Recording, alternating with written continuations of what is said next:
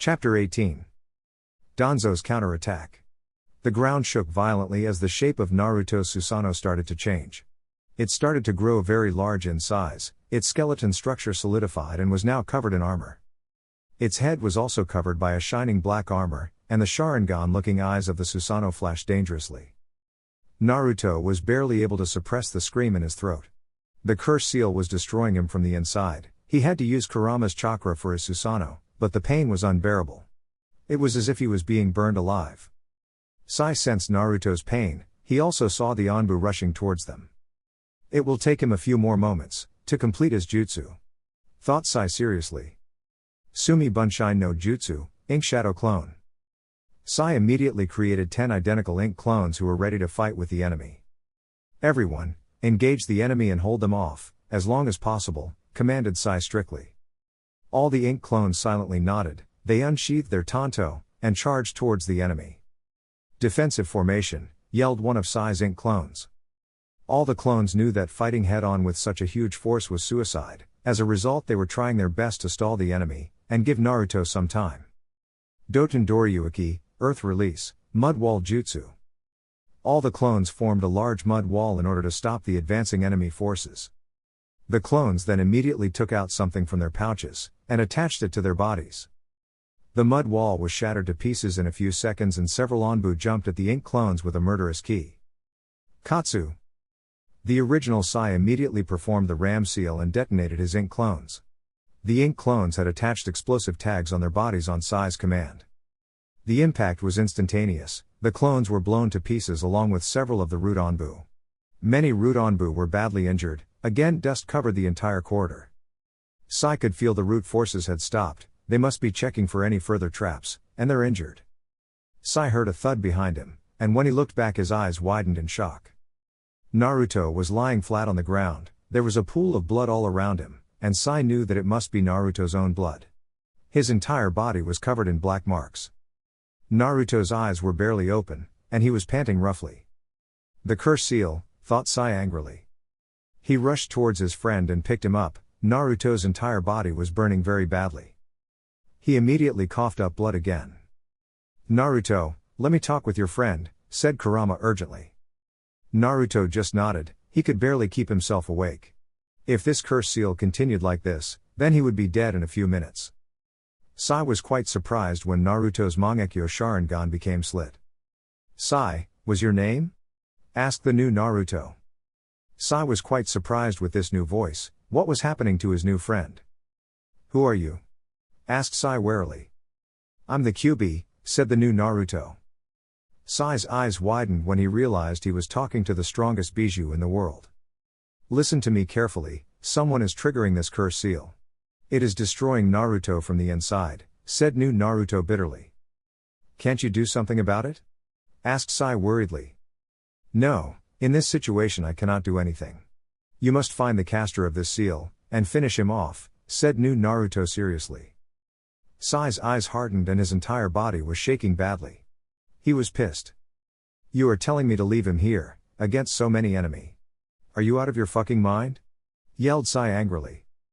I know this is harsh, said the new Naruto, but was cut off. I won't leave him, not in a situation like this. He'll die, said Sai angrily. He's dead either way. Do you know how badly his body is destroyed from the inside? If this continues, he'll die in a few minutes, said the new Naruto sternly. But said Sai in protest but stopped. Sai, just go. Find Danzo, he is the one who is doing this, said Naruto tiredly. Sai looked at his dying friend, he calculated all the odds.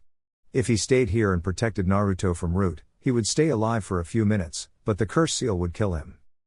But if he went in search of Danzo, then he would be leaving Naruto all alone in front of an overwhelming enemy force. He was fucked. Sai, I can still fight, said Naruto a little harshly. He slowly started getting up. Sai caught his shoulders and helped him stand up. Are you sure? Asked Sai in a concerned voice. The mission comes first, both of us know Sai, we are not going to make it back alive. In order to fulfill the next objective of Operation Ghost, we must finish Danzo and his army. I'll hold them off, find Danzo and kill him, said Naruto seriously. Understood, said Sai sadly. He was quite surprised when Naruto grabbed his shoulders and brought him close to his face. Sai was now directly staring into Naruto's Mangekyo Sharingan. He heard Naruto speak some words. What was going on? What was Naruto doing? Naruto sensed his friend's confusion. He put a hand on his friend's shoulders and spoke in a soft voice. Relax, I didn't do anything harmful to you. I gave you some of my power, one that would help you in your objective and protect the hidden leaf. Explained Naruto simply. I see, I'll be going now, said Sai and turned around. Take care of yourself. I'm counting on you, said Naruto in a kind voice. Don't die on me, or else I'll drag you back from hell and kill you again myself, said Sai with a smirk. Naruto chuckled a little and gave one last hug to his friend. For Konoha. For Konoha. Both the friends parted. Sai rushed towards another direction in order to find Danzo. He knew he had to stop him, or else his friend was dead. He wouldn't fail, no matter what. In the meanwhile, smoke started clearing and Naruto could see the entire Root Anbu forces getting ready. This isn't going to be easy, sighed Naruto. Indeed, without your Susanoo, you are at a great disadvantage.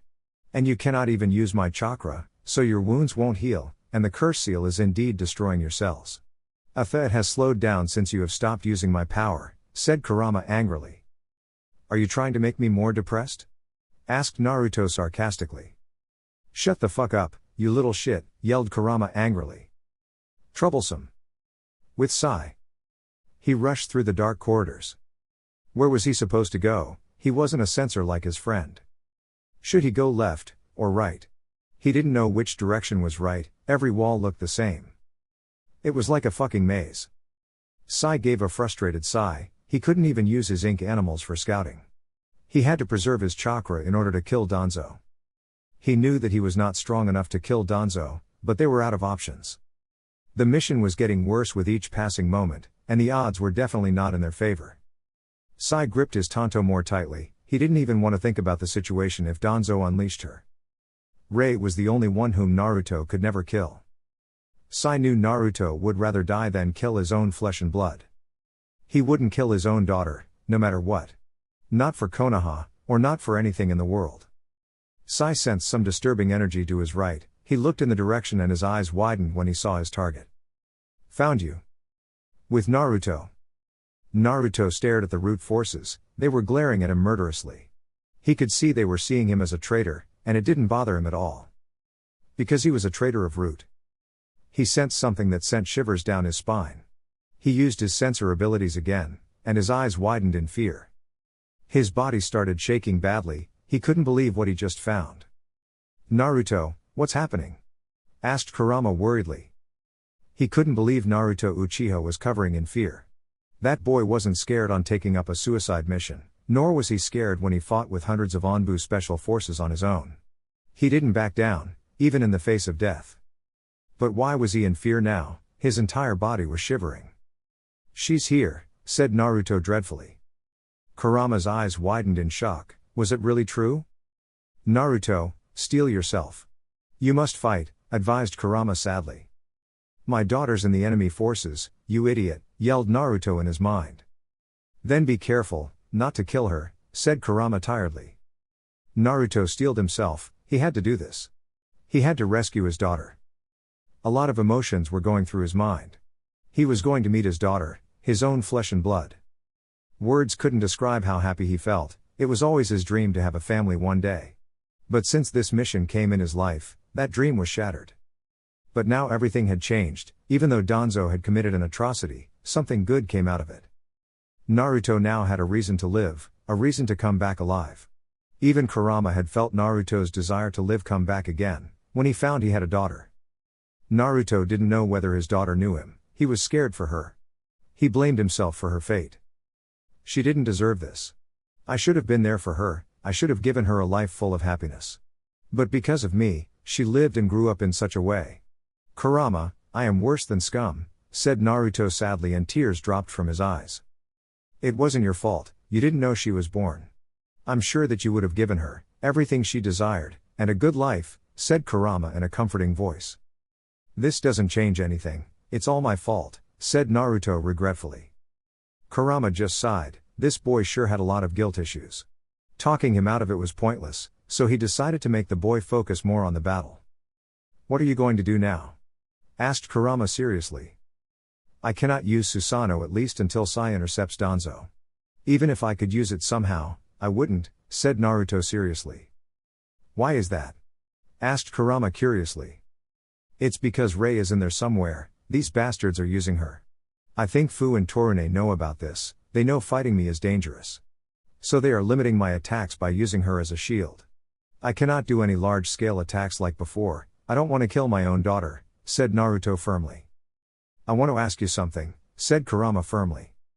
"Shoot," said Naruto. The root were now finally prepared and the attack was about to begin any time soon. "What did you do with your friend?" asked Kurama seriously.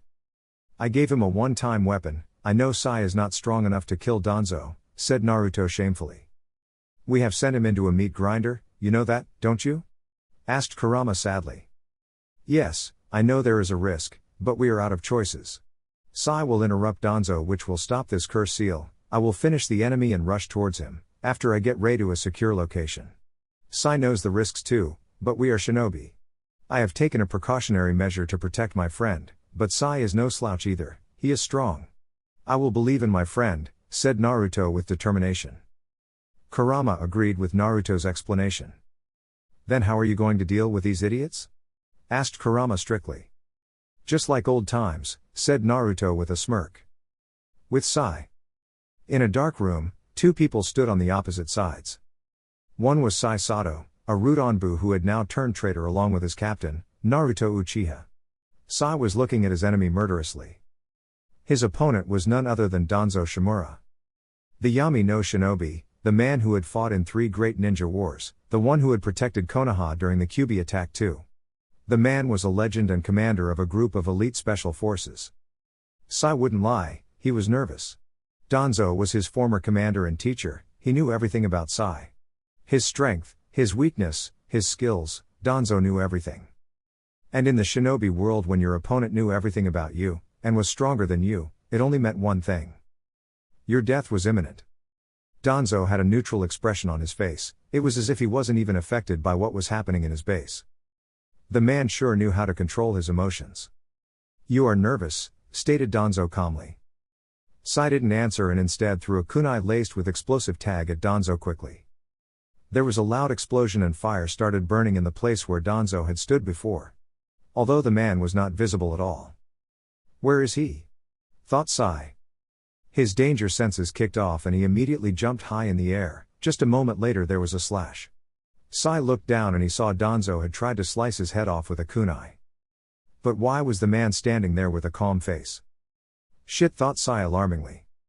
In the last moment, he blocked an attack from behind with the help of his tanto, but he soon received a very hard kick on his back, which sent him crashing in the wall. Genjutsu, but when did he caught me? Thought Sai frustratingly, his left shoulder was badly injured but he could fight. For now. He looked behind and saw Danzo standing in the same place with a neutral expression on his face. "You are still a failure, you have good reflexes, but you cannot defeat me," said Danzo calmly. "We'll see," said Sai neutrally, it wouldn't do any good if he fell for Danzo's jabs. "When did you create her?" asked Sai sternly, he would try to buy Naruto as much time as possible. "So, you know. You were always a good spy, but you won't be getting any answers from me," said Danzo in an emotionless voice. "Then, I'll beat it out of you," said Sai and prepared to attack. Sai jumped in the air, and launched a kunai towards Danzo at high speed. Pitiful, thought Danzo disappointingly. He was quite surprised when the kunai exploded and his vision was disrupted. Flash bomb, so he attached it within his kunai. Smart, thought Danzo analytically. Choju Giga, super beast imitating drawing. Danzo heard Sai's voice in the corridor, he sensed multiple enemy signatures approaching his position. He immediately took out several shuriken and threw them in different directions. The sounds of metal hitting flesh could be heard, and it was soon followed by dripping noises showing Danzo had his the targets perfectly. Now. Sai suddenly came out of the ground beneath Danzo's feet and with all his energy attacked Danzo. Danzo received a high kick on his chin, which sent him flying in the air. Sai grabbed his arm, and swinged him wildly and sent him crashing towards the ground. However, Danzo controlled his body and gracefully backflipped and landed on the ground. A small amount of blood was leaking out of his mouth. Your ninjutsu attacks have improved. Earth-style attack, huh? You used a flash bomb to disrupt my field of vision, then you distracted me with your previous attack in order to get close to hit me. Pretty impressive strategy, but not good enough, said Danzo neutrally. Are you done? Because I ain't here to listen to your bullshit, said Sai in a bored tone. Danzo didn't give any reaction to Sai's insult. He was in a fight and falling for an enemy's jabs was not a trait of a shinobi. Still trying to be loyal to your friend, tell me, what did Hiruzen offer you both? Asked Danzo in an interested tone. My loyalty will always be with my friend, and the village till the end. Nothing you say would ever change that. You are a monster, you ruined so many lives. You took Shin Niazan from us, said Sai angrily. So, it's about revenge, pitiful. A true shinobi must control his emotions. You have broken the first rule of being a shinobi, by not controlling your feelings. Useless things like emotions only get in your way, said Danzo firmly. Do you really believe that bullshit? Asked Sai seriously. Yes, that is a trait of a true shinobi. A ninja must always follow the rules and regulations, something which you never did, nor your traitorous friend. You both are enemy of Konoha, and I'll finish you both, said Danzo seriously and leaked his ki. Sai gripped his tanto firmly. He would stop Danzo at all costs. He remembered everything which Naruto and Shin had done for him, the bond which they shared with each other. Nothing would ever change his feelings for his friends. You're right, in the ninja world, those who break the rules and laws are regarded as scum, said Sai with determination. Danzo looked at his former student and subordinate curiously. But, those who abandon even one of their friends are worse than scum, said Sai firmly. Danzo's eyes widened a little as it made him remember his team, Kagami, Torafu, Koharu, Homura, his one-time friend and now rival Hiruzen, and their sensei. The bond which his team had shared in the past, his friendship with Hiruzen during his childhood. Their plays, their pranks, their pain, all of it. He had broken every bond, every friendship, he had abandoned all his friends just for this purpose. Had he done the right thing? He shook his thoughts of such trivial things. I must bring peace to this world, thought Danzo firmly. I'm scum anyway, so I'm going to choose to break the rules, if doing this somehow make me less of a true shinobi. Then I'll just crush all of your so-called real shinobi, said Sai with passion. Sai Sato would protect his friend at all costs. With Naruto. He stared at the enemies in front of him, his eyes were trying to find his daughter in the sea of enemies. He would find her at all costs. The curse seal was not harming his body, it only meant one thing. Sai had disrupted Danzo, and was now fighting with him. Hang in there, Sai. Prayed Naruto. His thoughts then drifted to his innocent daughter. Naruto knew Rei was created from his cells, it was done without his consent. But that didn't change anything, he was her father. He didn't care if she was genetically engineered, a clone, or his replica. Rei Uchiha was his daughter and there was no force in the entire world that would stop him from saving her. Kage Bunshin no Jutsu, Shadow Clone Technique. Naruto formed 10 identical shadow clones that would help him in his fight against the enemy. Torune jumped in the front and weaved a set of hand signs. Dokujin no Jutsu, Poison Cloud Technique. Naruto saw a large dark purple wall coming towards him at high speed. He knew the Aburame clan specialized in hidden ninjutsu, and used their bugs as their battle partners. Naruto, these are no ordinary bugs. They are highly poisonous. Kill them now, commanded Kurama. Hi, said Naruto firmly. He nodded to his shadow clones and all of them performed their hand seals together. Futon, Shinku a wind release, vacuum wave. Kaden, Gokakyu no Jutsu fire style, fireball jutsu. Naruto released a large fireball from his mouth, while his clones launched their powerful wind attack. Both fire and wind ninjutsu combined and formed a fiery tornado, which collided with the approaching bugs. A huge blast occurred as the attacks collided with each other. Ultimately the bugs were helpless against the combined power of the fire and wind ninjutsu. All the bugs were burned to nothing, and were reduced to ashes. The smoke cleared and Naruto barely avoided a lethal attack, however 4 of his clones were not so fortunate, and were destroyed. He looked back and was quite shocked to see a rhino had attacked him. He looked around and saw Fu had his hands placed on the ground. A summoning jutsu, thought Naruto calmly. He looked towards his remaining clones. 3 of you engage the enemy, while the rest of you follow me, commanded Naruto firmly. Hi, said all the clones in unison. Naruto and his clones jumped in the air, as the rhino destroyed the spot where they were standing with his horn. Combination B, now, yelled Naruto quickly. Roger said his shadow clones. With other 3 shadow clones. Fu and the rest of the Anbu rushed towards Naruto, but were stopped when 3 of his clones jumped in front of them. "You'll be fighting us," said the clones in unison. Fu and Torune knew, these were not ordinary clones. They were the shadow clones of Anbu Captain Class Ninja, they would not go down so easily. "We have to take them out quickly," thought both Fu and Torune. "Attack," said both the captains, and many Root Anbu charged towards the shadow clones. The clones took out their weapons and performed their jutsu. Fyuten Kaiten Shuriken, Wind Release, Rotating Shuriken Jutsu. Hundreds of shuriken powered with wind chakra were launched by Naruto's shadow clones at the approaching Root Anbu forces. Many Root Anbu tried to stop the shuriken, but they cut right through their swords, and killed several Anbu on the spot. Their bodies lifelessly fell to the ground, one after the other quickly. "This isn't going to be easy," thought Torune with a sigh. With original Naruto. Naruto and his clones had now surrounded the rhino from all sides. The creature was bounded by ninja wire, and it seemed it was struggling to break free. Naruto knew he didn't have much time, so he decided to finish off the summon. He nodded to his clones and they got ready. Fyuten Kazikiri no Jutsu, Wind Release, Wind Cutter Jutsu.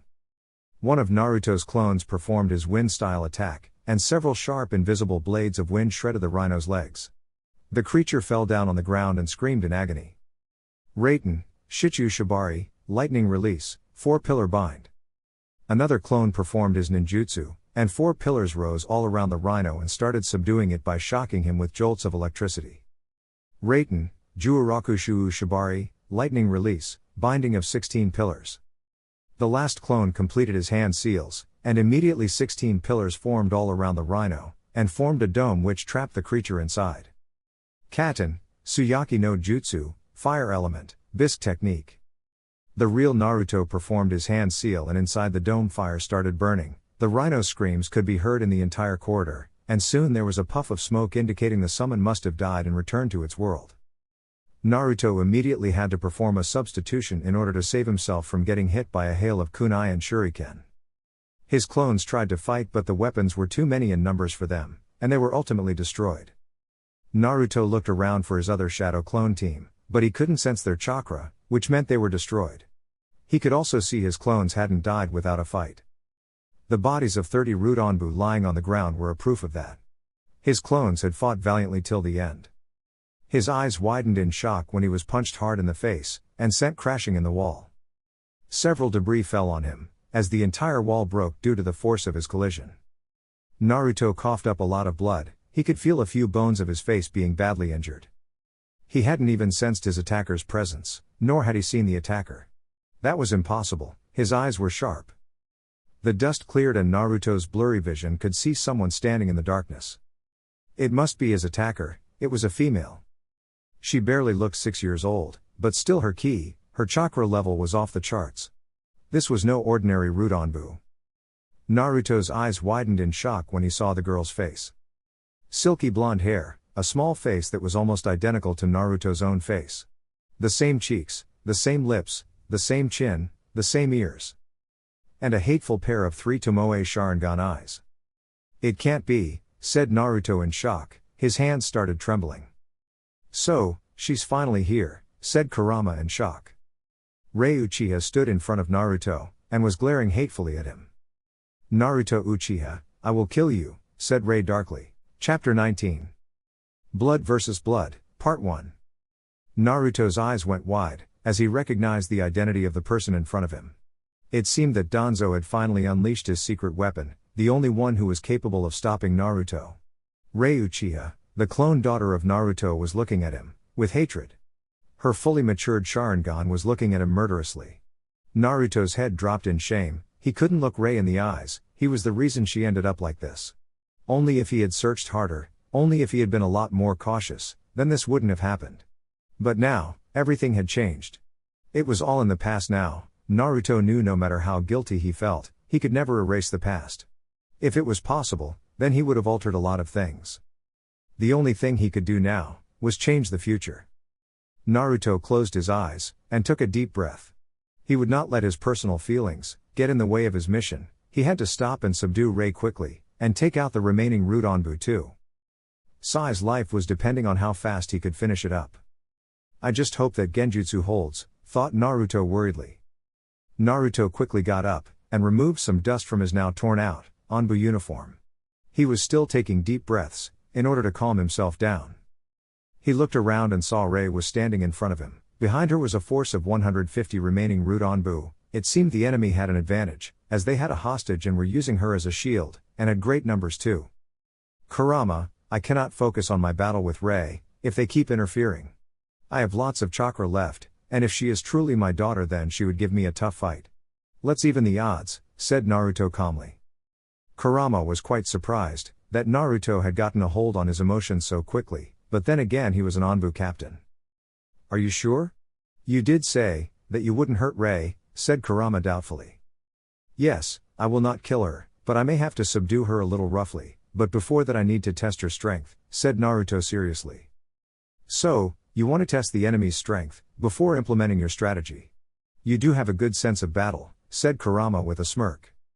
Naruto used his sensor ability. It seemed as if the Root Anbu were low on chakra, and probably wouldn't last long.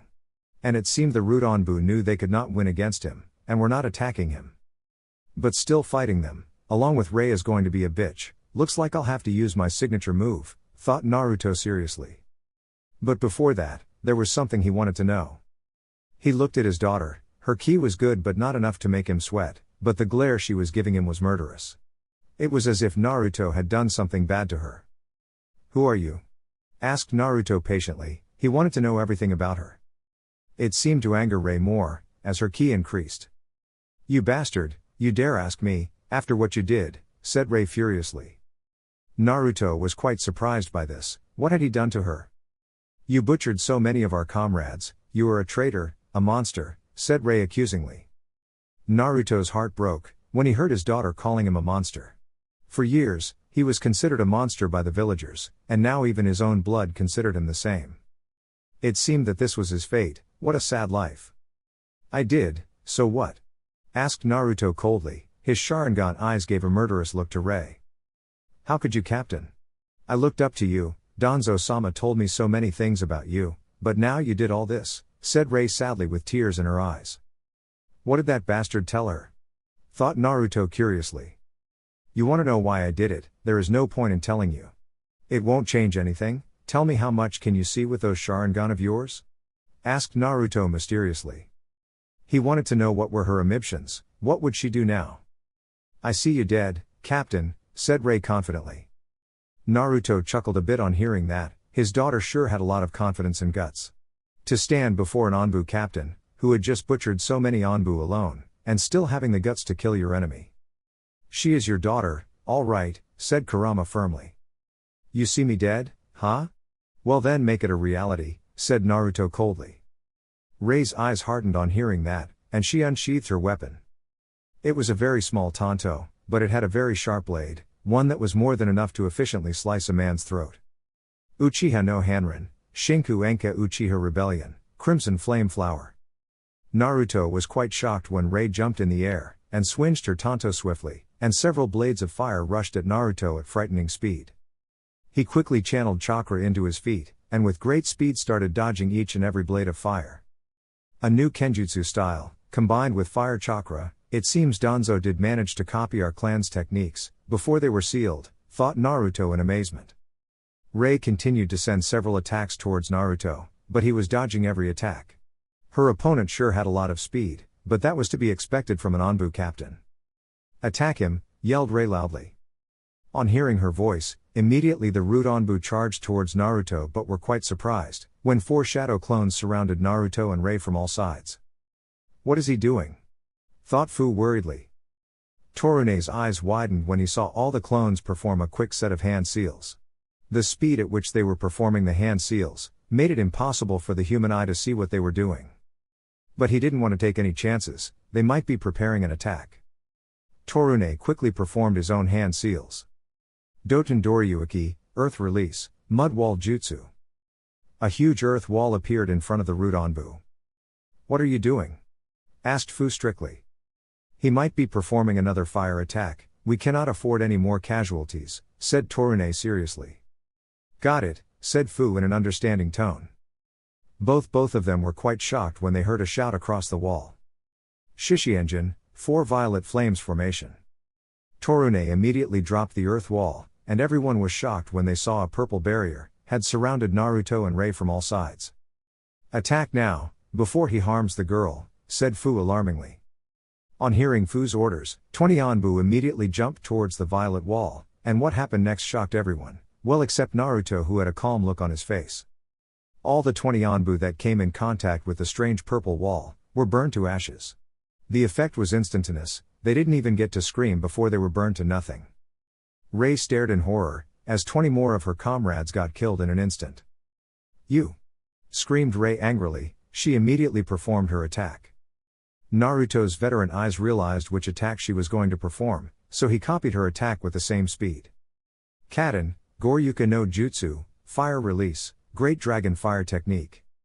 Kaden, Goryuka no Jutsu, Fire Release, Great Dragon Fire Technique. Both Naruto and Rei blasted a large amount of fire chakra that took the form of a dragon. Both the fire dragons quickly collided with each other. The explosion that followed was quite huge, and smoke covered the entire area, as both the attacks cancelled each other out. Rei emerged from the smoke, and with unbelievable speed rushed towards Naruto. Her Sharingan eyes bore into his Sharingan. With tremendous speed, she sliced her tanto clean across Naruto's chest. It's over, Captain, said Rei coldly. But when she looked back, she was quite shocked when Naruto disappeared in a flock of crows. Shit, thought Rei urgently. She brought her tanto forward quickly, and she was just barely able to block Naruto's sword with her tanto. If she had been a second late, she would have been dead. You held back, didn't you? Asked Kurama with a smirk. Naruto didn't answer his partner, because he was busy looking at the shocked face of his daughter. Words couldn't describe how proud he felt of Rei. She was far stronger than he had imagined. She was so young, yet she was much stronger than what he was at her age. For a rookie, you are quite strong. You're a fire-style specialist, master of my clan's kenjutsu, and have a fully matured Sharingan. Pretty impressive for someone of your age, said Naruto proudly. You don't know anything about me, said Rei frustratingly, and tried to push Naruto back. But it seemed he was physically more stronger than her, because he wasn't even moving an inch. But you have a quick temper, said Naruto playfully. He then brought his left hand forward. Rei wanted to stop his hand, but both of her hands were busy holding her tanto, in order to block the sword that Naruto was holding in his right hand. But what happened next shocked Rei. Naruto poked her forehead with his finger gently. I'm proud of you, said Naruto with a true smile. Rei's eyes widened when she heard that. She looked closely, but Naruto was not giving her a fake smile. The expression on his face, and the look in his eyes was genuine. She immediately backflipped away, and landed a few meters away from him. But still it shocked her, when Naruto stood in front of her with the same gentle look on his face. Why is he saying this? What am I to him? Thought Rei curiously.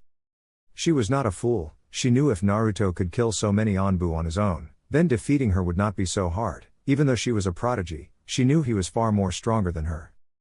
Meanwhile, Kurama was curious. What was up with his container? Naruto, did anything happen? Asked Kurama curiously. I know all about her now. Her eyes told me everything I needed to know. Maybe my worthless life wasn't so bad. When I look at her, I just know that living this long was worth it. I don't know how to say this. When I looked at her with my Sharingan, I read her mind.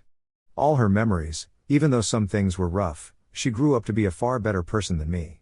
I saw how she looked when she was a baby, her first steps, her first word was father, said Naruto emotionally. A few tears had already emerged in his eyes. Kurama felt happy for his friend. It had been a long time since he had seen Naruto truly happy. I wish I had been there for her. When she talked, I wanted to take her to the park, watch her play, eat, dance, and live a beautiful life. But I failed her, just like every other person in my life. I am not worthy to be her father, but no matter what happens, I'll get her out of this hell. Even if it's the last thing I do, said Naruto with determination. Then let's do this, said the Bijou passionately. While Naruto was talking with his Bijou, Rei was going through a lot of emotional turmoil. She didn't know what this feeling was. When she looked at Naruto, she felt warmth, she felt safe. All her life, she had heard about Naruto's achievements and service to Root. He was a legend in the Root forces. Even Danzo-sama had told him that he was a powerful shinobi. He was respected by everyone. Danzo had taught her how to become a true shinobi, but whenever she heard something about Naruto, she felt eager and excited. She had lived a secluded life. From the moment she was born, she was raised in a base. There were very few people that lived with her, many of them used to train her. Danzo-sama had made sure that she would become a powerful shinobi. She still remembered the day when Danzo had told her about Naruto. Flashback, 2 years ago. Kaden, Gokakyu no Jutsu Fire Style, Fireball Jutsu. A little girl with blonde hair was standing in a small room. She was wearing a small black t-shirt and white shorts. Her hair was tied up in a small ponytail. There were a few burn marks on her cheeks, but she ignored the pain and performed a set of hand seals slowly. Kaden, Gokakyu no Jutsu Fire Style, Fireball Jutsu.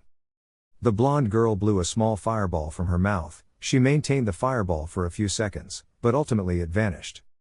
She collapsed on her knees, and was panting heavily. "You are still far from perfect," Ray-chan said, an old man stoically. Ray looked at her teacher and caretaker. He had one of his eyes covered with bandages, while he wore gray robes. He was none other than Danzo Shimura. "I'll do it, Danzo-sama, I need more time," said Ray tiredly. Ever since she was little, Danzo had taken care of her. The people that lived with her had told her that they were all orphans like her, and Danzo had taken them in and took care of them. But what she didn't know that all of them were Root Anbu, who were watching her and deceiving her on Danzo's orders. "Ray-chan, you should work more harder. You want to protect me, right?" asked Danzo deviously. Children were so easy to deceive, they could be molded in just the way he wanted. He would make sure that his investment won't be in waste. He had invested a fortune in making Ray, and had to give some classified information to Orochimaru in return for his services. He knew he had to make sure Ray became a true shinobi, because as soon as he became Hokage, he would use her and his army to wipe out Orochimaru. He would not afford to keep any loose ends. Naruto had been acting a little strangely, and Danzo never trusted the boy. He was too unpredictable, and Danzo did not want anyone to interrupt his plans. That was the sole reason he made the deal with Orochimaru, and created Ray. Naruto never knew that during his training in Root, he had secretly taken samples of his blood and DNA, and had preserved it. "Hey, Danzo-sama, who is the strongest person, you know?" asked Ray curiously. Danzo looked at the child, for a brief moment. Her curiosity was genuine. He decided there was no harm in telling her something. "There is a soldier who is protecting me. He is one of the strongest person I have ever trained. His skills are very great," said Danzo stoically. "What is his name? Can you tell me please?" asked Ray in excited tone. Danzo frowned a little. The girl still had a long way to go. But he would make sure his secret weapon would be even more loyal to him than Naruto. "His name is Naruto Uchiha. He is a captain in Root, of which you know I'm the leader. We are sworn to protect Konoha at all costs. Naruto is a shinobi who has excelled in every ninja arts," said Danzo neutrally. There was no doubt that Naruto was an exceptional shinobi, but he was not emotionally stable. Maybe it was because of the trauma he had suffered when he was a child. The day before Kakashi adopted him, he had been attacked. Before that day, Naruto was a cheerful kid, but after that incident, he lost his innocence. He became more serious, though he still acted a little childishly. A part of his soul had died. But before things could go down, Hiruzen had made the boy loyal to his ideals in the village. This was one of the traits Danzo had seen in many of the Uchiha. They were very depressed people, the prime examples being Naruto and Itachi. If one could say they were twins, however, Danzo was sure Naruto was not a true shinobi like Itachi. He lacked the resolve to kill the ones closest to him, and Ray would be his biggest weakness, should he revolt. "Really?" asked Ray surprisingly. "Yes, he is strong, but he is evil," said Danzo deviously. Ray was shocked to hear this. How could such a brave man be evil? "What are you saying?" asked a shocked Ray. "Naruto has a very dark past. He was not treated properly by the villagers. As a result, he changed. He is still loyal, but there is something very dark inside him. I am scared he will try to hurt you, and all our comrades. I will protect you, even if he kills me," said Danzo, very innocently. The little girl had tears in her eyes. Her Danzo-sama loved her so much. "I will get stronger, and I will protect you from all enemies, and if this captain tries to harm you, I shall kill him, said Rei passionately. I'm proud of you, said Danzo and patted the little girl on the head. He would never fail, he would make sure Konoha ruled the shinobi world. He was the savior of this world. Flashback end. Rei looked at the man in front of her. She knew he had a bad life, but she could not allow this massacre to continue any further. But still her entire life, she dreamt of surpassing him, a man she never met. But now, when she had finally met him, she realized what Danzo had said was the truth. But, why were her hands shaking? Why was she not able to bring herself to kill him? His gentle eyes, his smile, his face. She felt safe, she felt wanted, but when she looked at his blood-soaked sword, her illusion broke. Captain Naruto, I know whatever happened with you was not right, but you have to stop, said Rei pleadingly. Naruto's heart melted when he heard his daughter's innocent words. He just wanted all of this to stop, but for the greater good, for her sake, he would have to do this. I am afraid it is too late for that, Rei-chan, said Naruto sadly. I wanted to surpass you all my life, I wanted to become more stronger than you, so I could protect my comrades and Danzo-sama. You were a hero to me, please don't let yourself be consumed by darkness, said Rei with tears in her eyes. She didn't know why but her heart felt something for this man. There is only one way to stop me, Rei-chan, said Naruto firmly. What is it that will make you stop this madness? Asked Rei quickly. Naruto's eyes hardened and his Sharingan flashed dangerously. Kill me. Rei took a step back in fear, as she heard the demonic voice of Naruto. Her hands were shaking, her body was trembling from his presence. I can't do it, I cannot kill you, said Rei hesitantly. Then I will kill you, said Naruto firmly. He then immediately took out a large number of shuriken and threw them at Rei quickly. Suddenly a couple of seals appeared on both of Rei's hands, and much to Naruto's surprise, she quickly took out many shuriken of her own. The sounds of metal clashing with each other could be heard in the entire corridor. Naruto and Rei seemed to be at par, both were attacking as well as deflecting at the same time. Naruto had the advantage of experience, while Rei's matured Sharingan was helping her a lot. The clash continued for a few moments, until Naruto shunshined in the air, and performed hand seals with unimaginable speed. Kaden, Hosenka Fire Release, Phoenix Sage Fire Technique. Naruto blew a couple of medium fireballs from his mouth, and in an instant threw a couple of shurikens in the fireballs. Rei's eyes widened in shock when she saw the attack coming towards her, and she made her defensive attack. Doton Doryuki, Earth Release, Mud Wall Jutsu. A small earth wall immediately formed in front of Rei, and protected her as the fireballs combined with the shuriken, destroyed the entire frontal portion of the wall. So she has an earth affinity too, interesting, thought Naruto curiously. In order to take things up a notch, he decided to break Rei's defense, and earth-style ninjutsu were weaker against water. He performed a set of hand seals quickly, and released a large amount of water from his mouth. Suten, Mizurappa, Water Style, Violent Water Wave. A large wave of water rushed from Naruto's mouth, it clashed with the last remnant of Rei's earth wall and destroyed it entirely. But Kurama was quite shocked when Naruto's entire body was wrapped in chakra chains, that had rose from the ground. What is this? Asked Naruto urgently. Despite all his efforts, the chains were holding him very tightly, they were draining his chakra, and he suddenly started feeling tired. Naruto, it looks like she has chakra chains, that your mother used to keep me at bay. You must hurry, warned Kurama, but was cut off. Both Naruto and Kurama's conversation was cut short, when the ground started shaking, the walls started cracking. The entire base was rocked with violent tremors, and sounds of something erupting could be heard from the front. Her chakra is so powerful, she is amazing, thought Naruto in awe. But that astonishment soon turned into shock, when he saw Rei standing at a distance giving him a sad look. So you are not going to back down? I cannot let you harm Danzo-sama, forgive me, Naruto Taiku, said Rei sadly. Ah, screamed Naruto in pain, as the chains started crushing his body. This is the end of your suffering, Naruto Taiku, yelled Rei firmly. She then clasped her hands together and gave a loud battle cry. Kurama's eyes bulged out of his sockets, while Naruto couldn't believe what he was seeing, the thing in front of him. Mukuten Haijutsu, Jukai Katan, would release secret technique Nativity of a World of Trees. Chapter 20. Blood vs. Blood, Part 2. Sai and Danzo stood a few meters away from each other. The entire corridor was badly damaged due to their fighting.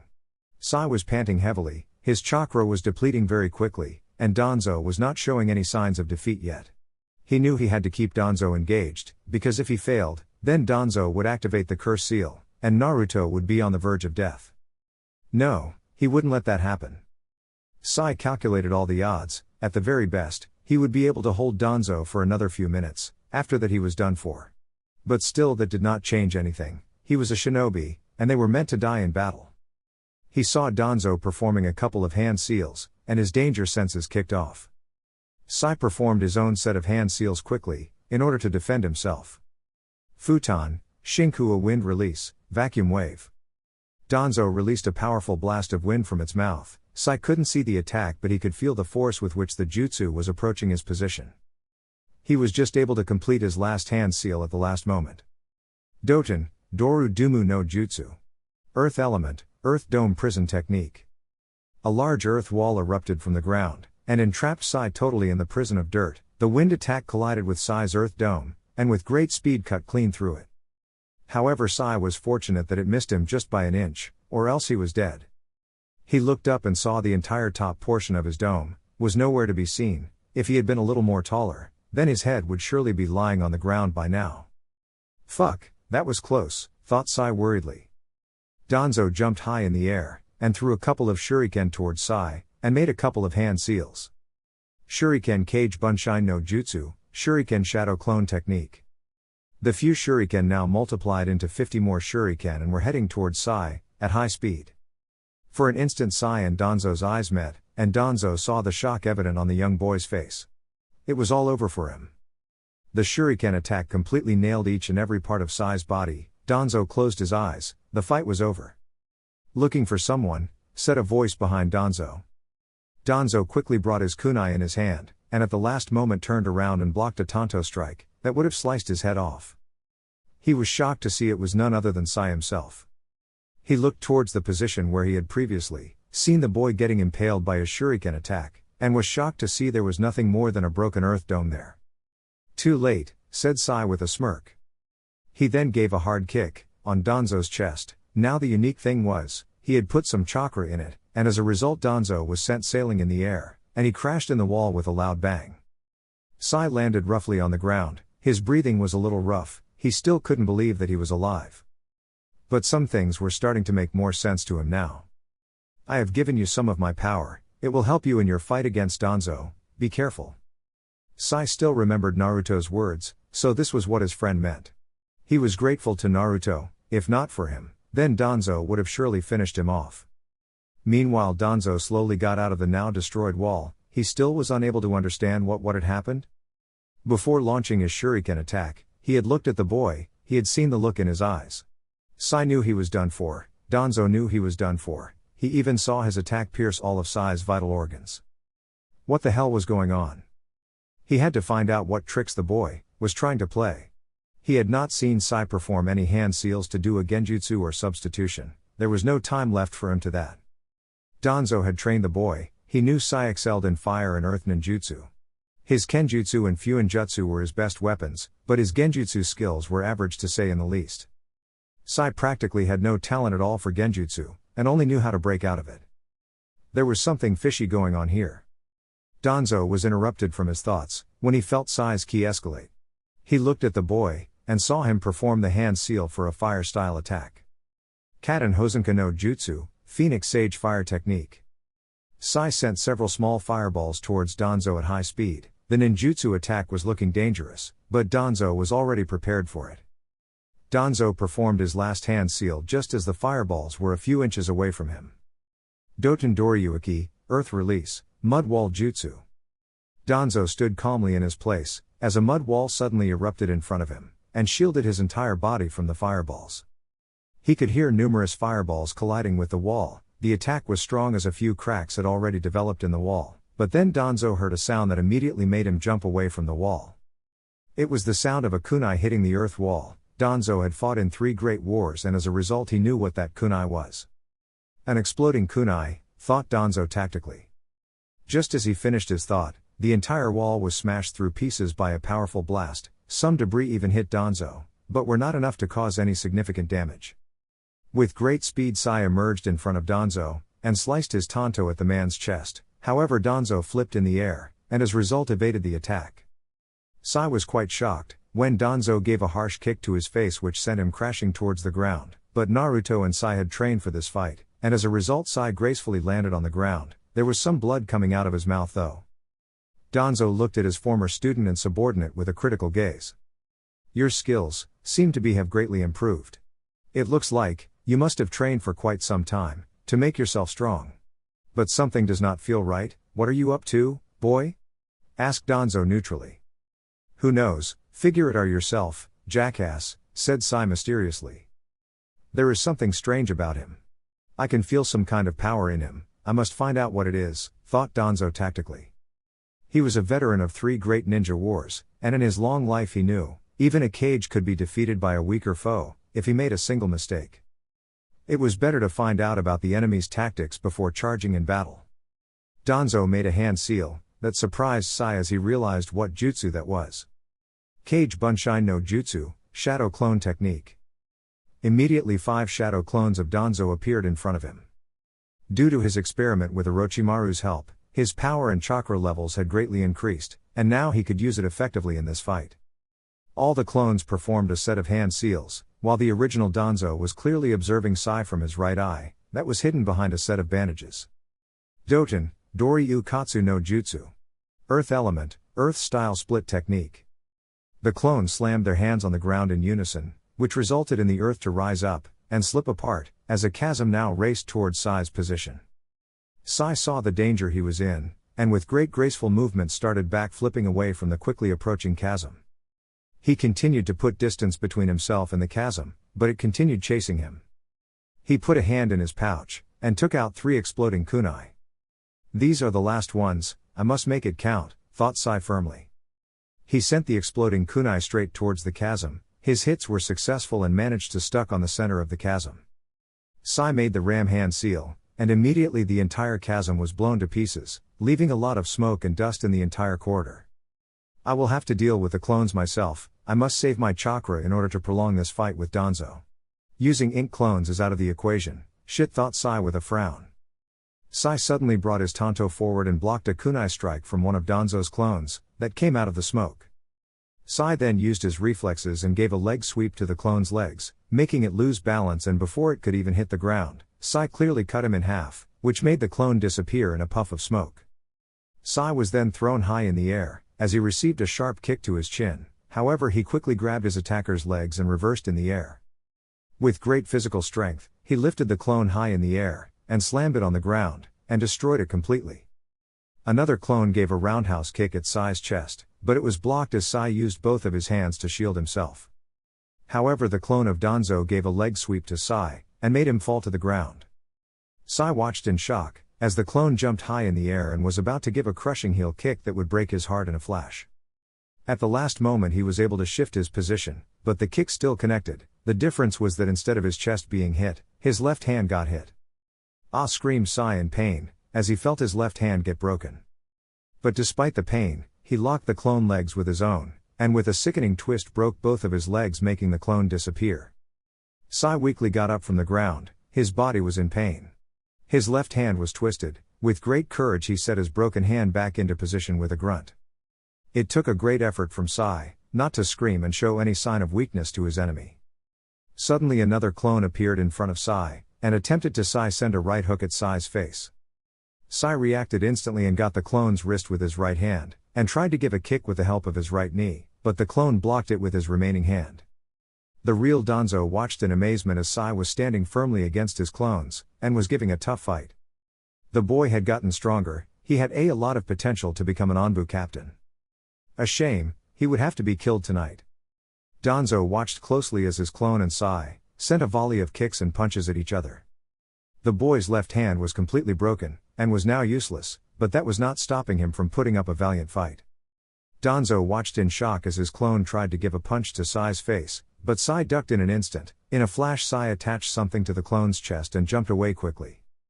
The clone suddenly shook violently as something glowed on his chest, and after a second it was blown to smoke. A exploding tag? No, it requires a hand seal to set off. I see. He created a seal that disturbed the clone's chakra network from the inside and made him unstable, which ultimately dispelled it. A great Fuinjutsu technique, thought Danzo curiously. Pant, where's the last one? Thought Sai tiredly. He was losing strength with each passing moment, his left hand was gone for good, he was low on weapons and chakra, and his enemy was not showing any signs of defeat or retreat. Things were not looking good for him. However, he knew there was also the real Danzo. Forgetting about him would be a big mistake. As a result, he had set up a trap just in case he got cornered. Sai was utterly shocked when someone busted from beneath the ground of his feet. There was no time to react. He could see Danzo's clone ready to plunge his kunai straight inside his skull. Both of their eyes locked for a moment, and Sai again felt a little strain in his eyes. The clone was shocked when the Sai in front of him suddenly vanished. He was still in mid-air, when he heard a voice behind him. "This is the end," came Sai's voice from behind. In swift motion, Sai beheaded the clone with the kunai in his right hand, making it disappear in a puff of smoke. Sai collapsed on the ground. He was really tired now. The real Danzo understood the entire trick as he watched his clone getting destroyed. He had received the memory of each and every clone, and had analyzed his opponent's battle tactics, and the trump card he was using. The memory of the last clone, and the thing which he saw with his right eye, made him understand the entire mystery of Sai's power. He had to hand it to Naruto. Even though the man was a traitor, Danzo had never seen such a powerful and tactical Anbu captain in ages. It seemed Naruto had thought about everything that could happen in the battle, and had taken countermeasures to save his friend and give him more time to fight or escape from the battle. Naruto Uchiha, you really are genius. You transferred chakra from your Sharingan eyes, and sealed it into Sai's eyes. Sharingan sends waves of chakra in order to hypnotize the opponent and catch him, and control him with genjutsu. You used your genjutsu and Fuinjutsu abilities to set up a mechanism that would instantly place me in a genjutsu when I'm about to kill your friend. The effect is just for a moment, but it gives Sai enough time to escape from my lethal attack, or counterattack and kill me. I really wished you were not my enemy, thought Danzo with a frown. Danzo was quite shocked that Naruto's jutsu practically saved Sai every time he was about to die. What amazed Danzo was that in a way it was similar to his trump card, but the difference was Naruto's jutsu didn't cost Sai any damage, while his trump card was costly. But there was one big defect in Naruto's jutsu. It needed to have eye contact with the enemy in order to place his genjutsu for a few moments, allowing Sai time to escape or attack. And Danzo had found this weakness, and the way to overcome it. Danzo stepped forward. His enemy's tactics were now known to him. It was time to end this fight. You have fought valiantly, but this is the end for you, said Danzo stoically. But he was intrigued when he saw a smirk form on Sai's face. Is it my end or yours? Asked Sai deviously. Danzo was shocked when he heard a voice mutter something from the shadows. Doten, Yomi Numa swamp of the underworld. Danzo was shocked beyond words as the ground beneath him transformed into a sticky mud river. He slipped in it and was now covered in mud up to his neck. He saw an ink clone of Sai at a distance, hidden in the shadows. It had his hands pressed on the ground indicating it had performed the jutsu. I underestimated him. He hid an ink clone in order to catch me off guard, thought Danzo bitterly. He was disappointed as he got caught by a young Anbu. Danzo's eyes widened in shock as he saw Sai jump in the air, and heading towards him with his tanto in his right hand. He was coming at great speed, and his attack was going to slice Danzo's head off. This is the end for you, yelled Sai angrily. In one swift motion he sliced Danzo's head off, and crashed into the mud river. It's over, Naruto, we won. These were Sai's final thoughts, before his eyes widened in shock when he felt something cold pierce his chest. With Naruto. Naruto felt a chill run down his spine. He didn't know why, but he had a feeling that something bad must have happened. Sai, hang in there, prayed Naruto worriedly. He didn't want anything to happen to his friend. Naruto didn't know whether he would be able to go on further without Sai's support.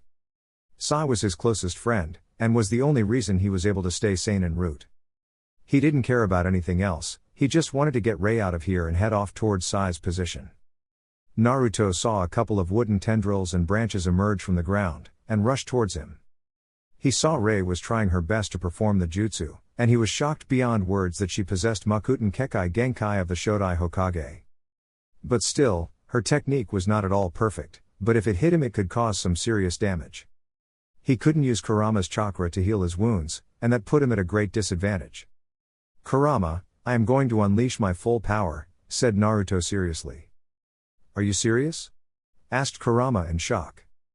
If Naruto unleashed his true power, even Kurama doubted that he could defeat him. The boy was a monster. The only person who was more powerful than Naruto was Madara Uchiha, and a few of the cage-level shinobi. But even that would change in a few years. Kurama, you have fought the Shodai Hokage, right? How strong is her jutsu? Asked Naruto quickly.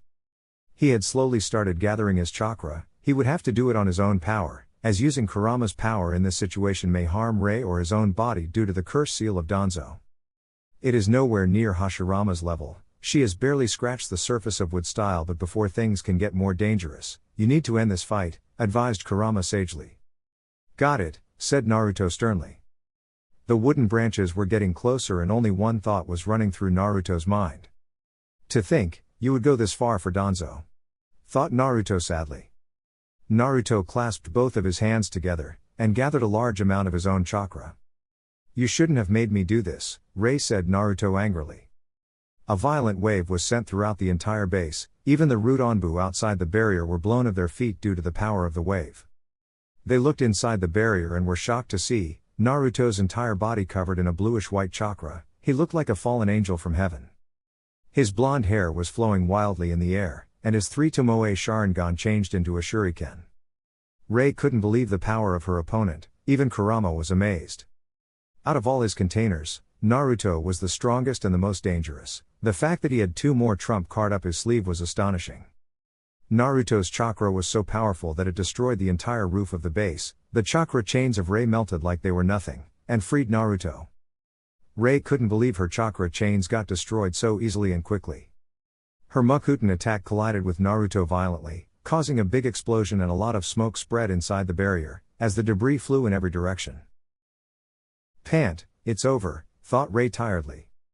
But her eyes widened in shock, as the smoke started to clear, and what she saw would forever be arched in her memory forever. Naruto's entire body was surrounded by a giant humanoid monster skeleton.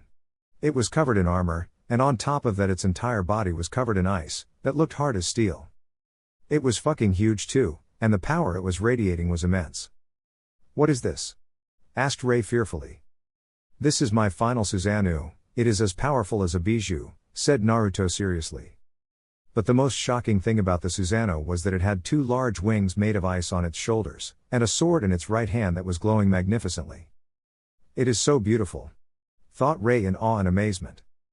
Naruto opened his eyes, and Rei's shock further increased as they were now cerulean blue with shuriken in it. What are you? Asked Rei in awe. Naruto looked at his daughter kindly, his crystal blue eyes eased her tension, and all her stress. I'm an angel of the Lord, said Naruto calmly. Everyone's eyes further widened in shock, as the entire Susanoo lifted in the air, and was now standing in the sky. There was a surge of enormous power, Naruto's sword sparkled brightly and suddenly dark clouds formed in the sky. The clouds were so dark, that the entire moon got blocked out of view. The only light in the corridor was that of Naruto's Susanoo, and its magnificent wings and its heavenly-looking sword. Rei totally believed she was seeing an angel of Kami-sama. Naruto was looking truly handsome and beautiful in this form. Naruto looked at Rei calmly, but his eyes hardened when he saw the Root Anbu. It was time to end this. Waves of ice started forming around the sword of Naruto's Susanoo, and the words which Naruto said shocked everyone. Attack, Hyurin-maru, Chapter 21. Kurama's choice, for my friend. A few men were crouching on different spots on the ground. They had their hands placed on the ground, and were holding a purple-like barrier. These people were none other than the clones of the Anbu commander. The man couldn't believe what he was seeing. The entire moon was now covered by dark clouds, and the atmosphere had changed totally. Only he knew what horrible battle was going on in the base, and if the chakra that he felt was any indication, then the mission was just about to be completed. He had been ordered to form a barrier by the Hokage, so that no one can find out what was happening, while Naruto performs the mission. So here he was, witnessing one of the most terrifying nights of his life. This is going to end soon, thought the Anbu commander. Rei couldn't believe what she was seeing. Could a man even possess such power? She had to immediately jump away as several layers of ice was released from that sword. The speed of the attack was immense, as it destroyed all the remaining wooden pieces of her attack. She watched in shock, as the ice froze the wood, to the point that the wood could not be seen anymore due to the fog inside the ice crystals. Tick, said Naruto calmly. Rei stared in horror, as the ice that had freezed her wood broke and destroyed the entire wood along with it. The only thing left of the wood were small dust particles that were flowing in the air in minute crystallized forms. My Makuten, he destroyed all of it? Thought Rei in fear. Danzo had told her Makuten was so strong that it can subdue tailed beasts, but it seemed even it had a weakness. And that weakness was ice. If it came in contact with ice, then it affects its molecular structure and slowly it starts to rot, due to the water in the ice, and with such powerful ice attacks, she could not defeat Naruto with wood style. She felt outclassed. What had she trained for? She had a dream of surpassing Naruto. Was it really just an illusion? Was this man even a human at all? How? You should be dead. I ran the stimulation over and over again. How can you destroy my Makuten like it was nothing? Asked Rei impatiently. Naruto smirked on hearing that. She was strong but still she had a long way to go. Susanoo. What is Susanoo? Asked Rei in confusion. In exchange for your life, Susanoo can turn imagination into reality. It is a forbidden jutsu of the Uchiha clan, which only a few have been able to achieve, said Naruto patiently. I don't understand, said Rei with a frown. Only those who possess exceptional spiritual chakra can use this forbidden jutsu. Susanoo is the power granted to the Uchiha by the Sage of Six Paths, stated Naruto seriously. Sage of Six Paths? Asked Rei curiously, was it the name of a god? The founder of the shinobi world, the man who taught humans how to use chakra, and the ancestor of the Uchiha and the Senju, said Naruto deviously. Impossible, said Rei in shock. Even the Root Anbu were shocked. There were only myths about the sage. Did Naruto really know the truth? Thousands of years ago, humanity was on the brink of extinction. A certain creature was destroying the entire world. The creature was the 10 Tails, said Naruto mysteriously. 10 Tails? Are you out of your mind? Asked Fu in disbelief. Believe what you want, the Juubi was destroying the world, and in an effort to save humanity the Sage of Six Paths took some of the Juubi's power. This power was called chakra, and he mastered it. Since the chakra was originally a part of the Juubi who was claimed to be as powerful as a god, the Sage of Six Paths received unbelievable power, one which was 1,000 times greater than my own, explained Naruto. Captain, this sounds too good to be true, said Rei firmly. History is forgotten as time passes, but there is a relic that showed me the truth, and the reality of this world, one which was written by the sage himself. Only those who possess visual prowess like mine can find out the entire truth. The sage was able to defeat the Juubi, but as it was an immortal creature he could not kill it, so he was left with only one option, suggested Naruto. He was hoping his daughter was smart enough to pick up the hint. He sealed it into himself, and became a Jinchuriki like you, said Rei thoughtfully. So he has told her about me being sealed in you, said Kurama bitterly. Naruto didn't reply, but that didn't mean he was not going to punish Danzo for this. Yes, but time passed and the sage's life was coming to an end, so in an effort to save the world from the Juubi, and with the help of his own visual powers he sealed the Juubi's body into a statue and hid it forever. He then divided its soul and chakra into 9 different parts. These 9 different beings will go on to become the 9-tailed beasts of this world. The jutsu used to create the tailed beasts out of the Juubi was called the creation of all things. It was based on the shadow and light styles. The shadow style was based upon mental energies that control imagination and create form out of nothing, while the light style was based upon physical energies that govern life and were used to instill life in these beasts. The Senju and Uchiha were originally one and the same. The Sage of Six Paths was our ancestor, so while the Senju inherited the sage's physical power and body, the Uchiha inherited the sage's visual powers and spiritual chakra. Explained Naruto briefly. Everyone was quite shocked to hear this. They were listening to some of the most darkest mysteries of the shinobi world. But what does it have to do with Susanoo? Asked Rei sharply. Susanoo emerges from the spiritual power of the Uchiha, however in order to take shape it uses the yang chakra, i.e. physical power of the user too, said Naruto simply. But didn't you say, Uchiha got the spiritual power, while Senju got the physical power? Asked Rei in confusion. Yes, that is true, however every human whether they be Uchiha or Senju possess both yin and yang. Uchiha have strong yin chakra, but they do have yang chakra in their body too, thought it is not as strong as the Senju. Similarly the Senju also possess yin chakra, but not as strong as the Uchiha, said Naruto flatly. So how does Susanoo take your life? Asked Rei quickly. Susanoo consumes the yin as well as yang chakra of the body. Since Uchiha do not possess powerful yang chakra like the Senju, The more they use Susanoo, the weaker their yang chakra becomes, until it vanishes, which creates an imbalance in the body which ultimately leads to the user's death. However, there is one way to avoid this, said Naruto with a smirk. What is it? Asked Rei suspiciously. That is a story for another time, said Naruto with a smirk. Team, what is that sword, and how can this thing fly? Asked Rei angrily. She's quite hot-headed, but she is trying to buy time in order to gather her strength back, thought Naruto analytically. He didn't mind Rei's pitiful efforts. Soon everything would end, and there was nothing she could do to stop it. Every Susanoo possess heavenly powers, one which are totally dependent on the power of the user. This is one of my Susanoo's powers, Sharingan. The strongest ice sword in the world. It not only helps me control the weather, but it also converts water into ice. As long as I have water or can convert water from the atmosphere, the power of this sword is unstoppable, explained Naruto in detail. But this Susanoo looks heavy, how can you make it fly? Asked Rei curiously. Sharingan decreases the weight of the Susanoo, allowing it more flexibility due to being less heavy. It also increases its swift movements, and produces strong ice that can handle the weight of Susanoo, said Naruto simply. Who are you really? Asked Rei with a little fear in her voice. I am Uchiha Naruto, descendant of Uchiha Izuna, and I possess the power of both the Uchiha as well as the Senju, because the Uzumaki were relatives of the Senju, and fortunately for me and unfortunately for you, my mother was an Uzumaki. I am the second sage of 6 paths, said Naruto seriously. Rei gritted her teeth in anger. Could she really defeat him? Was it even possible? You team, with your power, you could have helped Danzo-sama bring peace to this world, but you destroyed everything, yelled Rei loudly. Naruto just glared at her murderously. This was something he would never accept. All of you believed in Danzo, because you wanted to find solace in your pathetic existence. That man is a demon, said Naruto angrily. Shut up, Danzo-sama is a good man, he cares about all of us, said Rei in protest. Did he make you kill your best friend? Asked Naruto sadly. Rei's eyes widened on hearing that. This couldn't be true, her Danzo-sama would never do such a sin. Lies. Lies. Lies, said Rei furiously. Each of us lives dependent and bound by our individual knowledge and our awareness, all that is what you call reality.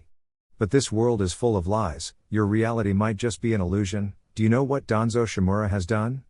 Asked Naruto sharply. Stop it, don't listen to him, said Torune hurriedly. If she found out the truth, then they were done for. What do you know? Asked Rei doubtfully. Indeed, there were some things which she found doubtful about Danzo. The man did care for her, but on some occasions she had seen his eyes, and the devious look in them. He ran an illegal organization, in order to fulfill his own agenda.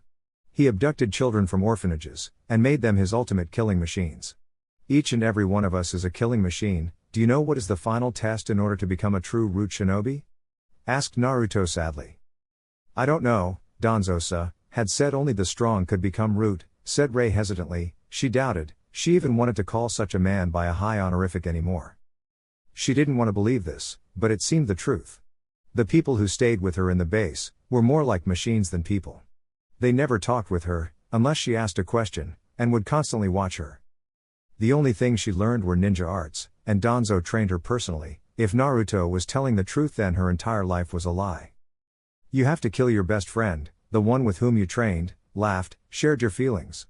You have to kill him, and become a true root shinobi, said Naruto shamefully. That's horrible, said Rei in shock. She doubted she would ever be able to do such a thing. But then she realized something that made her eyes wide as saucers. She looked at everyone with a new fear and anger in her eyes. So all of you here, killed your best friends? Asked Rei in disbelief. Yes, each and every one of us killed the one closest to us, said Naruto flatly. You all are monsters, how can you do such a sin? No. You are lying, Captain Naruto, yelled Rei angrily, her entire body was shaking. Let me show you, said Naruto darkly. Tsukiyomi. Rei felt herself being drawn in some alternate dimension. She now seemed to be standing in a white plane. What is this? Asked Rei out loud. My foolish little Rei-chan. Rei heard Naruto's voice. She turned around, but there was nobody. Suddenly everything around her turned black and she found herself standing in a village. She watched a small blonde boy being chased by mobs, and to her horror, he was caught and was getting beaten up. He looked no older than her. Then her eyes widened in shock when she saw those blue eyes. This is my story. Came Naruto's voice. She watched how some old man and a few masked men saved the boy. From there she saw a man named Kakashi adopt Naruto. A small smile came on her face, as she watched Naruto and Kakashi's time together, their plays. Was this how a normal childhood felt? She saw Naruto's interactions with his friends, their laughter, and all the warm feelings made her want to experience them too. But then they came, said Naruto in a sad voice. Rei watched Naruto train in a small training ground. She was very impressed that her idol was so strong at her age, his talent was so great. But then she saw something that shocked her to the core. She saw the intruders were none other than Root Anbu. Don't do anything to him, yelled Rei in fear, as she watched the Root Anbu attack Naruto. How could they attack a child with intent to kill? Her despair increased further as she sensed Naruto's fear, and she further watched in shock as Naruto plunged his kunai straight through one of the Anbu's heart. He killed him, thought Rei in shock. She then noticed something that made her realize the first thing which she and Naruto had in common, the Sharingan. They did the same thing to you, didn't they? Asked Naruto sadly. How do you? Asked Rei with tears in her eyes. She could never forget that memory. The day when she had accidentally killed one of her caretakers, when he had attacked her.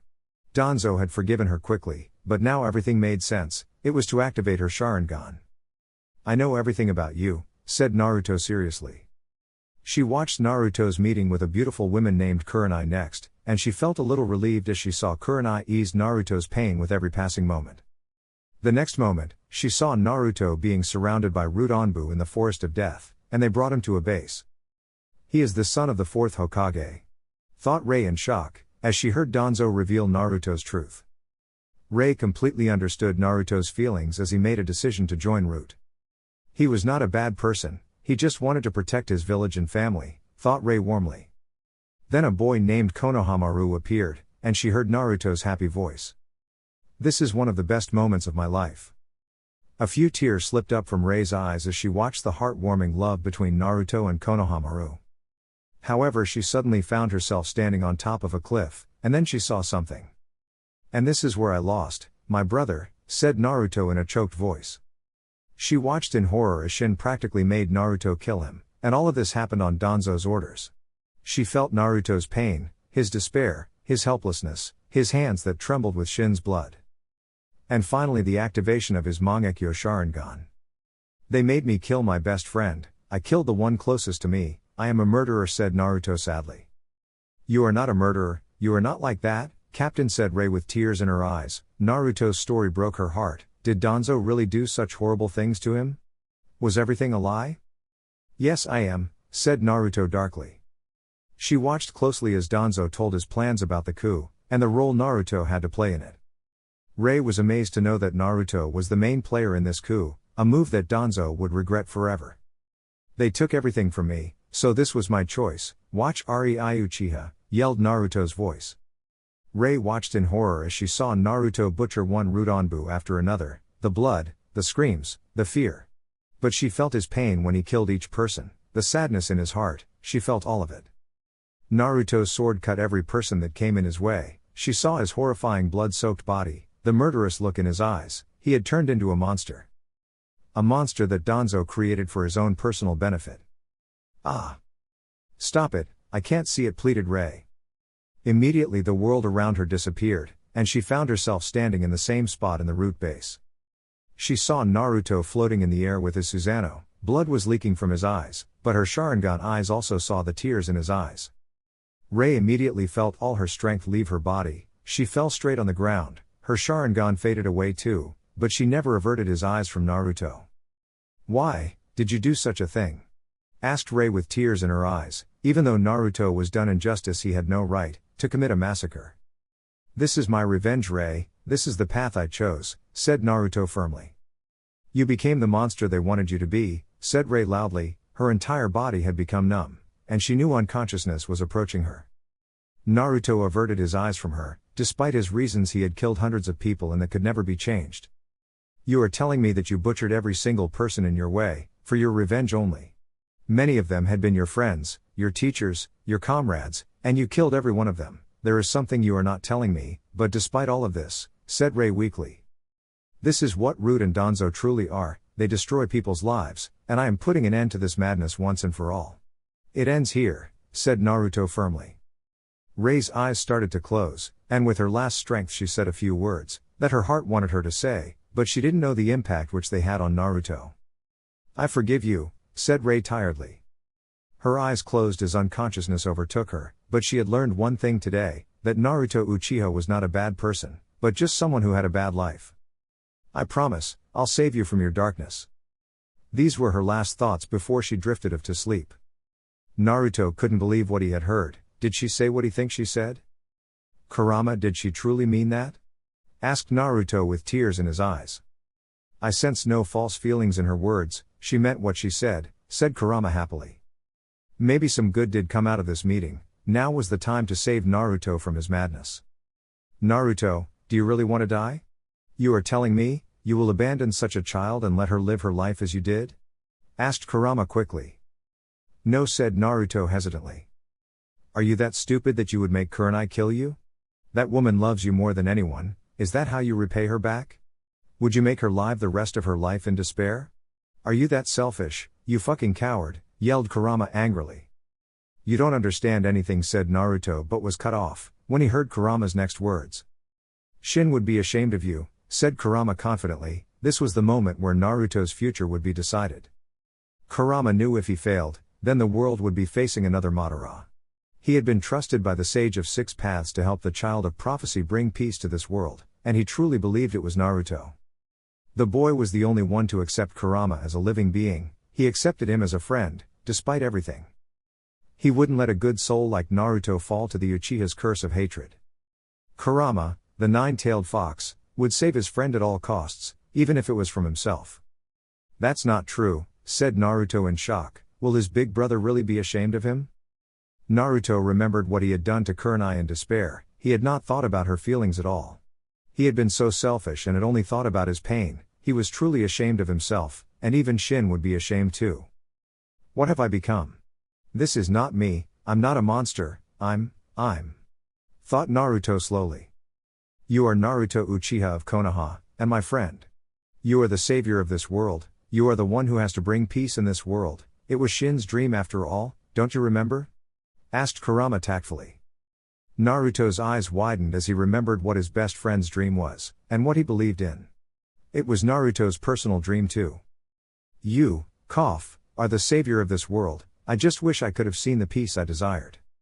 Shin's parting words still rang in his ears, he wouldn't let anyone down. He wouldn't make anyone suffer for his mistakes, he would repay everyone for whatever happiness and comfort they gave him.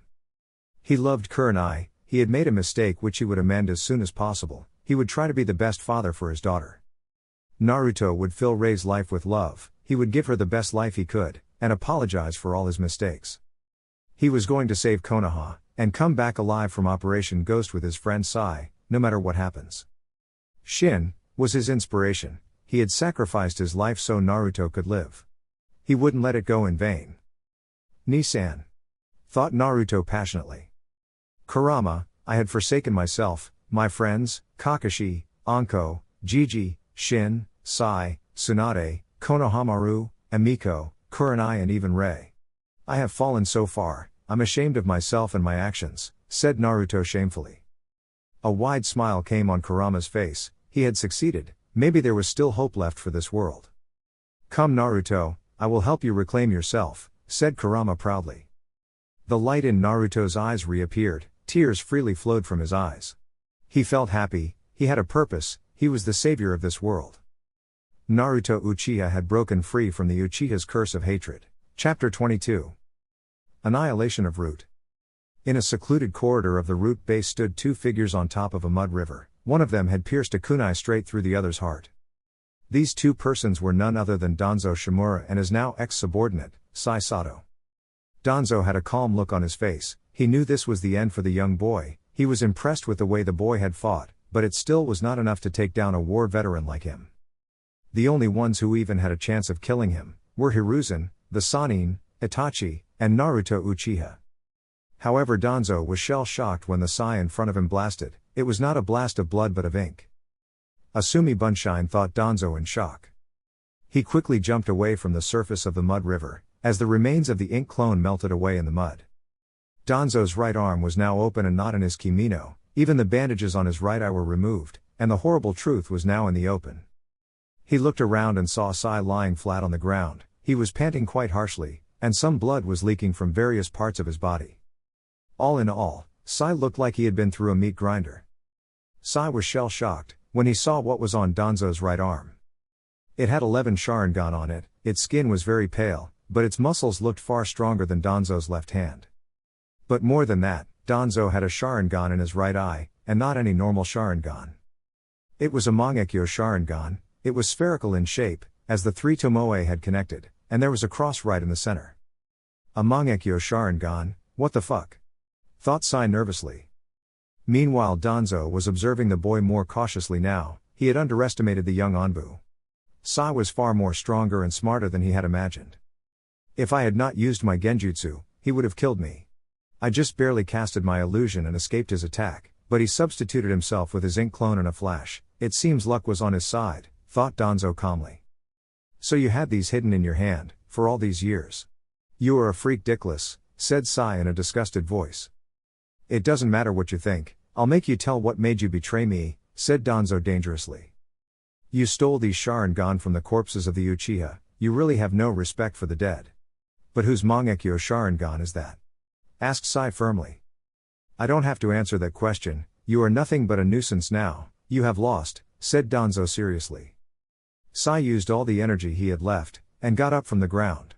His muscles were in pain, he was feeling sleepy, but he had to go on, no matter what happened. Not yet, thought Sai with determination. Sai picked up his tanto with his remaining unbroken hand. He was finding it hard to breathe as Danzo's ki increased. It seemed the commander of Root was finally going to fight with full strength.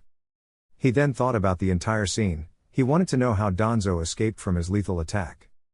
I was so close to killing him, but it seems he casted a genjutsu on me with the help of his Mangekyo Sharingan, but Naruto's genjutsu prowess is strong. Who in the hell has a Sharingan that can cast genjutsu more powerful than Naruto's? Thought Sai frustratingly. He then remembered all the deceased members of the Uchiha clan. They were strong, but their Sharingan paled in comparison to Naruto's. Only a few had more powerful eyes than Naruto. One was Madara Uchiha, but he was killed by the first Hokage, and Sai doubted Danzo could ever find Madara's body. Next was Izuna Uchiha, who was Madara's brother, and Naruto's ancestor. Naruto had told him that he had a Mangekyo Sharingan too, but he was killed even before Konoha was formed, so it couldn't be his eyes too. Itachi Uchiha had a powerful Sharingan, but he was still alive and was missing. Sai ruled it out. The who is it? Who was the most powerful genjutsu user of the Uchiha clan? Thought Sai with a frown. His eyes widened in shock when he realized whose eyes Danzo possessed. Shisui Uchiha, he had committed suicide but no one ever found his body. The most powerful genjutsu master of the Uchiha, his eyes created the most dangerous and strongest genjutsu. You took his eye, didn't you, dickless? Asked Sai sharply. Danzo was quite surprised and shocked as well, to think the boy could think and come out with the perfect answer, even when he was in such a difficult situation, was astonishing. Sai's level of intelligence, and his analytical abilities were of an Anbu captain. There was no point in hiding it now, it was not going to change anything. He was going to kill Sai anyway. Yes, it is his eye, however, your assumption about Shisui's Sharingan powers is incomplete, said Danzo mysteriously. What do you mean? Asked Sai suspiciously. He had a bad feeling about this. Shisui's Mangekyo is not only the strongest genjutsu casting Sharingan, but it also has one more ability which made him feared in the entire world, explained Danzo briefly.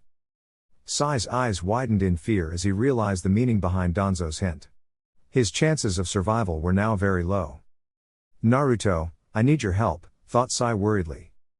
Yes, it seems you understood. Shisui's Mangekyo not only allows me to cast the most powerful genjutsu of this world, but also gives me one more ability, that is. Danzo was interrupted from his speech when the entire base started shaking, and cracks started appearing in the wall. So it seems he is going to finish it, thought Sai in relief. He had done his job, he had stopped Danzo long enough to allow Naruto to finish Root, now he only had to survive until Naruto arrived. And then, they would finish Danzo. The Root Anbu shifted a few meters away from the barrier. Their plan had failed as their secret weapon was defeated by Naruto. Fu and Torune couldn't believe Rei was taken out so easily by Naruto. Danzo had told them she was powerful, but they had underestimated Naruto, and had solely relied on her Makuten, which Naruto destroyed with his heavenly sword of Susanoo. They saw Naruto pointing his ice sword towards Rei. Is he going to kill her? Thought Torune nervously. Not that he cared, but she was an asset of Danzo, and as such was valuable for their cause. Hyoro no Jutsu, Ice Dome. The Root Anbu watched in surprise, as a dome of ice engulfed Rei's entire body in it.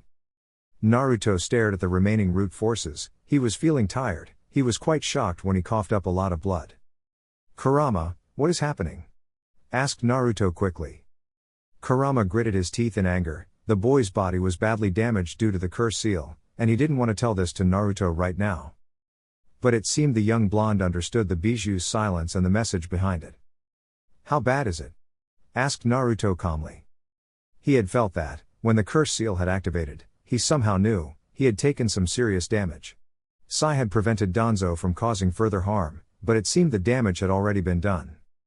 The curse seal released a corrupted chakra in your body which is destroying your body from the inside, said Kurama hesitantly.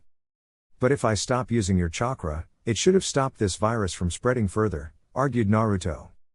My initial assumption was wrong. The curse seal took power from your mother's poisonous chakra, and when Danzo activated it, you were using my chakra. It not only stopped you from using my chakra, but also spread a poison across your entire body. The flow of chakra in your muscles was 4 times greater than any shinobi at that time. As a result, it spread quickly. Even if your friend has stopped Danzo, the damage has already been done, explained Kurama sadly. What's the extent of the damage? Asked Naruto calmly. This virus or poison, whatever you call it, is destroying your body at cellular level. The more you use my chakra, the shorter your life will become. Even if you don't use my chakra, the poison will still kill you, if you don't find a very skilled doctor quickly, said Kurama worriedly. Can't you heal my body like always? Asked Naruto curiously. No, I can only heal minor injuries. This is far more complex. I'm sorry, but it is out of my hands, said Kurama apologetically. He really was feeling helpless right now. Naruto took in a deep breath. Things were getting difficult for him, but right now he had to finish his mission. We'll talk about this later. Don't worry, I'm not gonna die. I have to look after Rei, you know, said Naruto in a cheerful voice. Naruto, you don't have much time, said Kurama seriously. We'll get through this, and that's a promise, said Naruto firmly. Naruto then cut off the link, and prepared to fight his final battle with the remaining root forces. The Susanoo's wings flapped wildly, sending a strong gust of wind, which blew away some debris inside the barrier. Naruto nodded to his 4 shadow clones, and they started releasing the barrier. As the purple wall was coming down, the Root Anbu shifted several meters away in order to gain distance and prepare for their attack. Hyoro no Jutsu, Ice Dome. Naruto pointed his heavenly sword to Rei's direction, and soon a very large dome of ice erupted from the ground and engulfed Rei's entire body in it, and formed a protective barrier in order to stop any attacks. I want all of you to get in Manji formation around this dome. Protect Rei at all costs, ordered Naruto sternly. Hi, said all the 4 shadow clones in unison. The shadow clones quickly took out their swords and got into defensive formation around the ice dome. Naruto knew his ice dome was strong enough to withstand powerful ninjutsu attacks, but still he didn't want to take any risks. And as such had left his shadow clones as additional defense for his daughter, who was currently unconscious and defenseless. The purple wall finally came down, and Naruto shot forward straight towards the Root Anbu's forces. Quickly, attack the wings and bring them down, yelled Torune loudly. Shuriken Kage Bunshine no Jutsu Hurricane Shadow Clone Technique. All the Anbu launched several shuriken towards Naruto, and performed the ninjutsu. As a result, the few shuriken, now multiplied into hundreds of shuriken that were like a wall and rushed straight towards Naruto's Susanoo. Some of them even had exploding tags on them. In response, Naruto swung his Hyorinamru in the air, and a powerful wave of ice was launched straight towards the wall of shuriken. The effect was instantaneous, and all the shuriken were frozen, and as they dropped on the ground they shattered to pieces as they were crystallized by the ice. Senshatsu Suishu, 1,000 Needles of Death. The Root Anbu watched in shock, as Naruto's Susanoo released thousands of ice needles that flew in the air, and were now heading towards them quickly. Even the entire sky was covered by the attacks. The speed of the attacks was incredible as the entire front line comprising of half of the remaining Root Anbu forces got hit directly. Fu and Torune watched in horror, as their men started dropping like flies as the ice needles impaled their bodies. Some were hit in the neck, some straight in the heart, some in the head. The sheer magnitude of the attack was such that there were no survivors left. Shit. Shit. Shit. Attack. Fu and Torune heard some random Anbu yell, and many of their comrades made a banzai charge towards Naruto. The few squads of Anbu jumped high in the air, and performed their attacks. Fuuten Daitapa, Wind Release, Great Breakthrough Jutsu. Fuuten Suidu no Tatsumaki, Wind Release, Tornado Tunnel Jutsu. Fuuten Repiso, Wind Release, Gale Wind Palm Jutsu. Fuuten Kaze no Yaiba, Wind Release, Wind Sword Jutsu. Fuuten Kazikiri, Wind Release, Wind Cutter Jutsu. Fuuten Suresu no Tatsumaki, Wind Release, Slicing Tornado Jutsu. Fuuten Kaiten Shuriken, Wind Release, Rotating Shuriken Jutsu. Fuuten Juiao Saigun, Wind Release, Gravity Force Jutsu. Fuuten Atsugai, Wind Release, Pressure Damage Jutsu. All the Root squads launched their powerful wind attacks in a desperate attempt to cut Naruto's Susanoo, but their eyes widened in shock as Naruto rushed straight towards them. All the shuriken, wind blades, and various other attacks collided with the Susanoo and caused a great explosion. The Root Anbu sighed in relief, thinking it was over now. But Naruto quickly shot straight through and collided with the squads of Anbu who had led the banzai charge. The Susanoo cut through the bodies of Root Anbu like butter. Their bodies were tore in half with blood spilling everywhere. It was a terrifying scene. Both Fu and Torune couldn't believe that not a single crack had occurred on the Susanoo. It was as if it was made of steel. "Let's finish this," said Naruto seriously. Fu and Torune saw a black energy gathering in Naruto's sword and immediately shouted, to the remaining 40 Root Anbu. "Defensive walls now. Doton Doryuiki, Earth Release, Mud Wall Jutsu." The last of the Root forces poured all the chakra they had left and formed a large mud wall, and soon they heard a loud roar in the base. Kokuryubo Fusetsu, Black Dragon Blizzard. The Root forces along with their two captains ran several meters away, and when they looked back their eyes widened in fear when a black dragon with dark red eyes cut straight through their earth wall, and was now heading towards them. Fu's eyes widened in shock when Torune jumped straight towards the black dragon, and he had several explosive tags strapped on his chest. Torune! Fu's scream echoed in the entire corridor, as Torune was eaten up by the black dragon, but after a second the dragon was blown to pieces as the explosive tags that Torune had triggered off blasted him to pieces along with the dragon. Fu and the remaining Anbu looked at each other. They knew what was coming. They were done for, their mission was a failure, their comrades were killed, their leader was nowhere to be seen. They had no chakra left, and barely 40 of them were alive. The entire Root Anbu Black Ops were destroyed. The bodies of their now dead comrades was a proof of that. "Forgive us, Danzo-sama. We have failed," thought Fu regretfully. Fu couldn't take this anymore. Even though he was a Root captain, he had enough. His comrades were dead, his best friend was dead, and Naruto was preparing his final attack. "This is it," thought Fu tiredly. He gripped his sword tightly. He was a shinobi. If he was going to die, he would go down fighting. He wouldn't die in fear, and let Torune's desperate attempt to save them go to waste. "Men, it has been an honor to fight beside you," said Fu proudly. The Root Anbu took a deep breath. They had been trained for such situations. They were proud shinobi, and warriors of Konoha. All of them gripped their swords tightly and stood side by side with each other in a single line. They took of their masks, and their eyes burned brightly with undying passion. Even in the face of death, their beliefs never broke. "The honor was our Captain Fu and Captain Torune," said all the 40 Root Anbu in unison. A small smile came on Fu's face as his entire life flashed in his mind. It was time for him to lay down his life for Konoha. "Are you with me?" asked Fu firmly. "Till the end, Captain," said all Root Anbu firmly. Fu's charged straight towards Naruto. He could clearly see the black sphere that Naruto had launched at them. "For Konoha!" The battle cry of the last Root forces rang one last time, as they marched proudly towards their death. Yasaka no Magatama. There was big explosion that rocked the entire base, walls collapsed, debris flew everywhere, and loud screams could be heard in the base. After a few moments, no voices could be heard. There was pin drop silently in the entire corridor. There was smoke in the entire corridor, and debris were scattered everywhere, and right in the center of the room was Naruto. He was on his knees, Blood was coming out of his mouth and both of his hands were trembling. His Susanoo had vanished, his vision was blurry and tears of blood ran down from his eyes. Naruto looked at some of the remains of the Root Anbu, their blood, their screams, all of it would forever be wretched in his memory.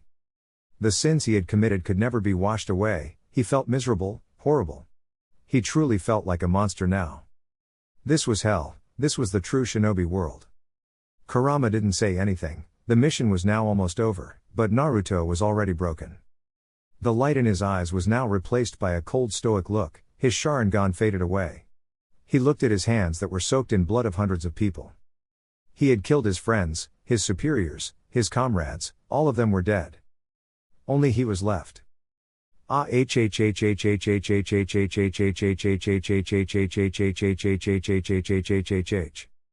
His painful scream rang in the entire root base, and his violent sorrowful sobs would forever be heard in the now destroyed root base. Chapter 23.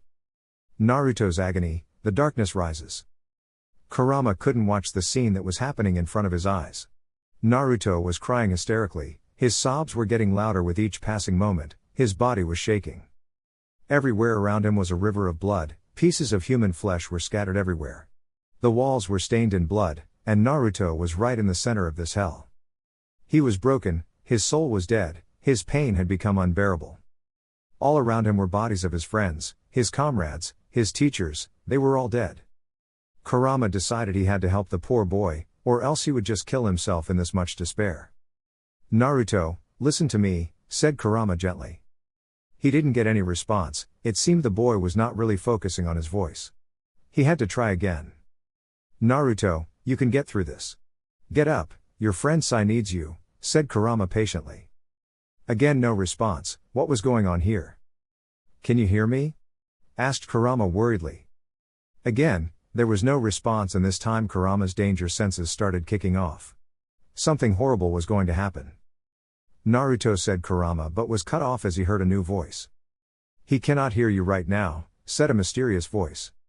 Kurama's eyes snapped in surprise as a person walked out of the shadows of his cage, but when Kurama saw who this person was his eyes widened in shock. There stood in front of him, a blonde boy with the same face, same hair, same clothes as Naruto. He looked like his clone. The only difference was it had red eyes that were more darker than Kurama's very own. You, said Kurama angrily. Long time no see, said the blonde boy cheerfully. Kurama knew this boy, in the past there was an incident when he had worked with him, and had tried to influence Naruto. After all these years, why have you showed up now? Asked Kurama sternly. The blonde boy pouted on hearing that, he was also making an innocent face, but Kurama knew all of this was fake, the person in front of him was more devious than the Bijou himself. And was the worst enemy for Naruto, right now. I'm hurt Kyubi-chan, is that how you greet your best friend? Asked the blonde boy in a hurt voice. This seemed to anger Kurama more, as he tried to stab the boy with his claws, but he backflipped away easily with a smirk on his face. My, you are still hot-headed, said the blonde boy in an amused voice. Answer me, yelled Kurama angrily. Kurama's angry voice seemed to irritate the blonde boy, as all playfulness vanished from his face, and he looked at the Bijou with a mad look in his red eyes. I came here to finish what we started a few years ago, yelled the blonde boy madly, and started chuckling hysterically. Kurama's eyes widened in shock and fear, this person was none other than Naruto's dark side. Before Kurama and Naruto became friends, the Bijou had worked together with this side of Naruto in order to get out of the cage. Dark Naruto had the power to control Naruto's emotions when he was broken, or when he got very angry. The fourth Hokage's seal prevented Kurama to cause any significant influence and damage to Naruto, but it was different in the case of this dark side of Naruto's personality. He was a part of Naruto, formed due to all the negative feelings the real Naruto had to face in his life. Dark Naruto resembled anger, hatred, sorrow, misery and revenge. He was a part of Naruto, as a result he was not bound by the fourth Hokage's seal, but his power depended on the will of the real Naruto. If the real Naruto got weak, or if his spirit broke, or when he was very angry then Dark Naruto could influence him without showing any signs of his presence. Kurama remembered a few years back, he and Dark Naruto had worked together. Naruto had been fighting Sasuke in a spar at the academy and somehow Sasuke said something that greatly angered the real Naruto. At that time with Dark Naruto's help, Kurama had tried to take over Naruto's body, But somehow real Naruto's will was strong and he stopped both Kurama and Dark Naruto. Both Kurama and Dark Naruto had their own goals. Kurama wanted to get free from the cage in the past and destroy Konoha, while he did not want to get out now, he still despised Konoha. On the other hand, Dark Naruto was a form of Naruto's hatred. He wanted to take revenge on Konoha for all they did to his real form, all the pain they put him through. He wanted to destroy each and every one person in the Hidden Leaf Village, and his dream was very powerful. And this was the moment he was going to strike and have his revenge. The real Naruto was broken and he was going to take advantage of it. "You can't be thinking of," said Kurama in shock. "It is exactly as you think. I will destroy Konoha tonight and everyone in it," said Dark Naruto murderously. "I won't let you harm Naruto," said Kurama angrily.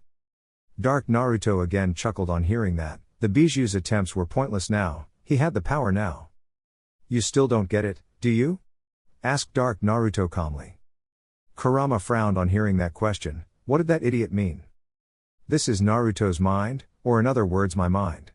I am Naruto's dark side, I am his darkness. For all these years that fool kept me at bay, but now I can have my revenge on Danzo, on Konoha, on you, on everyone, said Dark Naruto with a smirk. Naruto will stop you again, said Kurama confidently. Can he? Asked Dark Naruto with narrowed eyes. What? Asked Kurama in surprise. Why was Dark Naruto so confident this time? Dark Naruto seemed to understand what the Bijuu was thinking and decided to explain it to the beast. After all, it would be fun to see his shocked face, thought Dark Naruto mischievously. Don't you get it? Naruto is broken, his soul is dead, his will is finished. The pain of killing his friends, comrades, teachers has killed him, he cannot take it anymore. The only thing left in his heart is sadness and misery, explained Dark Naruto calmly. What does it matter to you? Asked Kurama firmly. Everything. My power is his darkness, his pain, his misery, his sadness, his anger, and his hatred. I represent all of it, and right now my power is greater than yours, stated Dark Naruto proudly. You can't mean? Asked Kurama in shock. They were fucked now. Yes, I am going to destroy the original Naruto, I will destroy his soul and I will have my revenge, said Dark Naruto with determination. You said Kurama but was cut off, as Dark Naruto disappeared. We are fucked. Thought Kurama worriedly. The real Naruto found himself in his mindscape, he was floating on the surface of a river. But it didn't matter anymore, he had enough, he just wanted all of it to end. Why? The real Naruto's painful voice echoes in the dark corridor, where the only sound was of the floating river. The fact that Naruto couldn't see his partner Kurama was alarming, but it seemed he didn't care about anything anymore. Why did this happen? Asked the real Naruto sadly. Tears freely flowed from his eyes, he couldn't forget all the cries of the men he killed tonight, their screams still rang in his mind. Two small Sharingan eyes appeared in front of the real Naruto, and looked at him sternly. How will you face this pain? Asked a mysterious voice. Suddenly Naruto found a clone of himself with dark red Sharingan eyes, floating on top of him. The real Naruto just looked at him with his dead eyes, nothing mattered to him anymore. I don't know, said the real Naruto in a dead voice. Let me hear your answer, said Dark Naruto again, his Sharingan bore into the real Naruto's dead eyes. But the real Naruto didn't answer, and more tears flowed from his eyes. It hurts, said Naruto in a choked voice. What hurts? Asked Dark Naruto with a smirk. Things were going according to his plan. I can't take it anymore, I don't know what I'm supposed to do, said the real Naruto in a depressed voice. Let's make the world feel pain, said Dark Naruto firmly. I don't care about anything anymore, I killed all of them, their screams, get it out of my head, pleaded the real Naruto. Love gives birth to sacrifice, which brings forth hatred and lets you know pain, said Dark Naruto seriously. Dark Naruto's Sharingan started to swirl and were now looking clearly in the real Naruto's eyes. Remember your pain, remember your hatred, said Dark Naruto loudly. Dark Naruto's Sharingan changed into the Mangekyo state. Tsukiyomi. He then flashed Naruto's entire life in front of him, the hatred of the villagers, his first kills. But the worst thing, he made the real Naruto, watch how he killed Shin again and again. Stop it! Screamed the real Naruto in agony. Only 71 hours, 59 minutes and 59 seconds more to go, this is the beginning of your suffering, said Dark Naruto sadistically. Naruto's painful screams would echo in the entire mindscape continuously. Kurama didn't know what was going on. He was yelling at the top of his lungs, but no answer was coming from Naruto. He was just sitting in the same place in the base, but it seemed as if his consciousness was not there. The Biju's eyes widened in shock as he remembered Dark Naruto's words. Everything, my power is his darkness, his pain, his misery, his sadness, his anger, and his hatred. I represent all of it, and right now my power is greater than yours. Kurama understood what was going on. It seemed Dark Naruto had taken his original form in an alternate mindscape, and only Kami knew what he was doing with him. The end has begun, thought Kurama worriedly. Stop. The real Naruto screamed in horror and pain, as Dark Naruto had made him watch for the 1000th time as how he killed Shin, and the entire Root Anbu forces. He had tortured him continuously for three days. Somebody help me, yelled Naruto in pain, as he watched Shin getting stabbed by his sword again. Destroy everything, kill those who've brought you pain, said Dark Naruto madly, and made the real Naruto watch the massacre again. Said Naruto but couldn't speak further, as his sobs blocked any further voice from coming out of his mouth. Entrust me with your soul, I'll save you from your suffering if you do, said Dark Naruto with a smirk. The real Naruto nodded tiredly and soon his t-shirt was ripped apart and a seal formed on his stomach. That's it, go on, said Dark Naruto happily, it was finally his time. The real Naruto's eyes changed to complete red, and his body started floating towards the Dark Naruto. Embrace me, brother, yelled Dark Naruto madly.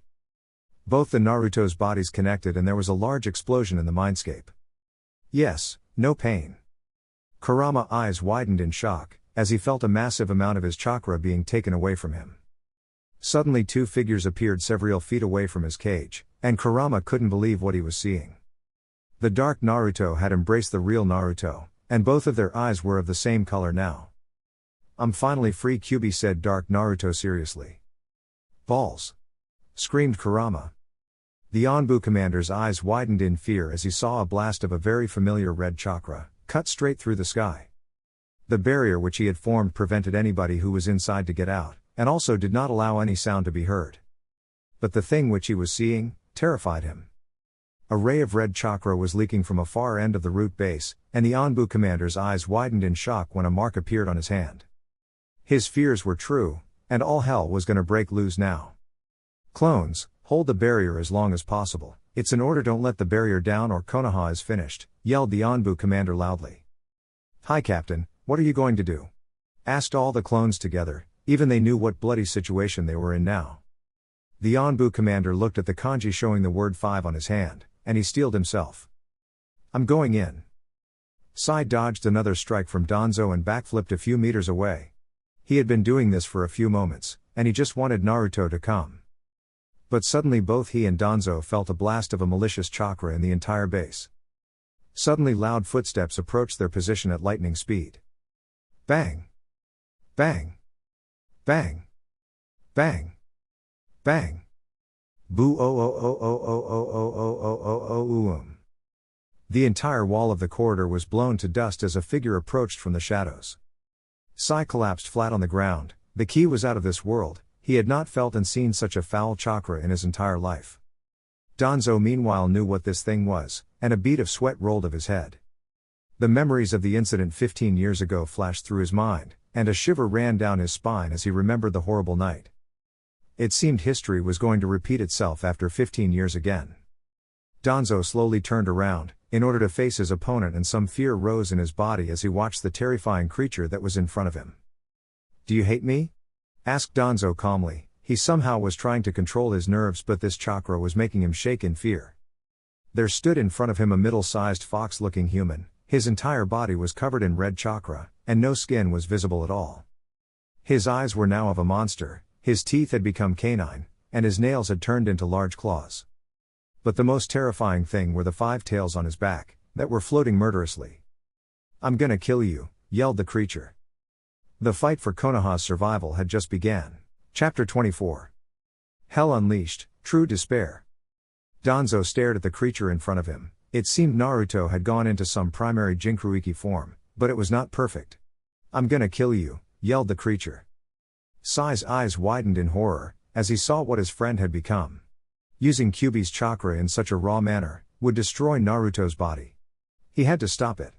Sai immediately took out a seal. For once he was thankful to Danzo for teaching him this Fuinjutsu. This was a technique to abruptly stop the flow of a tailed beast chakra into the Jinchuriki's chakra network for a few minutes. This would help in subduing the Jinchuriki, and prevent the escape of the tailed beast. But he had to do it now, or else this seal would not work if Naruto's tail increased to more than 6. Sai then suddenly remembered something that made his eyes widen in fear. Danzo had the upper hand here. If he somehow puts Naruto in a genjutsu with his Mangekyo Sharingan, then he can easily destroy the Hokage's forces. He won't need the Root Anbu. With this much power Naruto can easily destroy half of Konoha, thought Sai worriedly. He looked at his body, he was wounded, and in such a big fight he couldn't do anything. His friend had clearly lost his soul in despair, and Sai couldn't blame Naruto for this. Even Sai himself was feeling horrible after killing the Root Anbu, their screams, the blood. He could never forget this nightmare. And Naruto had endured far more than him, and it seemed he was broken now. They were shinobi, they were Anbu, the best Black Ops soldiers of Konoha. But, even they were human.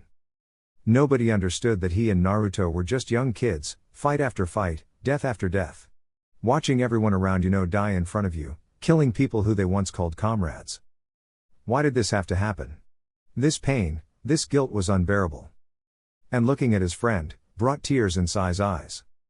He had to stop him, he would save Naruto, after all he was the only friend Sai had left in this world. Sai immediately took out a small sealing scroll and unsealed it on the ground. He took out a small brush from his pouch and ink from his pants. I cannot charge head on, I would never be able to reach him without someone holding him steady. I have to perform this jutsu so I can stop him, thought Sai tactically. He started drawing something on the seal, in order to implement his strategy.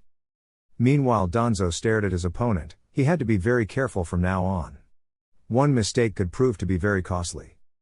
I need some time in order to fully cast Koto Amatsukami on him. Until then I need to maintain distance and avoid his attacks, thought Danzo calmly.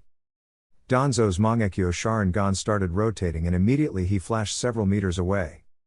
It was as if he had just used a teleportation technique. It was no ordinary shunzen, because its speed was very great. He immediately performed a set of hand seals quickly. Fuuten Kazikiri no Jutsu, Wind Release, Wind Cutter Jutsu. Several blades of winds cut clean through Naruto's body, but to Danzo's surprise all the external wounds that would have killed any other normal human, were healed in an instant. Danzo quickly jumped in the air as a few tendrils of Kyuubi's chakra emerged from the ground in order to slice him in half. But he was shocked when he looked up and saw Naruto's fox form standing on the ceiling and looking at him murderously. So fast, thought Danzo. Naruto jumped straight towards Danzo in order to crush him, but again Danzo's Mangekyo flared and he disappeared in the air and landed a few meters away. Naruto crashed straight into the ground as he could not hit Danzo. Your power is great, but if you cannot control it you are useless, said Danzo harshly. This seemed to anger his opponent as he launched a powerful shock wave from his mouth that sent Danzo crashing in the wall.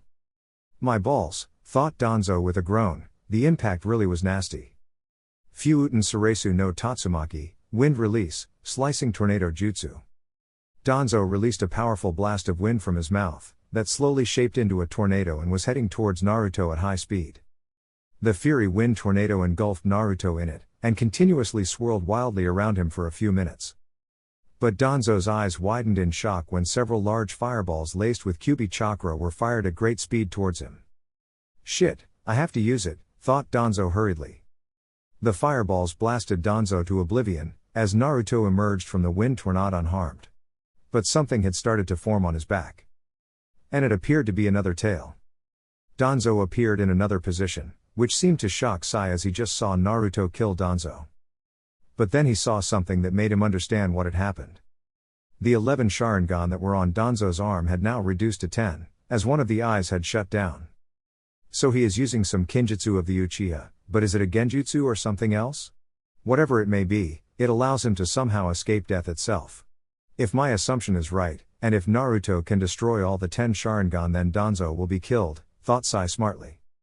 But before he could think of any other strategy his eyes widened in shock, as he watched the 6th tail had started to form. Shit! Thought Sai alarmingly. His hands worked like a blur and soon he poured all of his chakra in his last jutsu. Choju Giga, Super Beast imitating drawing. Sai released a very large ink tiger from his seal, which charged straight towards Naruto and quickly caught him with his mouth. Now! Thought Sai quickly. He then quickly jumped in the air, and took out the small seal which had the kanji suppress written on it. He had to be precise, and hit it exactly on Naruto's chest in order to stop the Kyuubi's chakra. The seal would stop the flow of Kyuubi chakra, by directly affecting the chakra network. Almost there, thought Sai nervously, as he was just about an inch away from Naruto. But suddenly Naruto's fox form roared and sent Sai crashing into the wall. The shock wave was so powerful that many of Sai's bones broke instantly on impact. Blood leaked from all over his body, even his head was badly injured. He watched with blurry eyes, as Naruto destroyed that ink tiger that was holding him with his tails. Sai felt tired, he knew his body could not take it anymore, his injuries were severe. He sadly watched as Danzo again impaled several wind shuriken straight in Naruto's heart, and his friend's roar broke his heart. He truly felt despair, the fact that the sixth-tailed was about to be formed signified that they had lost. Why am I, just watching him getting hurt? Thought Sai tiredly. He tried to stand up, but more blood leaked from his body, and with a sickening crunch he fell down again. Why can't I move? Thought Sai sadly. Ga yelled Naruto in anger. Naruto! Thought Sai, as he remembered something. Flashback, 5 years ago. Sai was sitting on top of a mountain, he had just finished his training and was now watching the sun setting peacefully in the sky. Sai! Sai! Sai heard his name being called, he looked to his right and saw his friend heading towards him. Naruto had a cheerful smile on his face, that made Sai chuckle. Shin and Naruto were the only family he had in this world. These two really looked after him en route, and encouraged him to fulfill his dreams.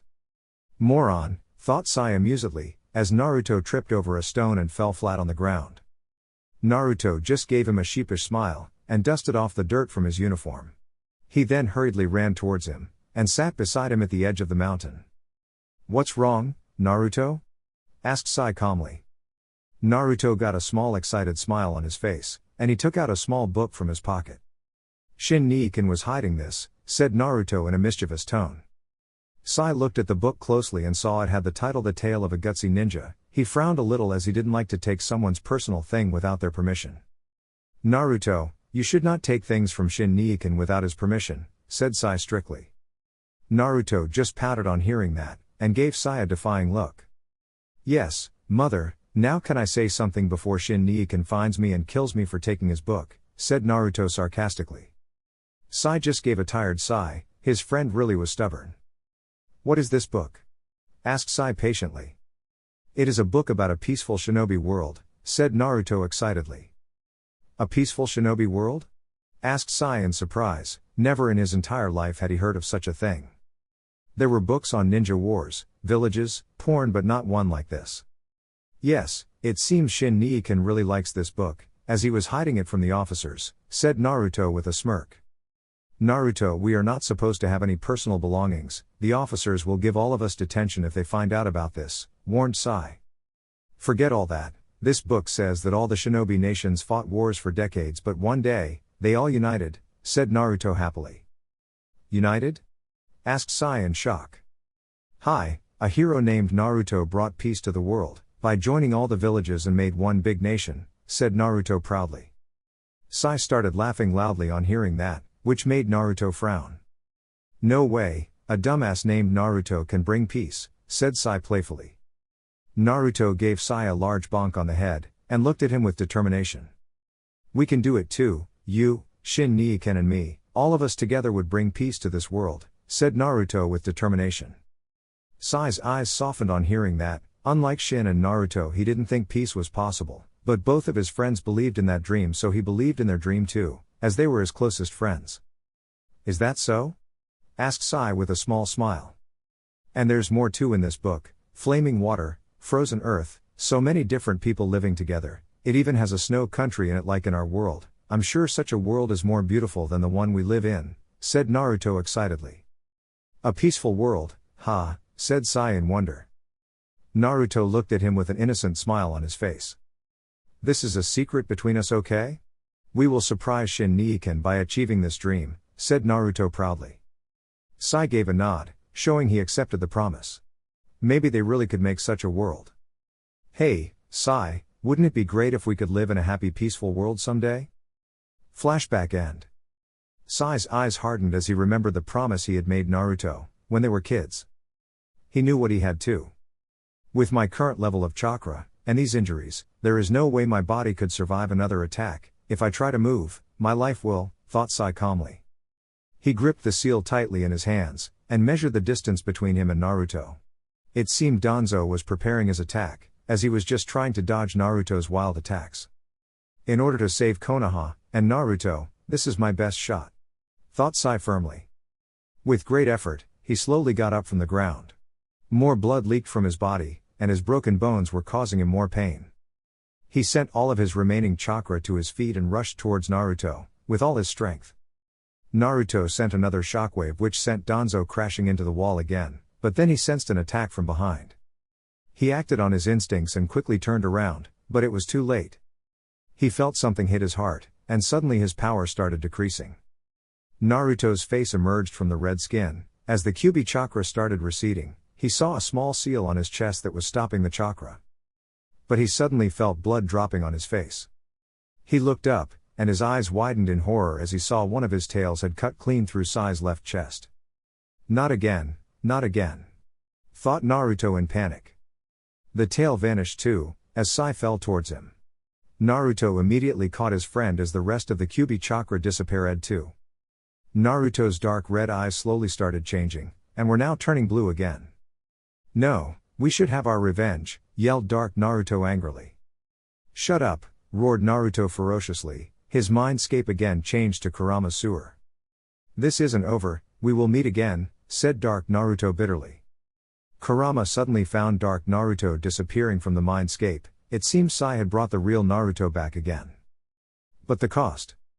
Sai, said Naruto worriedly, as he tried to stop the flow of blood from his chest. Don't lose yourself in hatred, said Sai weakly, his vision was blurry and he knew this was it. Hang in there, I'll get you out of here, said Naruto with tears in his eyes. All of this, Naruto suddenly felt history repeating itself again.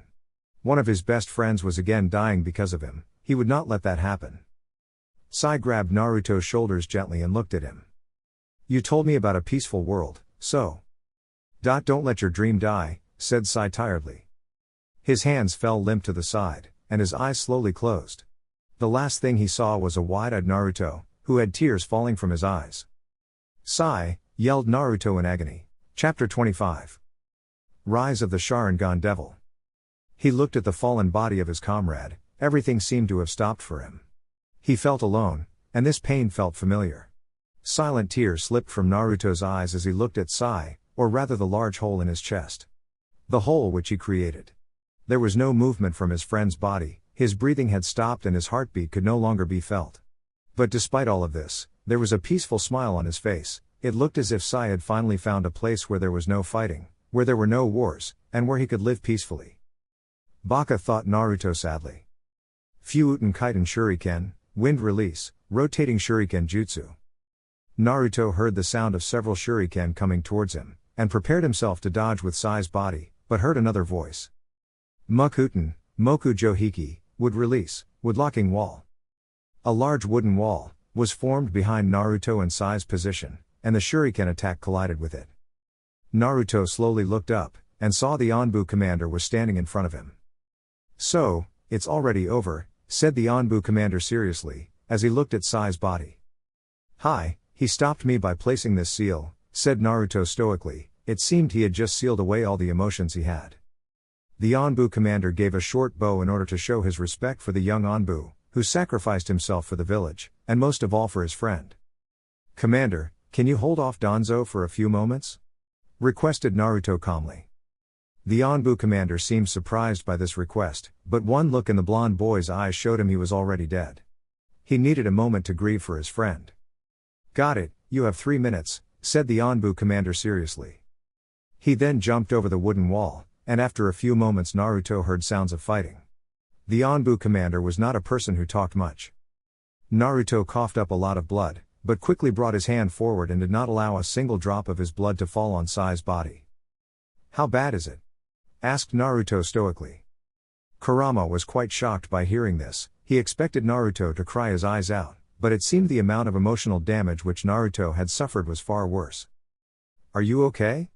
asked Kurama in a gentle tone. He was quite surprised by Naruto's reply. "We don't have time to talk about my feelings, they do not matter. I asked you a question, will you comply?" asked Naruto stoically. "It's bad, you shouldn't have fallen and used my chakra." "Maybe," said Kurama, but was cut off. "Can I fight in this condition?" asked Naruto firmly. "You can, but this would only damage your body more. You need to rest," advised Kurama. "Thank you for the concern, but I came here to do something, and I'll finish it," said Naruto seriously. "Naruto. I don't want to talk, please stay quiet," said Naruto flatly. Before Kurama could reply, Naruto cut off the link. It seemed he was broken as another one of his best friend had died by his hands. Technically, it was an accident, but Kurama knew Naruto would blame himself for this. Naruto gently laid Sai's body on the ground, and wiped off a few stains of blood from his face. "Rest, brother," said Naruto gently. He then jumped over the wall. He saw the Anbu commander and Danzo fighting at some distance. He calmed himself down. He had nothing left to lose now, the only thing that remained was the mission and its objectives. He saw the 10 Sharingan on Danzo's arms, and his sensor abilities made him realize that Danzo's chakra was very similar to the Anbu commander. Combining both these facts, only one thing came to his mind, as he realized what Danzo was doing. And he would see that Danzo would pay for his crimes against Konoha, against every Root Anbu, against Shin, against Rei, and against Sai, no matter the cost. "Commander," said Naruto loudly. The Anbu commander heard his voice, and gave one kick to Danzo and backflipped away towards Naruto. "So, you ready to fight together against him? He's tough and those Sharingan are a pain in the ass," said the Anbu commander harshly. He was quite surprised when Naruto stepped in front of him, and unsheathed his sword. "We are not fighting together," said Naruto finally. "What? That is the best choice in the current situation. Now is not the time for revenge," scolded the Anbu commander. Naruto turned around, and the Anbu commander was quite surprised by the look in his eyes. "Who said anything about revenge? My feelings have been resolved, and I am focused on the mission. Sai Sato died in the line of duty, his sacrifice would help this village," said Naruto emotionlessly. "He was said the Anbu commander calmly. "Sai will forever be with me, he entrusted me with his dreams, he would want me to complete what we started together," said Naruto calmly. "But you are not strong enough," said the Anbu commander harshly. Naruto turned quickly, and in a blink of an eye his sword was pointed at the Anbu commander's throat. His 3 Tomoe Sharingan looked in the commander's eyes. "This is my fight, this sword belonged to my big brother, and this blood on my face is of my best friend, and the blood on this sword is of the men I killed tonight. All these deaths happened due to this man's madness, this is my mission, and I will finish it today. Back off, or I might kill you too," said Naruto murderously. His ki flared in the corridor, and the look in his Sharingan eyes showed the commander that the boy had now become a true shinobi.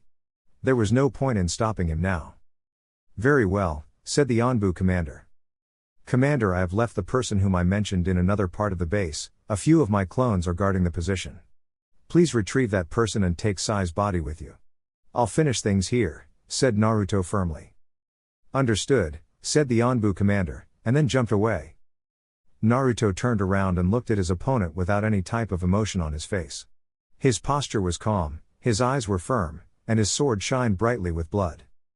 Danzo finally realized something, and he gave a small nod to the boy in respect. "So, you finally became a true shinobi. The look in your eyes has changed," said Danzo calmly, and took out a kunai. Naruto didn't answer but just raised his sword, and increased his ki. "Let's go," said Naruto calmly. Dance's eyes widened in surprise, as Naruto disappeared in an instant, and before he could think further, he felt a sword cut clean through his neck. But the Danzo that was killed disappeared as an illusion. Naruto performed another set of hand seals, and fired his jutsu on his left side. Suten, Hanryu. Water release, rapid crasher. A wall of water rushed towards the left side, and a moment later Danzo appeared there, and his eyes widened in shock as he was sent crashing into the wall due to the water wall. How did he? Thought Danzo in shock. But he had to raise his kunai as Naruto suddenly flashed in front of him, and slashed his sword at him. The sparks flew in the air, as the metal clashed with one another. Danzo was again shocked as he looked into Naruto's eyes, which changed into Mangekyo Sharingan. Amaterasu. Black flames started burning Danzo's face, but he again disappeared as an illusion. Naruto turned around, blood leaked from his eyes, but due to his sensor skills he exactly knew where Danzo was. And he was proved right, as he saw Danzo standing on top of small debris, and the man looked more alarmed than ever. "How do you know where I'm going to show up?" asked Danzo sternly. Naruto didn't reply and sent his sword sailing towards Danzo at high speed. The old man used his Mangekyo in order to flash a few meters away and was shocked when he saw a mass of sparkling chakra in Naruto's right arm. Chidori. Naruto's lightning ball cut clean through Danzo's chest, and the man coughed up blood and disappeared again as an illusion. Danzo appeared behind Naruto and attempted to behead him, but was shocked again when Naruto in front of him bursted into crows. A kunai cut clean through Danzo's chest, and when he looked back he saw Naruto standing in front of him. 7 more Izanagi to go, said Naruto calmly. The illusion jutsu occurred again, as Danzo again disappeared, but the shock in the man's eyes could clearly be seen. Naruto jumped towards the debris and gracefully picked up his sword. He took in a deep breath as he sensed Danzo appear on his west side again, though the man was several meters away. "So you know about Izanagi, you are an Uchiha, after all. I regret the fact that I couldn't finish you with your clan on that night," said Danzo bitterly. Naruto's entire body sparkled with blue chakra, and his cold Sharingan eyes glared at Danzo murderously. "Your real regret has not even begun yet. I'll tear you apart, I'm gonna rip you to pieces, and wipe you off the face of this world," said Naruto murderously. Danzo took a step back. He really was shocked with such a malicious hatred in the boy's voice, and for once in his life Danzo truly felt his life was in danger now, as he was facing a devil right now, one whose only motive was to kill him. Naruto performed hand seals, at such fast speed that Danzo couldn't copy his jutsu, even with the help of his Sharingan. Kaden, Goka Mekyaku, Fire Release, Great Fire Annihilation. A tidal wall of fire rushed towards Danzo. It burned everything in its path. Danzo didn't have any place left to perform his Shunshine.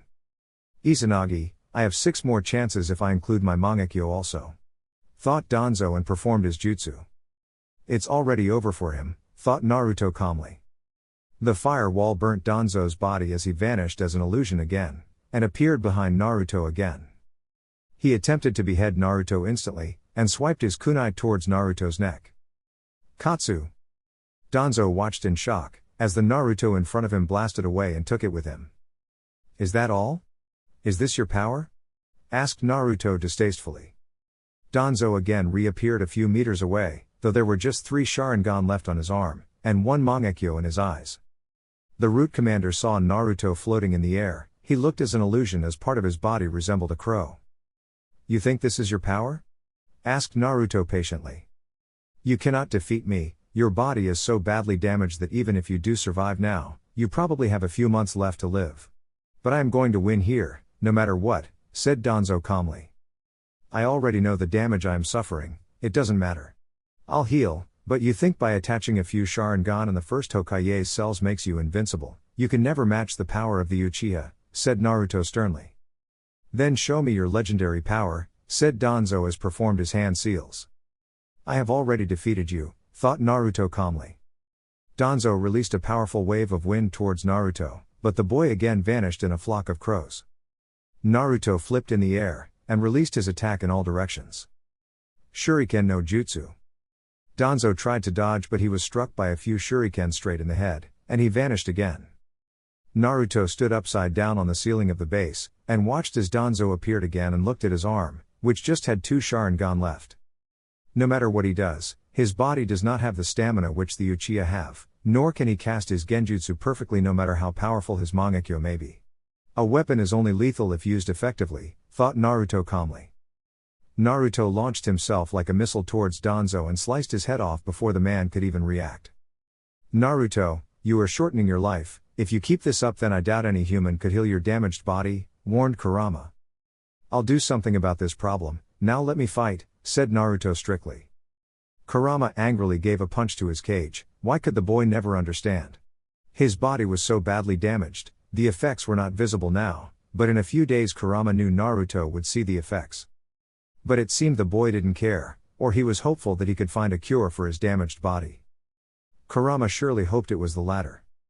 Danzo appeared in front of Naruto. Now he only had one Sharingan left on his hand. Just 10 seconds, after that I will cast Koto Amatsukami on him, thought Danzo tactically. The genjutsu of his Sharingan was very powerful, but there was a catch: he could just use it once a few months. If he had not implanted Hashirama Senju's DNA into Shisui's Mangekyo, then he doubted it could reactivate again before a few years.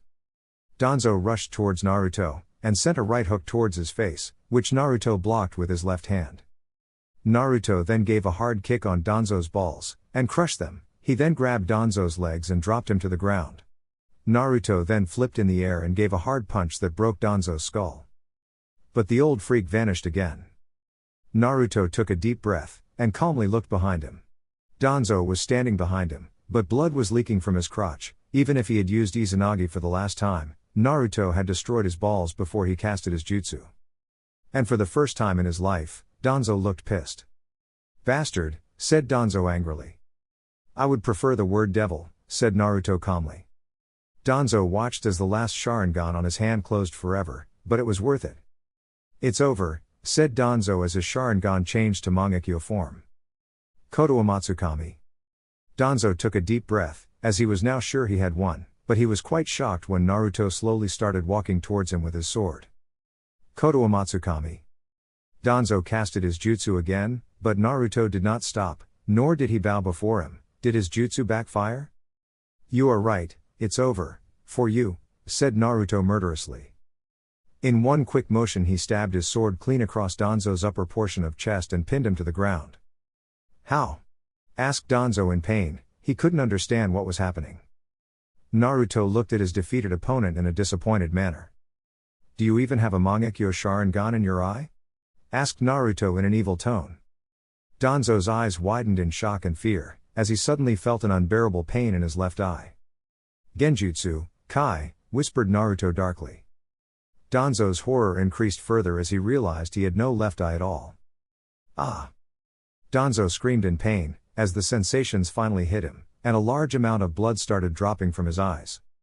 "Impossible," said Danzo defiantly as he coughed up more blood, as Naruto pressed the sword in his chest more tightly. "You lost your Mangekyo very early in the fight. From the moment you looked at my Mangekyo Sharingan you were in my genjutsu. The fact that I took out your eye, without you even realizing it, is a proof of that." "Look where your eye is," said Naruto calmly. Naruto pointed his finger in another direction, and Danzo wearily saw a clone of Naruto holding the Mangekyo Sharingan in a jar. Danzo for the first time in his life felt outclassed. This boy, no, this devil had beaten him and had toyed with him during the entire fight. Naruto wanted him to feel despair. "Simply by attaching a Sharingan in your body does not make you a skilled warrior. I could have killed you multiple times, but I want you to feel pain, I want you to feel misery, that you brought on all of us. I killed my friends, my comrades, but all of this would happen because of your madness," said Naruto angrily and pressed the sword more deeper in Danzo's chest. Danzo closed his eyes. He was in pain. Everything was over. His dream was finished. "Kill me," said Danzo tiredly. "Your death won't be so easy. I'll make you feel pain. I'm going to make you watch as I cut every piece of your filthy body, and you won't die until I have destroyed your body and mind completely," said Naruto murderously. To prove his point, he took out a kunai and stabbed it in Danzo's remaining eye, making the old man scream in pain. Naruto then took out his kunai and started cutting Danzo's body in little pieces. He took his time, and made the man feel pain. Danzo screamed continuously, as Naruto started ripping out flesh from his stomach. It was hell. This was worse than death. Kurama watched in horror, as for the next 1 hour Naruto destroyed Danzo's body piece by piece. It was cannibalism at its best. The way the boy was acting, and the look in his eyes showed how much pain he had suffered due to this man, and he was repaying every single penny of it back to Danzo.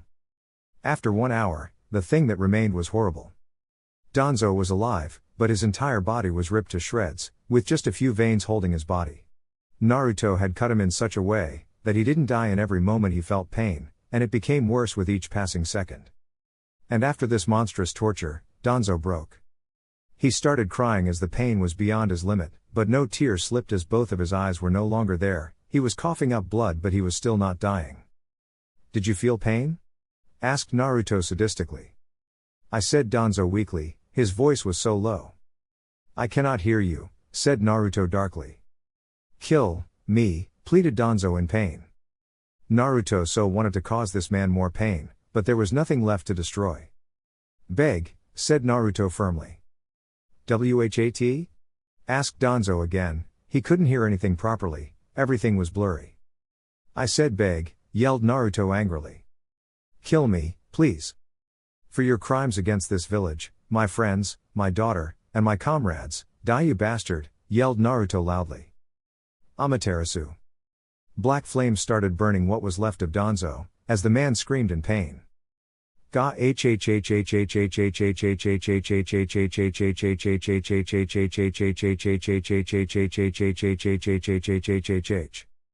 Naruto turned around, his vision had decreased greatly, and everything looked very hazy. He collapsed on his knees and coughed up a river of blood. The pain was horrible, even his body had not experienced so much pain before. But as he heard Danzo's last scream, only one thought went through his mind. It's finally over, thought Naruto sadly. The events of the night now finally took a toll on Naruto, as he couldn't control his pain anymore. He started crying in agony, he felt like a monster, he truly was a devil now. Everywhere around him was death, his comrades were dead, his friends were dead, his teachers were dead. Sai was dead. Please, somebody help me, thought Naruto in pain. But no one was there, he was all alone, and his cries rang unanswered in the base as he cried for the next 30 minutes. 30 minutes later.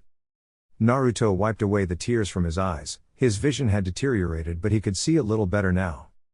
He looked back and saw Danzo's entire body had turned to ash, and was now disappearing in smoke. Danzo Shimura was now dead. He was completely wiped out from the world, not a single piece of his body was left. Naruto picked up his sword and walked towards his clone.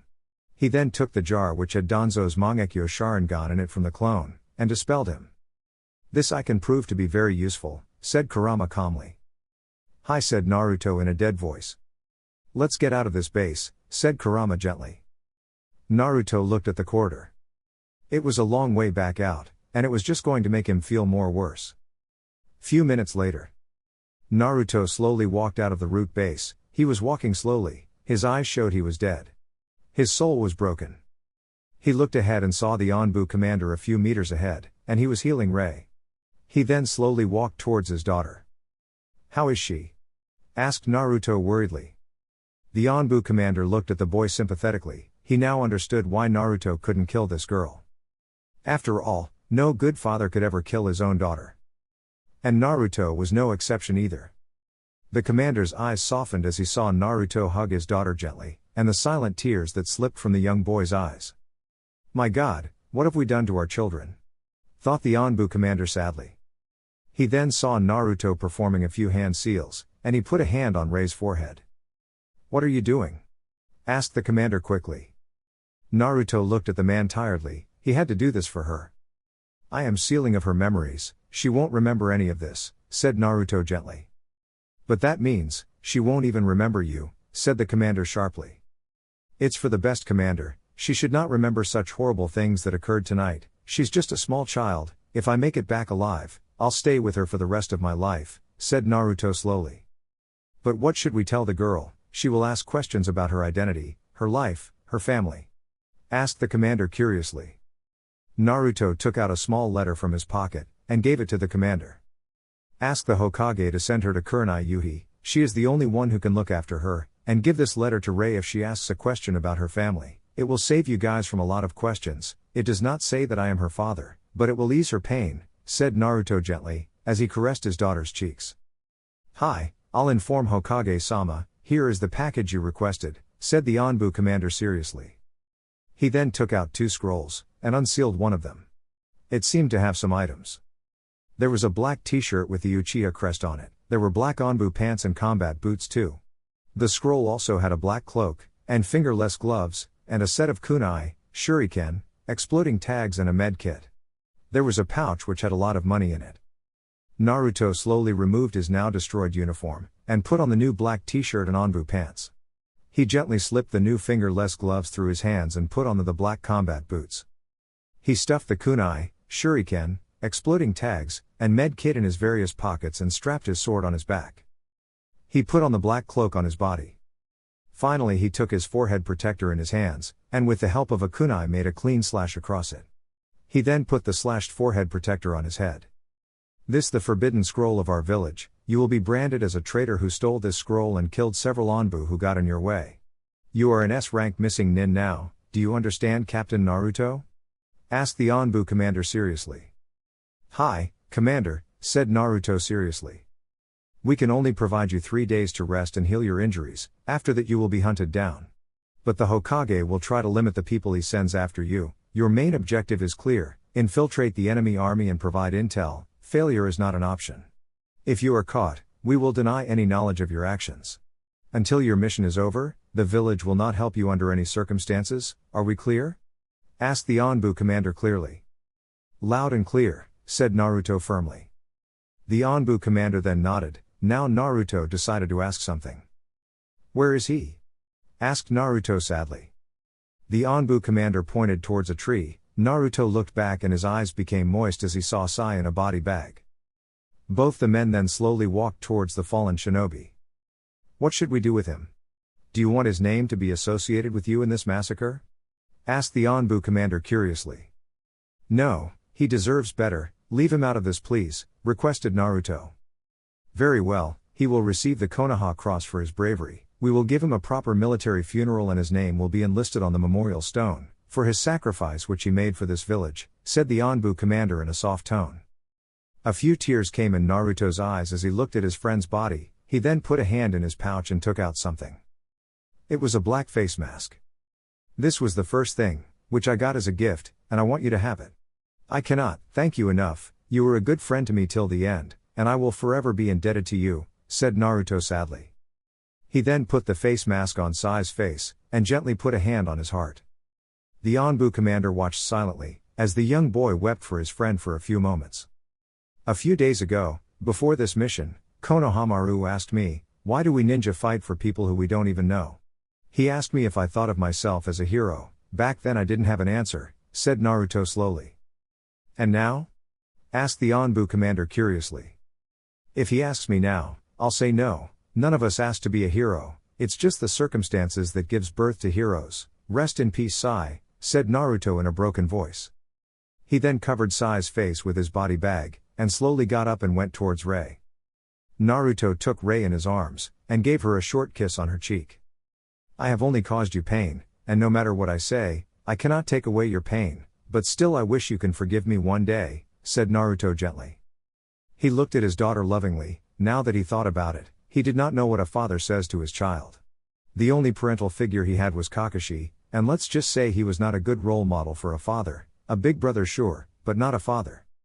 I don't know what to say as your father, I just want you to live happily, make friends, and eat lots of ramen, it's the best thing in the world, said Naruto a little happily. The Anbu commander chuckled a little on hearing the boy's advice. He has a long way to go on becoming a good father, but his heart is pure, thought the commander calmly. Sleep properly, and enjoy your time at the academy. Play pranks on your friends, train hard, I said Naruto sadly, as more tears slipped from his eyes. The Anbu commander stepped forward and put a hand on the boy's shoulders. Naruto gave him a grateful nod, it seemed the man understood his pain as a fellow soldier. And try not to follow my path, and no matter what people say you should be what your heart tells you to be, if I make it back alive, I promise I'll make it up to you, promised Naruto firmly. We'll take care of her, said the Anbu commander gently. Rei-chan, no matter what happens I'll always love you, said Naruto lovingly, and kissed Rei for one last time. He then gently wrapped a small necklace around Rei's neck, and slowly got up.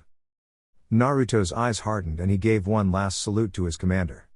The Anbu commander saluted him back with respect. Just as Naruto turned around, he heard the commander's voice. Naruto, things are going to get worse from now, said the Anbu commander gently. It looked as if he was talking to Naruto not as a commander but as a fellow soldier. There are still enemies out there, said Naruto firmly. When the people find out what you did, they'll call for your blood, warned the Anbu commander. Naruto didn't turn around, and instead answered in a calm and gentle voice. When they find out, they'll call me a monster, a demon, a butcher and all kinds of vile crap, but I won't give them a goddamn answer, said Naruto firmly. The Anbu commander was now generally curious, He knew the mission was a top secret, so Naruto was bound to keep quiet, and he knew Naruto was one of the most loyal shinobi this village ever had. But still, how would the boy bear the hatred of the entire world? Why? What reason apart from the mission do you have that you would not answer the people's accusations? Asked the Anbu commander curiously. Naruto turned around and looked straight into the commander's eyes, and the man clearly understood the message. It's because they won't understand why I did this, they won't understand it was to save the future of this village, and you know the children are our future, that's it, that's all there is to it, said Naruto sadly, and the Anbu commander felt the passion in the boy's words and the pain behind them. Hi, said the Anbu commander sadly. Naruto started walking away, and a lone tear slipped from the commander's eyes in respect for the boy and his determination. This was just the beginning of his struggle, his pain. Operation Ghost had just began. Chapter 26. New faces. He ran as fast as his legs could take him. His vision was hazy, and blood was continuously dripping like a river from his mouth. Every cell in his body was burning, and it was taking all of his energy not to scream. This person was none other than Naruto Uchiha. The last Root Anbu captain, one of the 3 biggest traders of the Hidden Leaf Village, and an S-rank criminal. For the past 3 days he had ran without stopping for even a second. The damage he had suffered during the mission was catastrophic.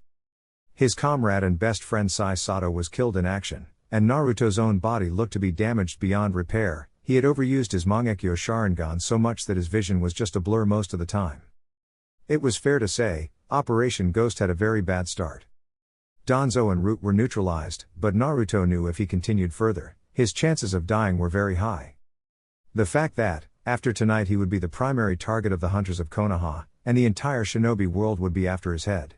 He could certainly take on many shinobi, but if an S-class shinobi showed up, in his current condition he would lose. One thing was clear, he would have to watch his back for the rest of his remaining life. That was his destiny. Where are we going? Asked Kurama curiously. Cough, cough, there is only one place right now, where we can rest safely, and there is only one person who I trust completely right now, and she can probably save me, said Naruto tiredly as more blood dropped from his mouth. Your body is damaged at a cellular level, since Danzo has been killed the seal has been destroyed, but the damage has already been done. It looks as if this virus is destroying your cells. If your mother was not an Uzumaki, you would be dead in a few days. Explained Kurama briefly. Ha, I know, said Naruto tiredly, his breathing was becoming more hard. This person, who is she? Asked Kurama simply. Have you already forgotten her? Asked Naruto stoically. Kurama frowned. It was not his habit of remembering pitiful human beings, but more than that he was quite frustrated with Naruto too. The boy had become so quiet that he barely talked with the tailed beast. Naruto only talked when Kurama asked him a question, and whenever Kurama asked anything related to Sai, Naruto would become so quiet that Kurama could feel the despair the boy felt. Kurama's respect for Naruto had increased since that night. The things the boy had done, the things he had seen, losing a close friend, and still Naruto was going on. But Kurama wondered how much longer could Naruto survive like this. His humanity was at risk of being destroyed. I don't know who this person is, said Kurama flatly. She is the world's best scientist after Orochimaru, and one of the best medics and infiltrator I have ever known, said Naruto seriously. Kurama now realized who this person was. How could he forget that woman? Nono Yakashi, was it? Asked Kurama quickly. Yes, the ex-medic chief of the Root Anbu Black Ops. She was the one who taught me infiltration and medical ninjutsu, and is the only Root Anbu left in the world apart from me, explained Naruto flatly. For once Kurama felt relived. If there was anyone who understood Naruto, then it was this woman. Not only did she train him to be one of the best infiltration expert, but she kept giving Naruto mental support. If not for her, he would have lost his soul years back. Kurama still remembered those horrible boot camp days of Root. The things they put young children through was unbearable. And Naruto had watched many of his comrades die one after the other in the training. Root training was the most brutal training in the world. A shinobi would either pass the training camp, or would die in the process. If you got injured, your injuries won't be healed, you have to survive for days and accomplish your objective. Starving for days, traveling through the most dangerous terrains. The causality rate of this training was catastrophic. It was as high as 90%, which meant that out of 100 recruits, only 10 would pass boot camp while the rest would die. The main objective behind this was to get the best shinobi, and get rid of the weaklings. A harsh truth, but this was the reality of the shinobi world.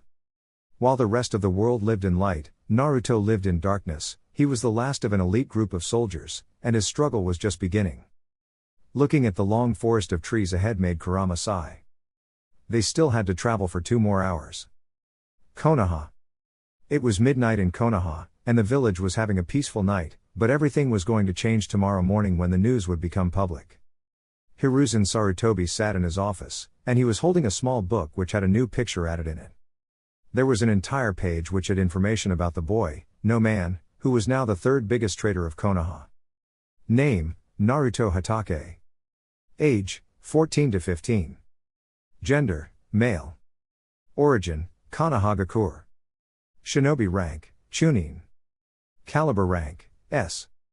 Known clan affiliation, Uzumaki clan. Known element affinities, Fuuten, Katen, Suten, and Raiten. Skill list. Taijutsu, 3. Ninjutsu, 5. Genjutsu, 5. Intelligence, 4. Strength, 3. Speed, 5. Stamina, 5. Hand seals, 5. Weapons, sword made of black metal with a red guard and black sheath. Physical description, stands 5'6" and weighs 155 pounds. Golden blonde hair and blue eyes, tan skin, and is known to wear traditional leaf shinobi attire. Special abilities, a skilled censor. Known family, Hatake Kakashi, adoptive brother.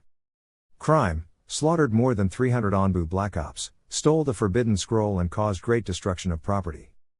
Bounty, 50 million Ryo dead or alive stationed by Konoha. Is this information appropriate, Hokage-sama? Asked the Anbu commander who was standing beside Hiruzen.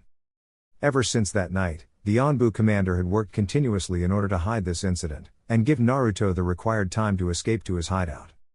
Yes, we cannot disclose his identity as an Uchiha, but with this much information he would at least be considered a formidable threat which is required for his undercover operation, said Hiruzen seriously.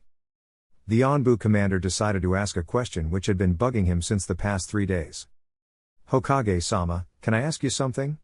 Requested the Anbu commander. Speak freely, commander, said Hiruzen flatly. With all due respect, I don't know if you have made the right choice by sending the young boy on such a suicidal mission, said the Anbu commander truthfully. Hiruzen's head dropped in shame, but he knew this had to be done. You think I like this? Not a single second passes when I'm not thinking about Naruto. I watched the boy grow up and took care of him as best as I could. Do you think being a Hokage is a good job, where you only do paperwork, give speeches to young academy kids, and assign missions? Asked Hiruzen harshly. I didn't mean it like, said the Anbu commander quickly, but was stopped when Hiruzen raised his hand. This position is bloody, it is corrupt. Believe me, if someone more capable than me was available I would hand him this position, but the fact is there is no one. You have to send young kids to their deaths. This is not a fairy tale, this is the shinobi world where the strong survive and the weak perish. The fact that Konoha is facing another war is a more serious matter, explained Hiruzen sternly. The Anbu commander just sighed. Every word his leader has said was the truth. What intel have we got from Jiraiya-sama's spy network? Asked the Anbu commander quickly, as he didn't want to anger the Hokage more. Hiruzen took in a deep breath. He had to calm down. The enemy had started playing their cards and he had to think his strategy too. Suna is acting very suspicious. The Kazekage assures me that they have no problem with Konoha and want peace, but I'm not a senile old man. I know what Suna is up to. The Wind Daimyo has already cut their funding in favor of handing us more missions, so we are soon going to have a war with them. We still don't have any word on Orochimaru and his activities, even after all these years. That brat is sneaky as ever, said Hiruzen bitterly. What about Iwa and Kumo? Asked the Anbu commander. I have an operative who has been keeping an eye on Iwa since the past few years. Aniki is a madman who still hates us for his shameful defeat in the Third Great Ninja War, but even he knows the world is not ready for another Great Ninja War, so he has not taken any official action. But if Jiraiya's reports are true, then he has been secretly funding many criminal organizations, who have hundreds of missing ninjas under their nose. Kumo is still the wild card here. Either they are staying neutral or are planning something big. You know where this is heading, said Hiruzen suggestively. Understood. My soldiers have got some disturbing news too, said the Anbu commander seriously. What is it? Asked Hiruzen quickly. There have been rumors about Sky Country Ninja. My operatives have been getting sketchy reports that some of them have survived. It seems we have failed to destroy them totally in the previous war, explained the commander. Shit, just keeps getting worse, said Hiruzen angrily. Sky Country was a small village who waged war against all 5 great nations, but were ultimately defeated by Konoha in the Third Great Ninja War, with the help of Minato Namikaze. The Sky Shinobi specialized in aerial combat and advanced weapons. If not for Minato and his Hirashin, Konoha would have been pushed to the edge of defeat. Even if they were rumors, if the Sky Ninja had survived, then Konoha just got added on another enemy's hit list. I want your Anbu to keep searching for those idiots, find them, hunt them and kill them. I don't want any survivors, ordered Hiruzen firmly. As you wish, said the Anbu commander seriously. Hiruzen looked at the shinobi world map in his office, and his village, which was right in the middle of it. He had lived through 3 wars, all his friends were now dead except for Homura. He knew countless shinobi had sacrificed their lives to protect their home, so many young kids had died in the shadows just so the people of Konoha and Fire Country could live peacefully. This was the price that every soldier had to pay. And Naruto was no exception either. He wasn't the first soldier who was callously being used and sacrificed for Konoha, and he won't be the last either. Yamato, do you know my father, my brother, my elder son, all of them died for this village.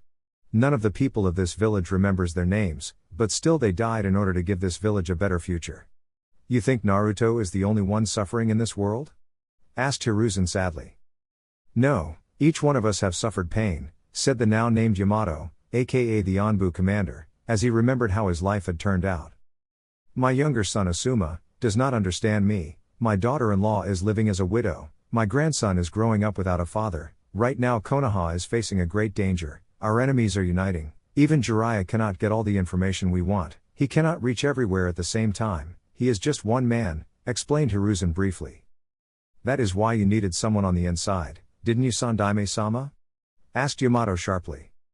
Yes, I need to know every single thing about our enemies, I want their plans, their strength, their weapons, I need every goddamn information there is to know, I won't endanger Konoha at any costs, even if I will be known as a cruel leader who sent a young boy to his death, I have done that in the past, I am doing it now, and if situation calls for it, I will do this again in the future, said Hiruzen harshly.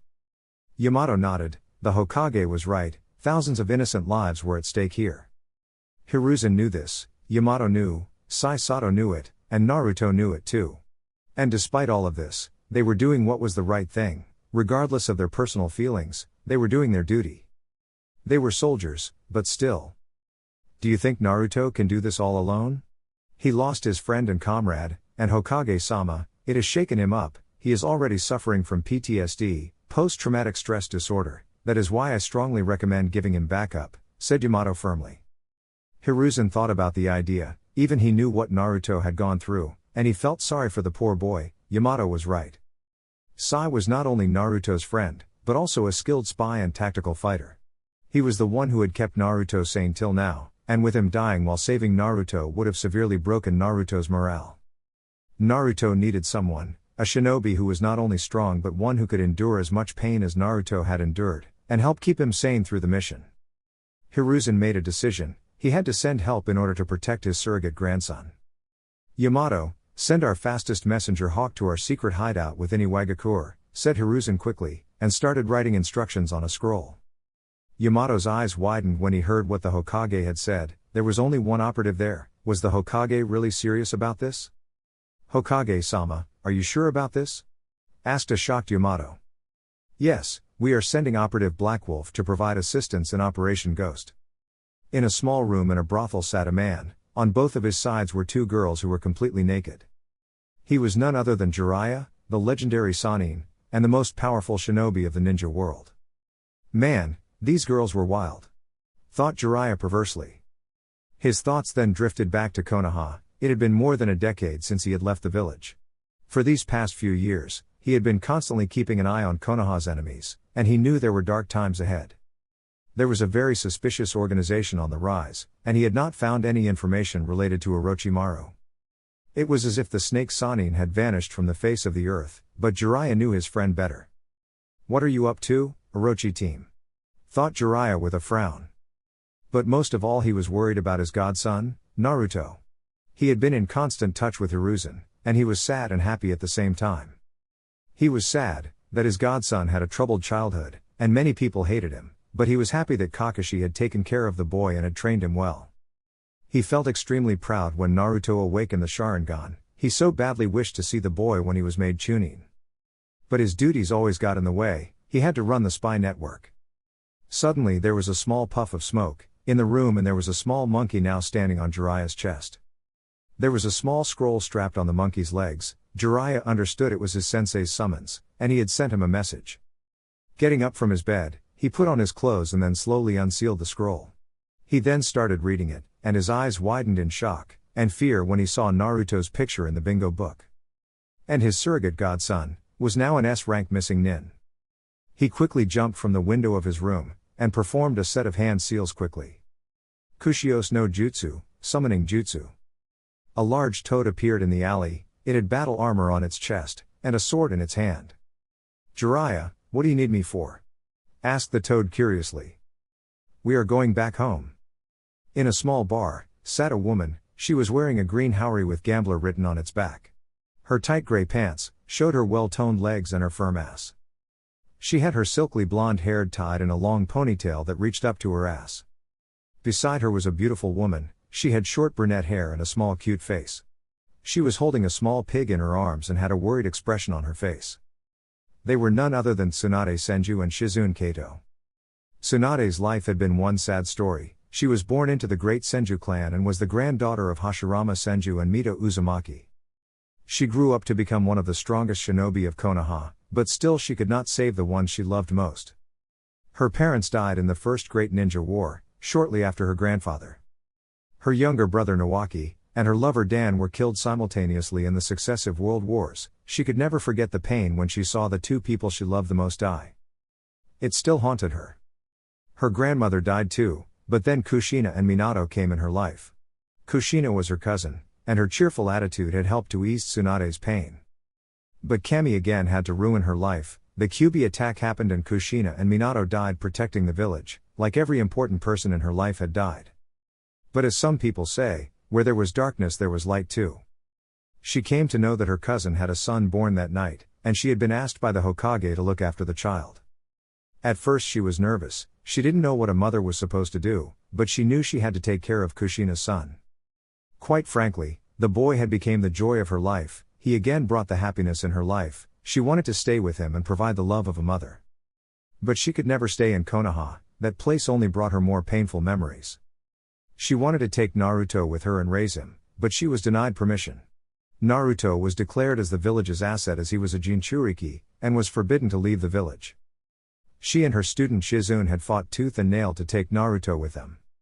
But they failed, and she was given a choice to either stay with Naruto or leave the village and do whatever she liked, but she could not take Naruto with her. And she made a decision. A choice, which she regretted now. She chose to abandon her nephew as she couldn't overcome her pain of staying in Konoha. She felt ashamed now. After a few years, she realized her mistake, but it was already too late. Naruto had been adopted by Kakashi Hatake, and was living a normal life again. She knew she would only cause him more pain if he found out that she abandoned him, and so despite the pain in her heart, she chose to let go of Naruto, and let him live in peace. Even after all these years, not a single day passed when she and Shizune never thought about the little blonde boy. They had not kept any ties with the village, but Hiruzen had assured her that Naruto was happy and was living a good life. That was the only thing keeping her going. She really wanted to meet the boy. She loved him very much. There was suddenly a puff of smoke and a small monkey stood in front of her and Shizune.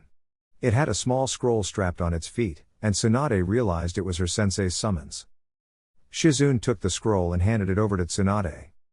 Tsunade unsealed the scroll, and both the women blushed a little when they saw a picture of a handsome blonde boy in a book. That senile old pervert, thought Tsunade irritatingly. Was her sensei joking with her? But Shizune's eyes widened when she saw what the title of that book was. Tsunade-sama, it's the bingo book, said Shizune in surprise. Tsunade got curious, and then she looked closely at the picture of the handsome man, and her eyes widened in shock as she read what was written on it. That face. Those blue eyes. She could never forget who this person was, and her eyes started burning with feminine fury as she finished reading the scroll. Her hands glowed with chakra, and she smashed the table in front of her to a million pieces. All the people around her collapsed on the ground as she leaked all her ki. Even Shizune was finding it difficult to breathe, despite being a shinobi and her student. "Tsunade-sama, what happened?" asked Shizune with heavy breaths. Tsunade's ki was making it very hard to breathe. "Hiruzen Sarutobi, I'm gonna kill you." Chapter 27. A Broken Heart. Naruto stared at the house in front of him, or rather the people in it. There were a few children in the house, who were playing with each other, and were enjoying their innocent childhood. It was morning, and the sun had rose up in the sky, and its shiny rays were falling on Naruto's battered and tired body. He had reached his destination, but he was tired, and he knew any time he was going to collapse from exhaustion. He remembered that today was the day when Hiruzen was going to declare him a traitor and a S-ranked missing nin. A tired sigh escaped from Naruto's lips, but his lonely eyes were still set on the children in the house. He idly wondered if he could have had such a childhood, if his parents were alive. That certainly appeared to be a good life, than the one he was currently living. Hearing the laughter of the children brought painful memories of the past, and he saw reflections of some of his childhood friends, who were no longer with him. Why was he the only one? Why did he survive when so many of his friends died in the training of Root Camp? Their screams still rang in his mind, and every day he lived with these horrible memories. For the people around him, he never showed how he truly felt, not even Kurenai knew about the loneliness in his heart. If he had just died during training, then all of this would not have happened, and perhaps he would not have to live in such a hell. But he survived, he lived every damn time, when the people around him fell, and this was the price he was paying for surviving in this cruel shinobi world. "You are still the same lonely kid, Naru-chan," said a soft feminine voice. A small tiny smile came on Naruto's lips. He had finally found her, the only person who completely understood him, all his sadness, his misery, his guilt, and the pain in his heart. Turning around he saw a woman standing behind him. She had a very cute angular face, shoulder-length black hair, and coiffed light-colored eyes that showed the kindness in her heart. She was wearing a black, loose-fitting gown with a white apron over it with sandals. The woman looked to be in her mid-30s, but Naruto could still feel the power that was radiating from her body. She definitely was a strong ninja. Looking at her brought a few tears in his eyes. It had been such a long time since he had seen her. "Nono-sensei," said Naruto happily. But suddenly his legs felt wobbly and he started falling towards the ground, but felt a pair of soft hands embrace him gently. "Sensei," said Naruto tiredly. He wanted to talk to her but his eyes were closing and he knew he was going to fall unconscious. The last thing he heard before sleep overtook him brought a small smile on his face. "Shh, you're finally home, my Naru-chan." Few hours later. Naruto slowly opened his eyes. Everything was looking very blurry and there was a constant pain in his eyes. He slowly rubbed his eyes for a few moments, and again opened them. This time his vision cleared a little. It was not much but something was better than nothing. He looked around and saw he was in a small room. His shinobi gear was lying neatly on a small table in front of him. His sword was cleaned of all the blood, and his clothes were drying up in the balcony. The room was small, but the bed was so soft and warm. He looked at his body, and realized he was heavily bandaged and majority of his wounds were healed, and he was lying on the bed in his boxers. Suddenly he started coughing violently, and a few drops of blood came out his mouth. He heard hurried footsteps approaching his position, and before he realized it Nono was in front of him and had laid him on the bed again. Her hands were glowing with green chakra and were focused on his chest, but Naruto never missed the worried look in her eyes. The look which a mother gives to her child. He tried to say something but she cut him off. "Stay still and let me heal you first," said Nono firmly. Naruto just nodded and looked up at the ceiling of the room while Nono healed him with her medical ninjutsu. His eyes closed for a second, but flashes of the horrible night came in his mind and his eyes opened immediately. Nono was looking at him with a sad look on her face. She knew what he was going through. She had seen many war veterans, and the horrors which they had seen had broken them, and right now Naruto was such a broken person. Nono put a hand on his face and caressed his cheeks affectionately. She had once been a part of Root Anbu Black Ops. She had spent her youth protecting Konoha by doing various Black Ops missions, but she had started to get tired. Nono was really against Danzo's methods of training young children in such horrible ways. But her protests were always cast aside. In the name of Konoha's future needs sacrifices, she hated that bullshit agenda of Danzo. Then Naruto came in her life. The boy was unique, he was powerful but he showed her something which she had forgotten due to her service en route.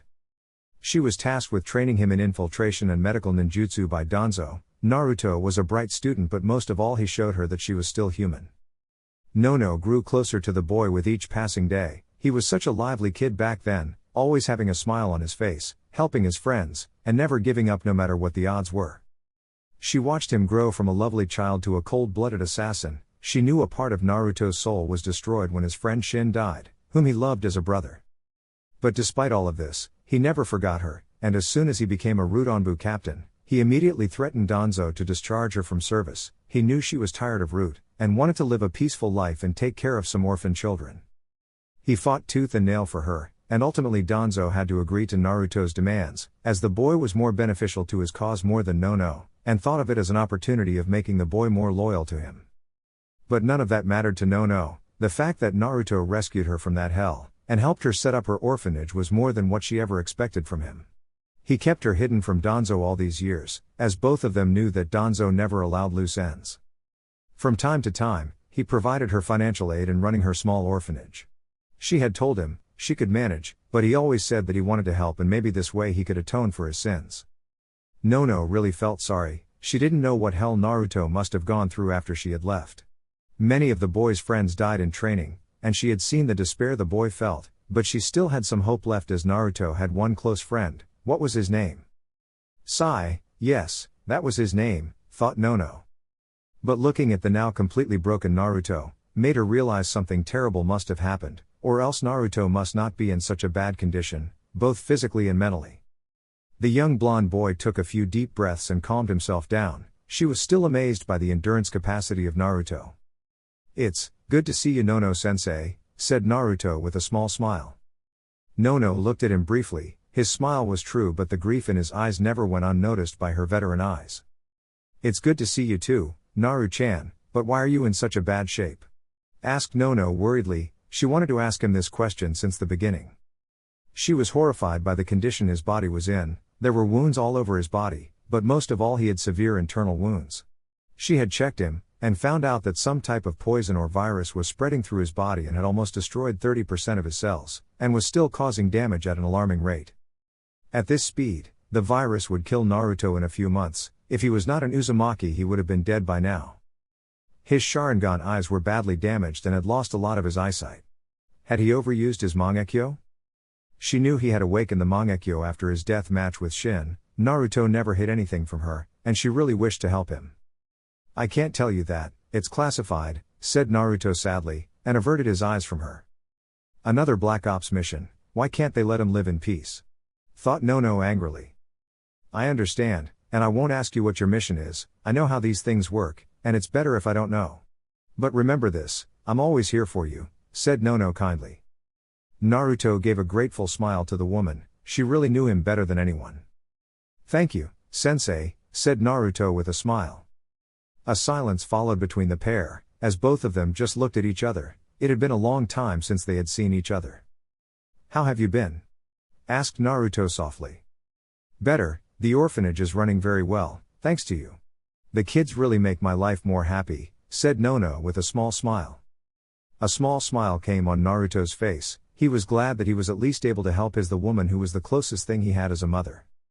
"I'm glad you are doing well. The kids really can be a handful sometimes," said Naruto with a chuckle. "You don't say," said Nono with a smile, as she remembered some of Naruto's pranks. "Are things well en route? How is Sai?" asked Nono curiously. But one look in his eyes made her realize that she shouldn't have asked this. The dead look in his eyes, and the sadness in them showed her things were not well, and something must have happened to Sai. "I'm sorry, I shouldn't have asked this," said Nono apologetically. "It's not your fault, sensei, I need your help," said Naruto hesitantly. Nono looked at the boy closely. He was definitely hiding something big, but she wanted to help him no matter what. "I'm doing something dangerous, and I'm in deep shit. My body and my eyes have been badly damaged. Can you do something to help me?" "I understand if you don't," said Naruto, but was stopped when Nono looked at him sternly. "I don't care how much trouble you are in, you are a son which I never had, you stood beside me when I needed you the most. And I will do whatever it takes to help you," said Nono seriously, and Naruto gave her a thankful nod. "How bad is it?" asked Naruto after a few moments. "It's very bad. I have started searching for a cure. but it will take time, said Nono truthfully. And my eyes? Asked Naruto curiously.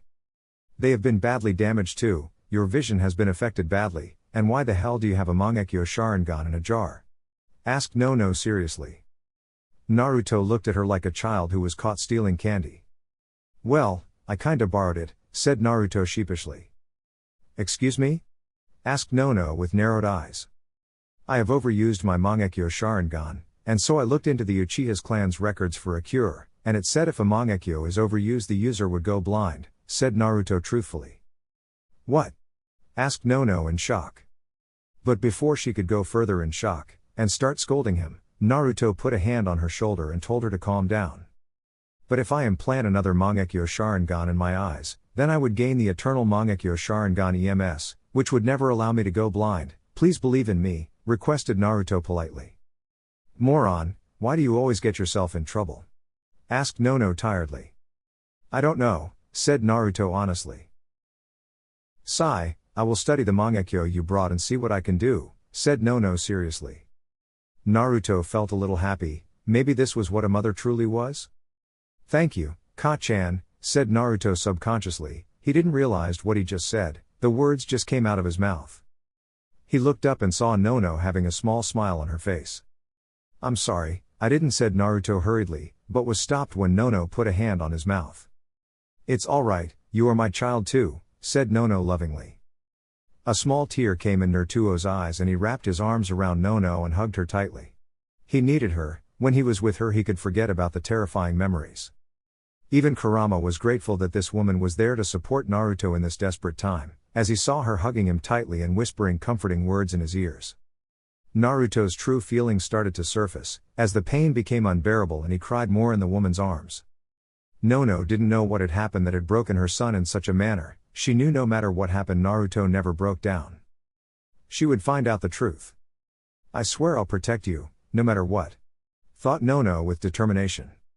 She felt Naruto's sobs decrease, and gently laid him on the bed, he was soon going to fall asleep. Your wounds have not healed, you should rest. Sleep peacefully for a few hours, said Nono warmly. She then gave a short kiss on his forehead, and got up to leave. But she was stopped as Naruto gently grabbed her hand, she turned around and saw him giving her a pleading look.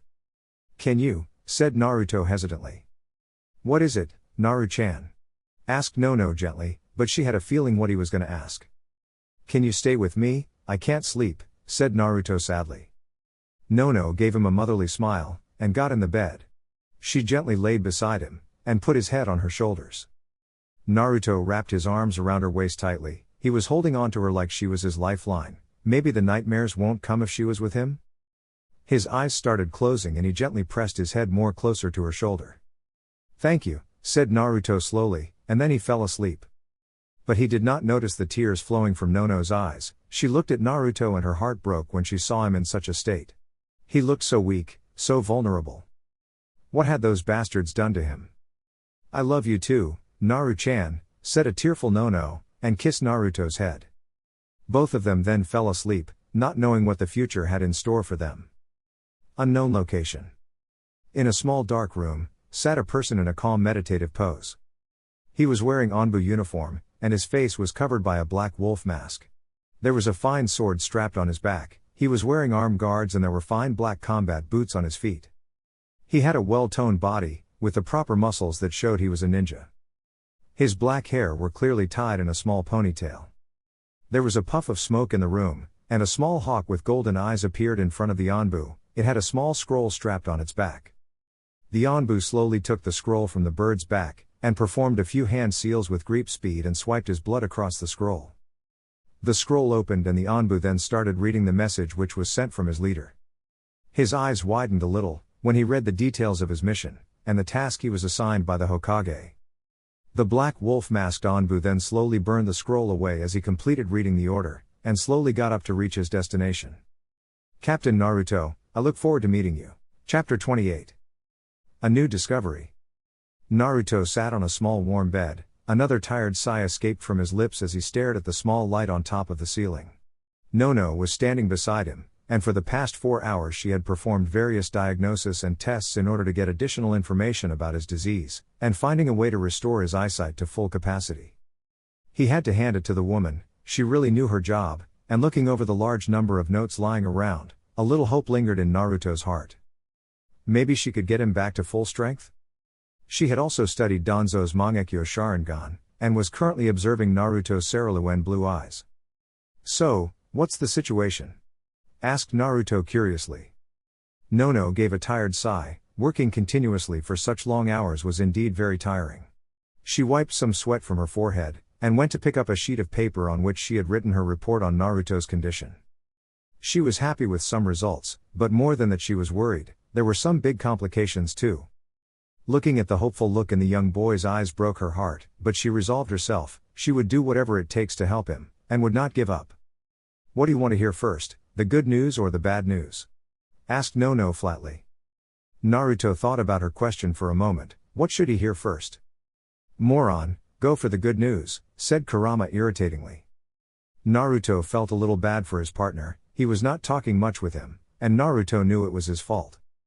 Kurama had asked him several times whether he was okay or not. But Naruto didn't know what to say. What could he say anyway? That he was fine? It was far from it. He had still not forgotten about Sai, his friend was dead all because of him. He still remembered the moment when he watched one of his closest friends die again. And the operation was affected due to this.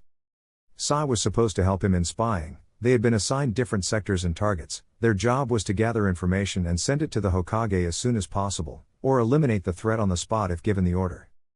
But that task was now not possible, and Naruto knew that. He could use his shadow clones for spying, but in his current condition he didn't want to exert more damage on his already destroyed body.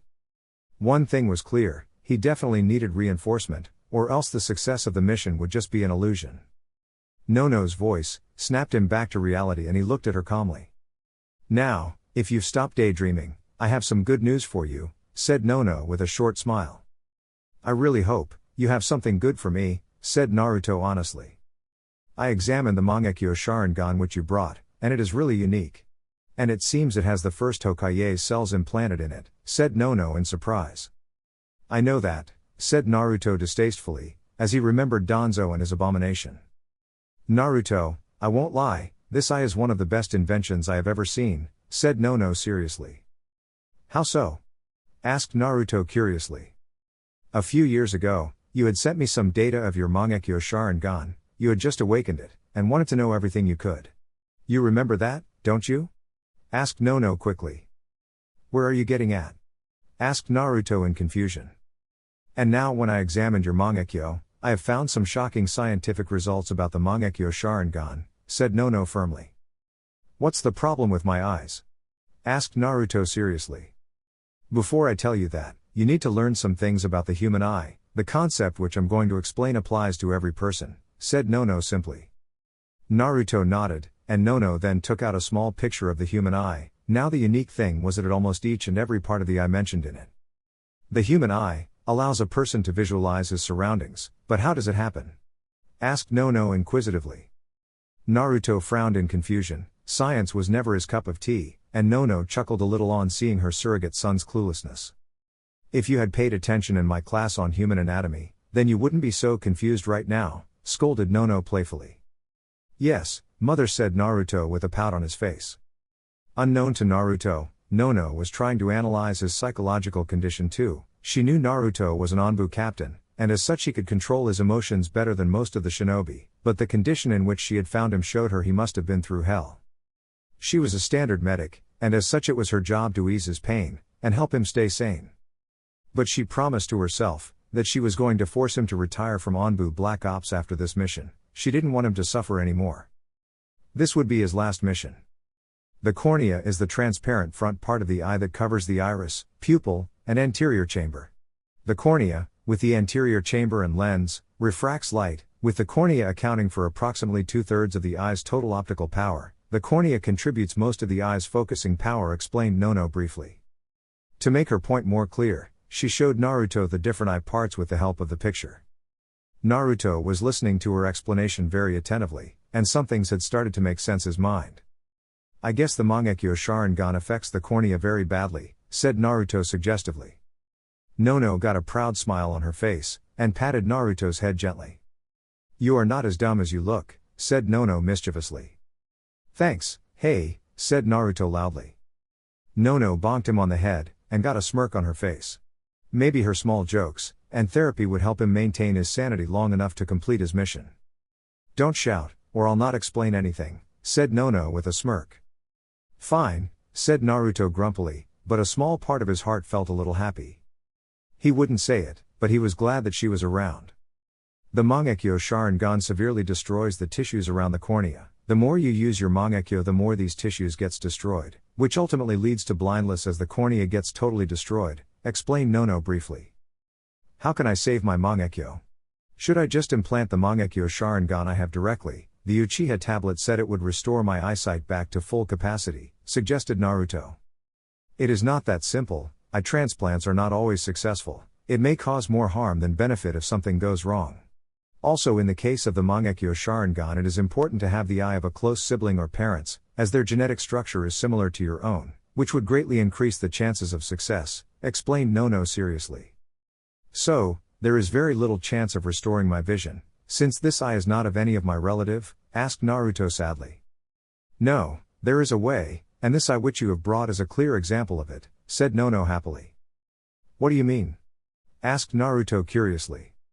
The owner of this eye knew the side effects of a Mangekyo Sharingan, and most probably didn't have any siblings to swap his eyes with, in order to stop his blindness, so he found a new way, said Nono intriguingly.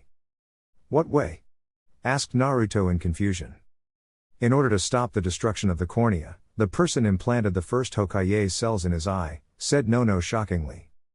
What? Said Naruto in shock. Did Danzo really think all of this? Idiot, you do remember that old freak and Orochimaru had worked together, said Kurama seriously. Sorry, I forgot about that, said Naruto embarrassingly. HN said Kurama with a snort. How does Hashirama Senju's cells help to stop the blindness? Asked Naruto curiously. Hashirama Senju was the world's greatest medic ever. He could heal any wounds. If he was alive right now, he could have healed you easily. The Senju clan possessed great physical power and strength, and Hashirama was the strongest Senju. His cells had amazing strength which allowed him to heal his wounds no matter how serious in an instant. The Mangekyo Sharingan you have has these cells implanted in them, and due to their power they have completely stopped the destruction of the tissues around the cornea, and even if some of them get destroyed by any chance, these cells can regenerate these tissues and won't allow the user to go blind, explained Nono happily. Amazing, said Naruto in shock. This was truly a work of a genius, and there was only one man in the world who could achieve such feat. Orochimaru, said Nono sharply. Hi, I have found some evidence that he was involved with the user of this Mangekyo Sharingan, but for your own safety I cannot reveal anything further. I cannot lose you, said Naruto worriedly. Nono was touched by the strong feelings the boy had for her. I understand, I was an Anbu Black Op too, you can trust me. I can create and clone cornea with the help of the cornea of this Mangekyo Sharingan for both of your eyes, or you can try to find the other eye. I can create an artificial cornea, but it will take time, and lots of money and resources, which we don't have, said Nono sadly. She felt helpless right now. Naruto got a small smile on his face. Can you bring the scroll which is on the desk? Requested Naruto kindly.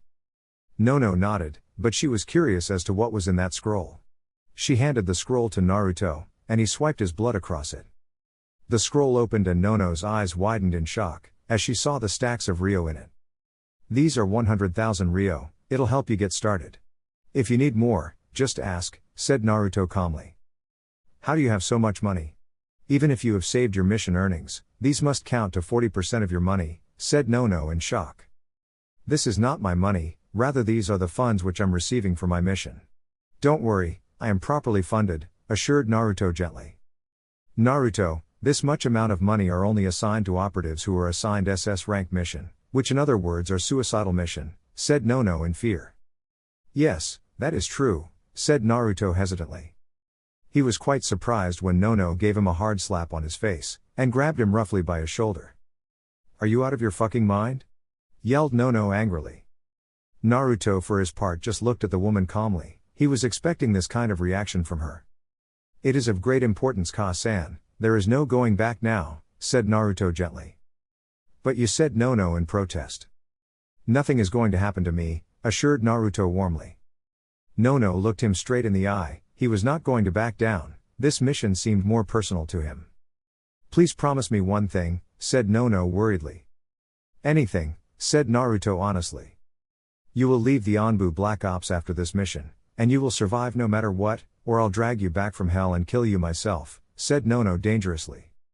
I promise, said Naruto truthfully. Even he wanted to leave Anbu after this mission. He wanted to look after his family. I will start the preparations for the operation, but it will be at least 4 months before I can create an artificial cornea for your other eye. If you can somehow gain the other Mangekyo Sharingan, then I can perform the operation in 2 months, and your vision would be restored forever, explained Nono briefly. Understood, I'll try to hold out till then, said Naruto firmly. Nono bit her lip. Now came the hard part, and she didn't know how it would affect Naruto. Naruto sensed her hesitation and put a hand on her shoulder and squeezed it gently. What's the bad news? Asked Naruto calmly. He was prepared for the worst. This mission was more important than his life. The survival of his village depended on it. Sai had died for this cause, and he would make sure his sacrifice was not in vain. Nono looked at him straight in the eye, and told him a few words that were shocking. You are dying. Chapter 29. A mystery. A figure ran through the rooftops of Konoha at high speed. Civilians couldn't even see this person, while to ninja it seemed like a blur. Kurenai ran on top of the roofs with only one target in mind. In one of her hands was a bingo book, one which now depicted her lover as an S-rank criminal. She couldn't understand what was going on. Her heart was beating so fast, sweat was continuously dropping from her forehead. Kami, what the hell is going on? Thought Kurenai worriedly. She was shocked beyond words when she woke up this morning, and read the new bingo book and found Naruto's picture in it, and more than that he was an S-rank criminal, who had slaughtered 300 Anbu, and stole the forbidden scroll. Kurenai firmly believed that all of this was wrong, and Naruto was being framed for something he didn't do. But somewhere in her heart, she had a bad feeling about this. She couldn't fully understand Naruto after that incident. Flashback, few days ago. Kurenai was laying on her bed, her head was closely pressed on Naruto's bare chest, and her arms were holding him firmly. Last night had been amazing. She never felt so much loved, so much wanted before, and the sex she had was like a dream come true for her. However, she did feel something strange in her mind. I'm just overthinking, thought Kurenai nonchalantly. Naruto, last night was, said Kurenai, but was cut off as Naruto kissed her gently. She kissed him back passionately, and started exploring parts of his mouth smoothly with her tongue. Naruto soon allowed her more free rein, and both of them had a make-out session for the next few minutes. After a while, Naruto broke the kiss, and looked at her lovingly. It was the best night of my life, thank you for everything, said Naruto warmly. You don't know how much I love you, Naruto said Kurenai lovingly and kissed him on the chest. She felt Naruto's hands tightly grip the sheets of the bed, and for once she saw a pained look in his eyes. What's wrong? Asked Kurenai quickly. Naruto's eyes returned to their calm state, and he loosened his grip on the sheets. It's nothing, your kiss just turned me on a lot, lied Naruto tactfully. Kurenai looked at him for a moment, and the look in his eyes was different than before. It was as if his smile was fake. Okay, said Kurenai hesitantly. She decided to ask him what was wrong, but was stopped as they heard knocking on the door. I'll get it, you get dressed, said Naruto calmly. Kurenai nodded, and Naruto got up and put on his pants, but just to tease her a bit he threw his shirt on her head. Hey, said Kurenai with a pout. She heard Naruto chuckle a bit, and got up and put on his shirt. She heard a loud voice again. Is Naruto in there? Asked a loud voice. She heard the sound of the door opening, and Naruto's calm voice. What can I do for you gentlemen? Asked Naruto calmly. Kurenai peeked a little through the hole in her room's door. She saw 4 men standing in front of Naruto, but they had one thing in common. All of them were Hyugas. We need to talk, said a Hyuga roughly. Kurenai recognized this man as Ko-Hyuga, but where had she seen him? Shit, he is Hinata's bodyguard since her childhood, but what is he doing here? Thought Kurenai in confusion. Then she remembered what had happened in yesterday, when Hyashi was pissed at Hinata's horrible performance in the mission. Did you report Lady Hinata as a weakling, and a failure during the briefing to Hokage-sama? Asked Ko angrily. I only said what was the truth, said Naruto stoically. He knew what was coming. Suddenly 2 Hyugas grabbed him roughly by his collar, and slammed his against the wall. Naruto! Kurenai shouted when she saw him being attacked, and was about to jump to help him, when he said something. "Stay out of this," said Naruto firmly. Kurenai wanted to protest, but when she saw his eyes she was terrified. They were slit blood red instead of his blue cerulean ones. "Hi," said Kurenai sadly. "Because of your report, Hinata-sama is being casted into the branch family, and has been dishonored by Hiashi-sama and the main branch," said Ko angrily. Kurenai's eyes widened in shock. When she heard what had happened to Hinata, could Hiashi really do such a thing to her own daughter? But she was more shocked by Naruto's answer. "Am I supposed to care?" asked Naruto coldly. "What?" said all the Hyuga in shock. Before Kurenai could even blink, all the 4 Hyugas were lying flat on the ground and had blood leaking from their mouth. Impossible, thought Kurenai in shock. Only a few people had the ability to attack a Hyuga directly, less 4 of them. They could see an attack, even if their Byakugan was not active, their eyes could still see a direct attack. After all, they had the most precise eyes in the world. Only a Anbu captain, or cage-level shinobi could take down 4 Hyugas in a flash. Like I said before, Hinata's performance was pathetic. She was a ninja under my command, and I reported her performance during the mission honestly to the Hokage. What happens to her after that, or what your clan does to her is none of my business, said Naruto stoically. But, she was your friend, you know how much her father dislikes her, he just wanted a chance to cast her aside for Lady Hanabi, said a Hyuga in pain. And? Asked Naruto stoically. Bastard, you sold her out, said a middle-aged Hyuga angrily. Naruto just looked at the 4 men who were groveling in the dirt. Appearances can be deceiving, like you made the mistake of assuming I'm a kind-hearted person, said Naruto distastefully. You could have saved her, from this, you could have not revealed the truth and bashed her afterwards, said Ko tiredly. Do I look like a babysitter to you? Asked Naruto angrily. Huh? Asked Ko confusedly. I am a chunin of this village, and the only loyalty I have is to the Hokage and myself. I don't care about your clan, nor do I care what you do to Hinata. Your clan is pathetic if they cast aside its heir without giving her a chance. All of you are the same. You think you have the right to judge people. The 4 of you accused me of selling her out. Hiashi accused his own daughter of being a weakling and didn't even do anything to help her. Who is the bastard now? Asked Naruto hatefully. You filthy little 9-tailed fox, said Ko angrily. Naruto gave him a hard punch to the face that sent him flying several feet away. He was just about to attack the rest of the Hyugas, when a voice stopped him. That's enough, Naruto, yelled Kurenai loudly. And the thing which she saw shocked her to the core. Naruto's Sharingan was active, but instead of a 3-Tomoe Sharingan, it was now a Shuriken. She could clearly see the hatred in his eyes. This was not her Naruto. Flashback end. She was still terrified by those eyes, the eyes filled with hatred. Kurenai knew deep down that Naruto had started to change a lot since past few weeks. He was becoming more cold, and more distant from everyone. Naruto even visited her very less, and since last 7 days she had not seen his face. The Hyuga incident was not reported as Hiashi apologized for his clan member's irresponsible action, and Naruto accepted it, saying he only retaliated as he was attacked first. As both the parties had reached a mutual agreement, the Hokage settled the matter. But Kurenai knew, Naruto was frustrated, he was hiding something big from her. She had known him for years, and she knew him better than anyone. At least that's what she thought. Until now.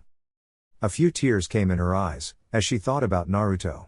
His life was just a big sad story, but still he never gave up and fought against the odds, but it seemed he was always hiding something. Why? Why did you not tell me, what was troubling you? And now this. Thought Kurenai sadly. She still hadn't accepted that Naruto had done such a genocide, and the only person who could prove her wrong was the Hokage himself. The man could answer all her questions and show her the truth. 4 more figures landed beside her and started running with her. Kurenai looked at them and found they were none other than Kakashi, Anko, Sasuke, and Sakura. But all of them looked different. For the first time, Kakashi was not holding his Icha book, and his eyes showed he wanted answers right now. His hands were clenched tightly, and the look on his face was hidden due to his face mask. He and Naruto were so close, it must have hit him hard, thought Kurenai sadly. If this is some kind of joke, then I'm going to murder the one who played it, said Anko furiously. What is this nonsense? Naruto-kun cannot do such a thing, this is wrong, said Sakura defiantly. Kurenai looked at both the females. Anko had a kunai closely pressed in her hand, and right now someone had really pissed her off. Naruto was like a brother to Anko and the only person who could relate to his pain. Sakura had a shocked look on her face, but her eyes showed she was not accepting that one of her best friends was now the biggest traitor of Konoha, after Orochimaru and Itachi Uchiha. The only person who was not showing any feelings was Sasuke. He was running in a robotic way, and he had a stoic look on his face. It was as if he had gone through such feelings before. But the anger he had was going to surface soon, if someone didn't give him any answers, and his active Sharingan showed he was out for blood. Naruto was the only family he had left, he was the pillar that was supporting him.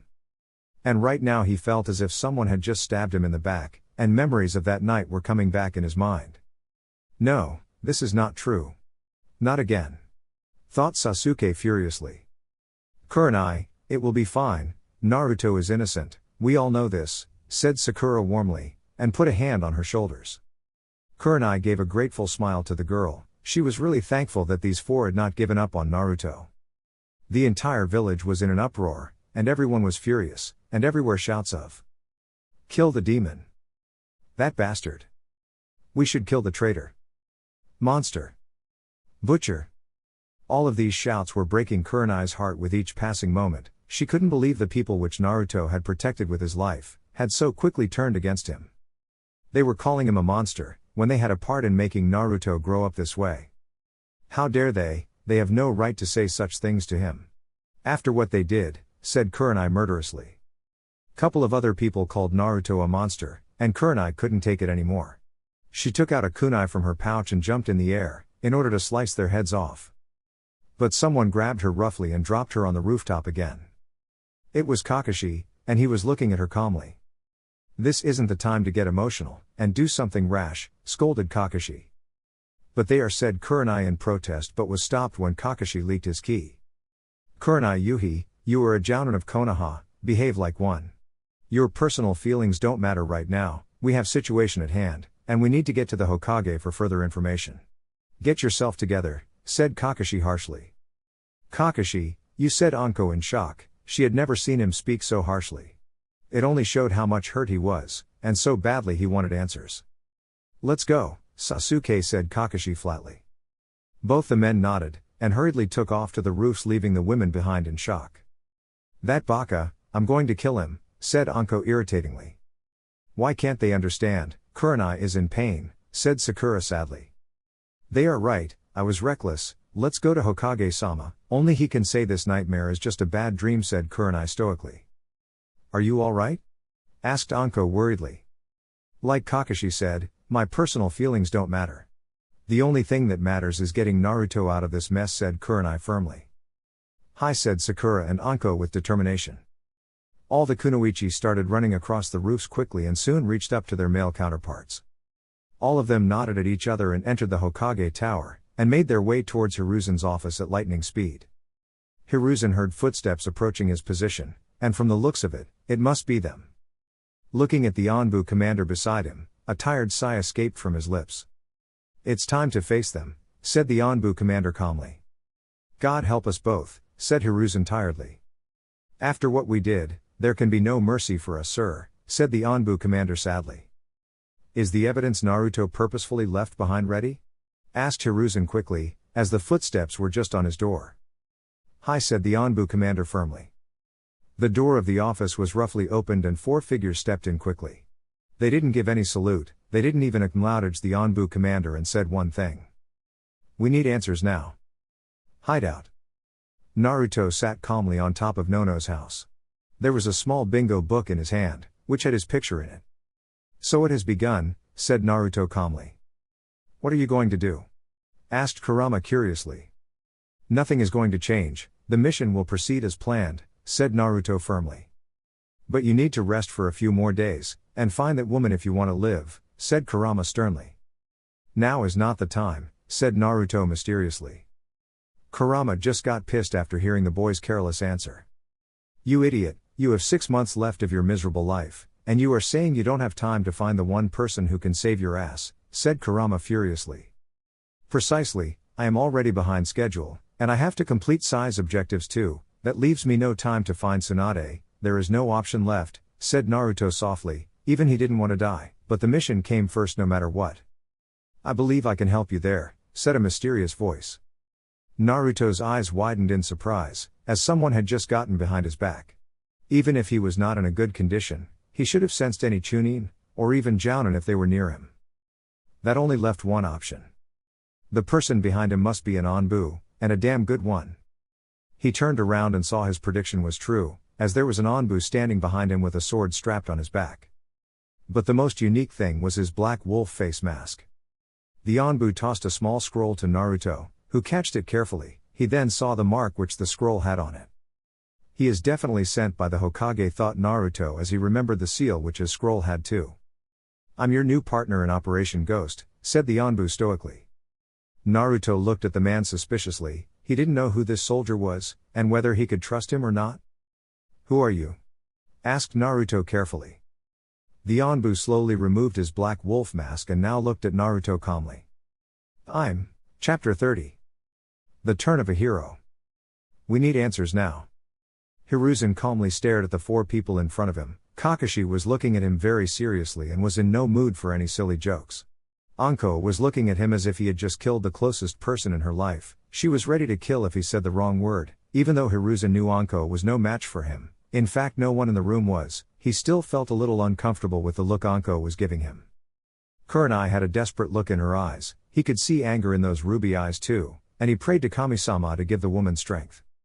Sakura looked worried and nervous. There were two reasons. One was the key that the three Jounins in the room were leaking, and the other reason was for her friend Naruto. Sasuke was looking at Hiruzen. His Sharingan was active, and the only thing he needed was answers.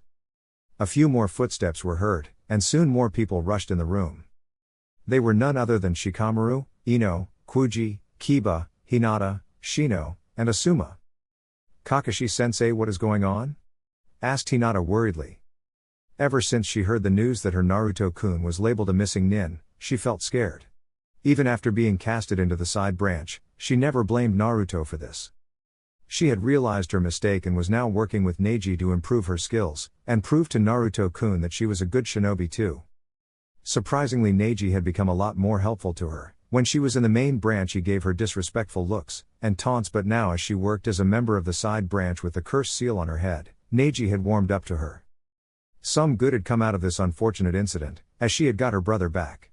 Neji was also helping her improve her skills, and she really hoped to make everyone proud in the Chunin exams. Ino rushed towards Sakura and grabbed her hurriedly. She had a worried look in her eyes as Naruto was a very close friend of hers too. Sakura, is this true? Asked Ino fearfully. Sakura looked in her friend's eyes. What could she say? The entire village had already accepted Naruto as a traitor. There must be strong evidence against him if the Hokage had labeled him a traitor. Only a handful people believed he was innocent.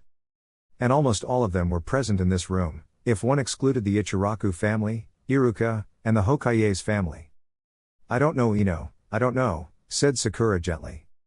Shikamaru and Shino stood beside Sasuke quietly. Shino appeared to be calm, but if one could see carefully there was a little sweat on his forehead showing he was worried too. That troublesome Naruto, he always drags us in some kind of mess, said Shikamaru tiredly. Kiba smacked Shikamaru harshly on the head, and yelled at him furiously. You lazy ass, he is our friend and I won't believe he committed such a genocide, said Kiba harshly. Asuma looked at Kurenai. She looked broken and was just standing there quietly. He went towards her but was stopped when Kakashi put a hand on his shoulder, and whispered silently in his ears. Asuma, if you don't want to die a painful death, leave her alone right now, said Kakashi mysteriously. Asuma looked at the masked man curiously, but then his eyes widened in shock as he saw Kurenai had gripped her hand so tightly that blood was leaking from them now. She's pissed, thought Asuma worriedly.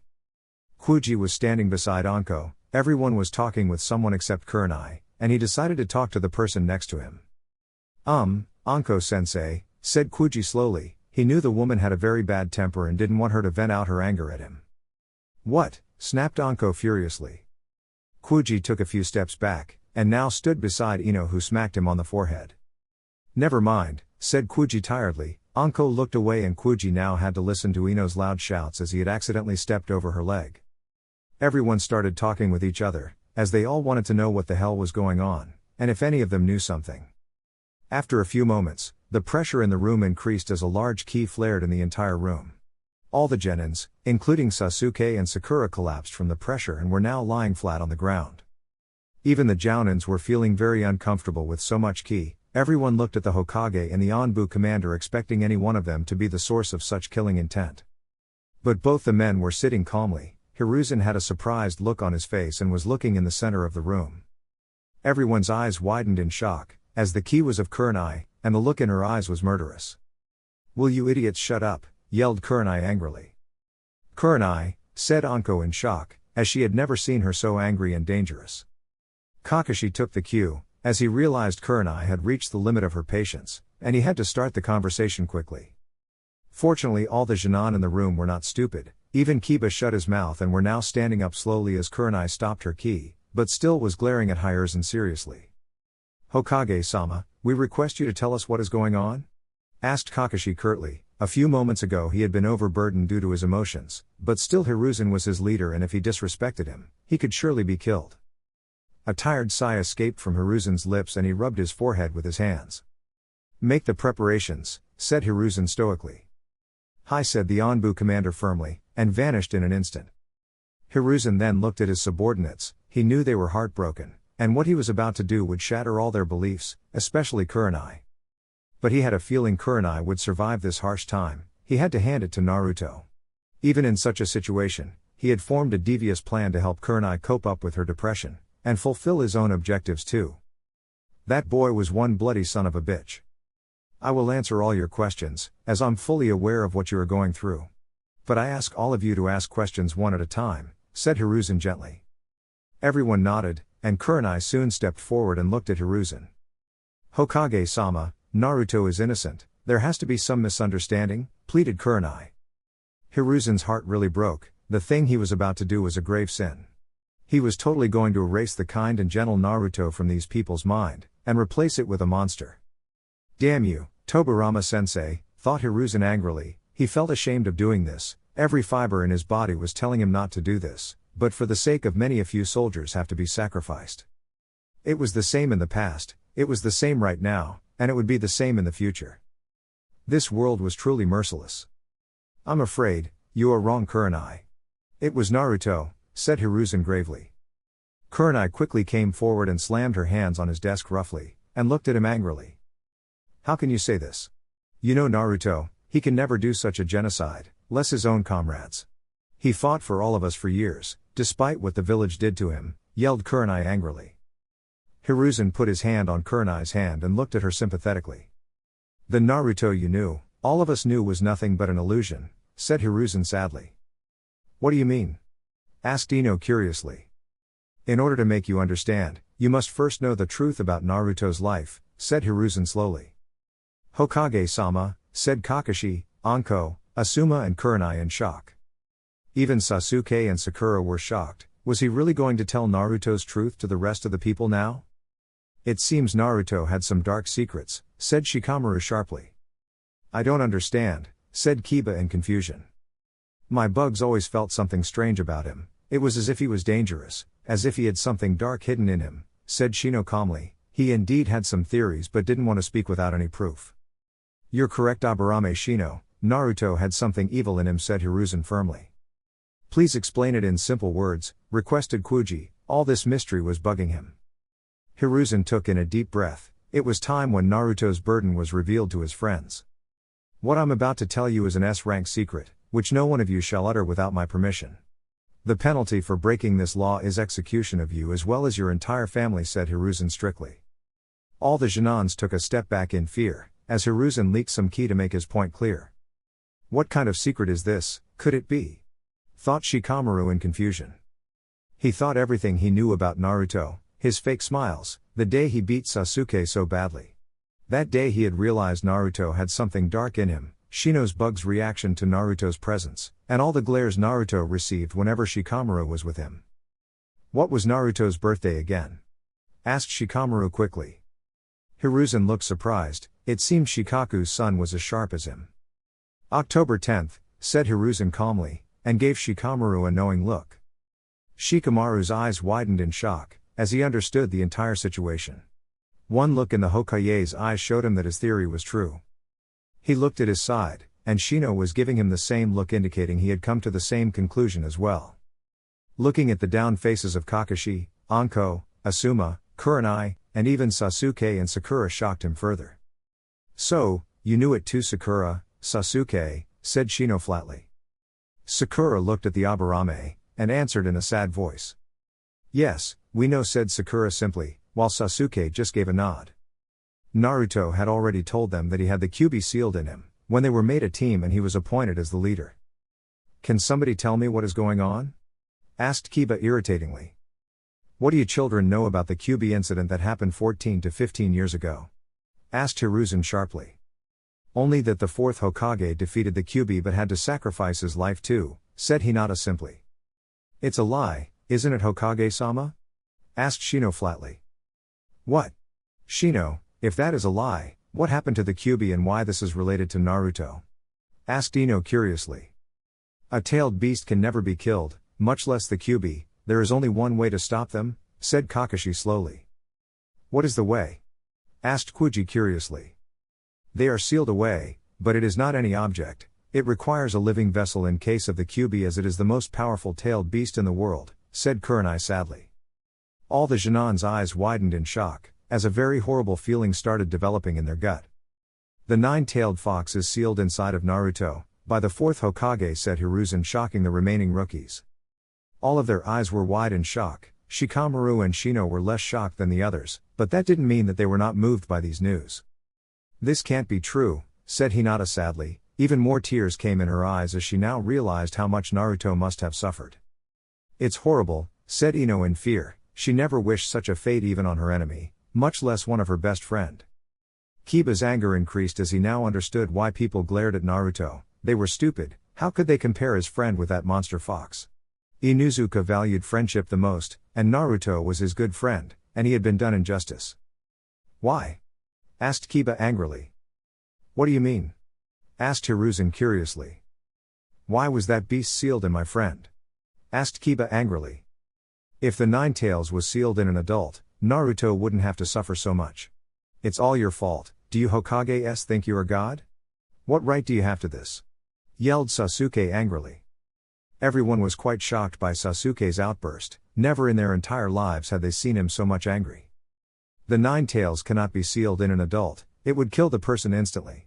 Only a child whose chakra coils have not been developed can contain the Kyuubi," said Hiruzen seriously. "But why Naruto, why not anyone else?" asked Kurenai with tears in her eyes. "It's because his own father considered him fit to bear this burden, and only trusted Naruto to wield the power of the 9 tails to protect Konoha," said Hiruzen, shocking everyone in the room. Each and every person in the room except Kakashi had their mouths wide open. Their eyes were wide as saucers. They couldn't believe what they just heard. Kurenai felt as if the ground beneath her had just shattered. She had her doubts, but Naruto's face mask always prevented her to look at his face clearly. Only recently, when they had sex, she was clearly able to see the similarities between Naruto and the 4th Hokage. "No way," said Ino in shock. "The 4th is his father," said Kurenai in fear. It meant Naruto knew everything. She couldn't imagine how horrible he must have felt when he had realized his own father condemned him to a life of hell. "But how could the Yondaime do such a thing to his son?" asked Hinata angrily. "He was a hero," said Shikamaru sadly. "Even he looked up to the 4th. But now every respect he had for the man had been lost. No matter what reason the Yondaime had, Shikamaru could never stand for what he did to Naruto. In this world, there are no heroes. The Kijis are the people who have to make tough choices, and the Yondaime considered Naruto, because he could not put such a burden on another child," said Hiruzen sadly. Hiruzen was quite shocked when Kurenai grabbed him roughly and slammed him against the wall. "Kurenai," said Anko worriedly, and immediately tried to stop her friend. "I don't care what you Hokages have to face. Did the 4th even ask my Naruto before he sealed the beast in him? All of you are monsters," yelled Kurenai with tears in her eyes. It took Kakashi and Anko's combined efforts to get Kurenai off Hiruzen, and now Anko had pinned her to the ground and was now sitting on top of her. She felt bad for doing this to Kurenai. Her friend was yelling at her to let her go, but she didn't want Kurenai to get into more trouble and was restraining her. "He wanted Naruto to be seen as a hero for keeping the Kyuubi at bay," said Hiruzen comfortingly. Kakashi snorted on hearing that. "A hero? The villagers considered Naruto the opposite. Now I see why you adopted him, you were the fourth's only remaining student, and were a family to him, said Anko tactically. Hi, said Kakashi tiredly. Before any further heated argument could escalate, and they got off topic, Asuma decided to step in. This is indeed sad news, but Hokage-sama, Naruto did not bore any hatred towards this village. The will of fire burned brightly in him, said Asuma curiously. Hiruzen looked at his son, even the others still were not believing, and now came the hard part. The door to the office opened again, and a person walked in that shocked Ino the most. It was none other than Inoiki Yamanaka, the head of the Yamanaka clan and a skilled interrogator. To-san, what are you doing here? Asked Ino curiously. He will show you what the villagers did to Naruto, before Kakashi adopted him. It would make you understand that Naruto hates every person in Konoha, said Hiruzen tactfully. But how? Asked Kuji curiously. Inochi was Naruto's counselor during his childhood and looked after his mental health, said Hiruzen patiently. Is this true? Asked Ino curiously. Inoiki looked at his daughter. He really felt bad about revealing her friend's dark secret to her. Ino's beliefs would be shattered, but he had been ordered by Hiruzen to show this to the people in the room. But he knew all of this was fishy. Why was the Hokage going to so far ends to make these people believe that Naruto was a traitor? Putting that thoughts aside, he motioned everyone to connect each other's hands and stand in a circle. Now I'm going to show you some of Naruto's memories. If it becomes too painful, just leave your hand, said Inoiki comfortingly. Kurenai hurriedly grabbed Anko's hand. She didn't know what had happened to Naruto that had changed him so much, and she would find out no matter what. Are you ready? Asked Inoiki firmly. Everyone nodded, and Inoiki started his jutsu, and for the next few minutes, all the people watched how Naruto's early childhood was. The glares, the insults, the isolation, the beatings, all of it. When the jutsu ended, all the girls had tears coming from their eyes. Could people do such a thing to a child? Sasuke's hands were clenched tightly, his eyes were shut. He had enough, there was nothing left now. He got up and started walking towards the exit of the room, but Sakura's voice stopped him. Sasuke, where are you going? Asked Sakura sadly, tears were still falling for her eyes. Sasuke looked at his friend. All this pain, all this suffering, he and Naruto were the same. They knew the pain of being alone, and still Naruto had stood by him. He didn't care that whether Naruto did that on purpose or not. He did not care whether Naruto wanted revenge or not. That's my boy, work hard and you will bring glory to the clan. All your father ever talks about is you. We love you, Sasu-chan. I'm always going to be there for you, even if it's just as an obstacle for you to overcome. Even if you do hate me, that's what big brothers are for. You and I are brothers, you can count on me, Sasuke. All these voices rang in his mind. The pain became unbearable, his heartbeat increased and his chest felt heavy. To-san, Ka-san, Itachi, Naruto. Thought Sasuke sadly. Everything was gone, only he was left, all alone. Tears slipped from his eyes, and he clenched his hands tightly and suppressed the scream in his throat. He looked back at Sakura. He knew she had feelings for him. All the others were also looking at him, and the tears in his eyes. Sakura, this place, this world, I don't care about it anymore, said Sasuke darkly and left the room. He walked down the dark hallways. The only thing he felt was despair, but something in him had changed. To-san, Ka-san, Itachi, Naruto, I will create a world where there is no suffering. His eyes snapped open, and instead of a regular Sharingan there was a round circle with 3 short ends connected to the sides. Sasuke Uchiha had fallen to the Uchiha's curse of hatred. Chapter 31. A new turn. The sound of wind could be heard clearly in the area, as 2 ninja were standing opposite to each other on the rooftop of the small house. I'm Captain Itachi Uchiha, 2nd Squad, Anbu Black Ops Division, said the now identified Anbu calmly. Naruto's eyes widened in shock, as now in front of him stood the strongest Anbu captain, one who was considered to be as powerful and ruthless as Naruto himself, the one who wiped out the strongest clan in the world by himself. So, the old geezer sent someone as strong as Naruto, both physically and emotionally, thought Kurama cunningly. Itachi Uchiha, said Naruto calmly. The surprise on his face disappeared and was replaced by a stoic expression. Itachi Uchiha, Naruto looked at his new partner cautiously. This was the man who had ruined Sasuke's life. He was the most skilled assassin and spy, as the 2nd Squad of Anbu Black Ops always produced the most dangerous assassins in the world. You don't seem surprised, said Itachi suspiciously. Every person he had met after he killed his clan looked at him with hatred, but Naruto was having the same look in his eyes as Itachi had. Itachi was irked a little as Naruto was just looking at him stoically, and was not saying anything? Was he in shock? Itachi couldn't sense any fear coming from Naruto, he was just standing. It is a courtesy to introduce yourself when a captain stands before you, said Itachi patiently, and he soon leaked his chakra showing his power. He didn't want his new partner to take him lightly, even though he was quite shocked when he discovered Naruto was an Uchiha too. He had watched the boy during his childhood, but now the person that stood in front of him was something else. Fortunately Nono had gone into a nearby town with her orphanage's children, to let them have some fun and get the equipments for Naruto's surgery, so they were all alone in the area. Captain Naruto Uchiha, 11th Squad, Root Anbu Forces, said Naruto seriously. To make his point clear he activated his Sharingan. Itachi's eyes widened a little, when he saw his Sharingan. Hiruzen had told him, that Naruto was an Uchiha, and he still couldn't believe the Hokage had such information for so many years. But now he was quite surprised when Naruto introduced which squad he was from. You are from the 11th Squad? Asked Itachi curiously. Yes, is there a problem? Asked Naruto coldly. He's from the same squad as Shisui was, he really has changed. What happened to him? Thought Itachi seriously. The 11th Squad was the most lethal squad in Anbu Black Ops, the most skilled infiltrators and fighters came from this squad.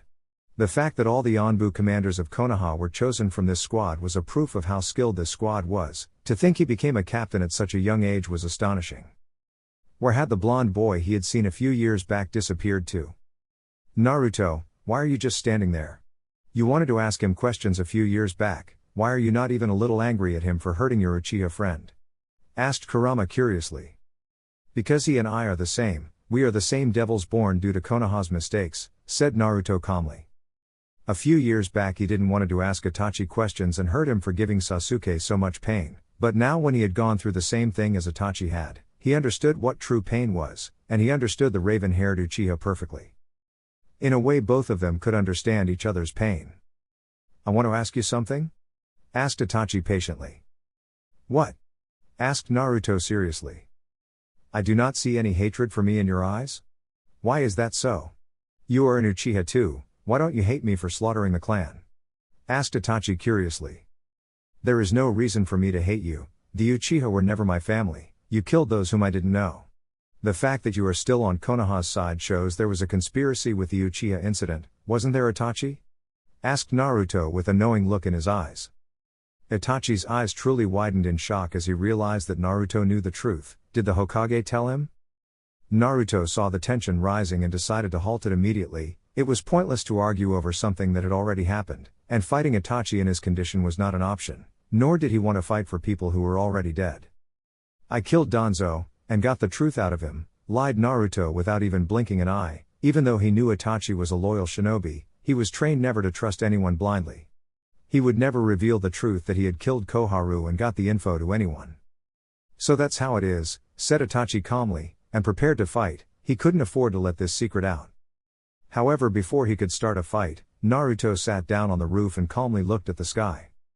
There is no reason for us to fight, I have no interest in what you did, we both are murderers and no matter what reasons we had, the fact is both of us are nothing more than sacrificial pawns, said Naruto coldly.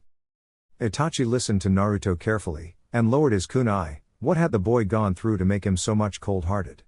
Had he gone through the same hell? So you don't judge me for my actions? Asked Itachi flatly. I have no right to judge you, when I did the same damn thing as you. Anyone who has raised his hand against his own comrades meets a painful end. What are we? Despite being Konoha shinobi, we killed Konoha shinobi with our hands. There is no salvation for worthless soldiers like us, said Naruto stoically. Itachi sat beside his new partner. He had known Naruto's parents, he still remembered Naruto's mother Kushina, she and Mikoto were good friends, and many times he had met her and Minato. To think that their son was reduced to this was a really sad thing, but this was the world of ninja, self-sacrifice was the way of a true ninja. But still he could not afford to get attached to any person, no matter who he was. Please be wary of me, said Itachi coldly, and activated his Mangekyo Sharingan. Naruto turned around and looked Itachi straight in the eye, and his Sharingan changed into Mangekyo Sharingan. The same goes for you, said Naruto dangerously. The strongest tag team had been formed. Konoha. All the people in the room watched in shock. As Sasuke went away, the person who was affected the most were Ino and Sakura, as this was the first time they had seen him cry. "I never imagined he was this close to Naruto," said Shikamaru in surprise. Hiruzen decided it was enough for now. The Genin had known enough, there was no need to give them further information. However, when he looked at Kurenai's face, his heart broke. The tears in her eyes had not stopped, and now it seemed she had began to understand how terrible Naruto's childhood was. Anko was not convinced. She was not able to believe that the boy she loved as her brother could such a thing. Even if Naruto had a reason to betray Konoha, he was still not strong enough to kill 300 Anbu? Or was he? There were so many things she did not know, and she wanted to know the answers. Even Asuma had the same thoughts. She had trained Naruto in taijutsu, but still, even if he was a Chunin, he could not take on an entire Anbu force, and steal the forbidden scroll so easily. It just didn't make any sense to her. "What should we do?" asked Sakura sadly. Her team was shattered. Naruto was gone, Sasuke was gone, Kurenai was broken, the only one left were her and Anko. She looked at the purple-haired woman, she didn't know what to do now. Anko looked at the pink-haired Genin, she knew it must be a lot for her to bear, not just Sakura but all the rookies. It was enough for them to hear in one day. "It will be all right, we will figure something out. Right now, you go home and take some rest. We'll visit Sasuke afterwards," said Anko gently. "Hi, Anko-sensei," said Sakura sadly. But Naruto-kun, said Hinata, but was cut off when Hiruzen spoke firmly. "All Genins are now dismissed. Go take some rest, you have been told what you need to know," said Hiruzen seriously. "What about Naruto?" asked Kuji worriedly. "That I will decide. Now I'm ordering you to leave now," said Hiruzen sternly. All the Genins looked at each other. It seemed that they didn't have any choice, but still Hinata was not accepting that Naruto could do such a thing. Hiruzen looked at them sternly, and the Genin dejectedly bowed before him, and slowly started leaving the room. Sakura and Hinata's hearts were broken. One had just lost her entire team, while the other had lost the person she loved.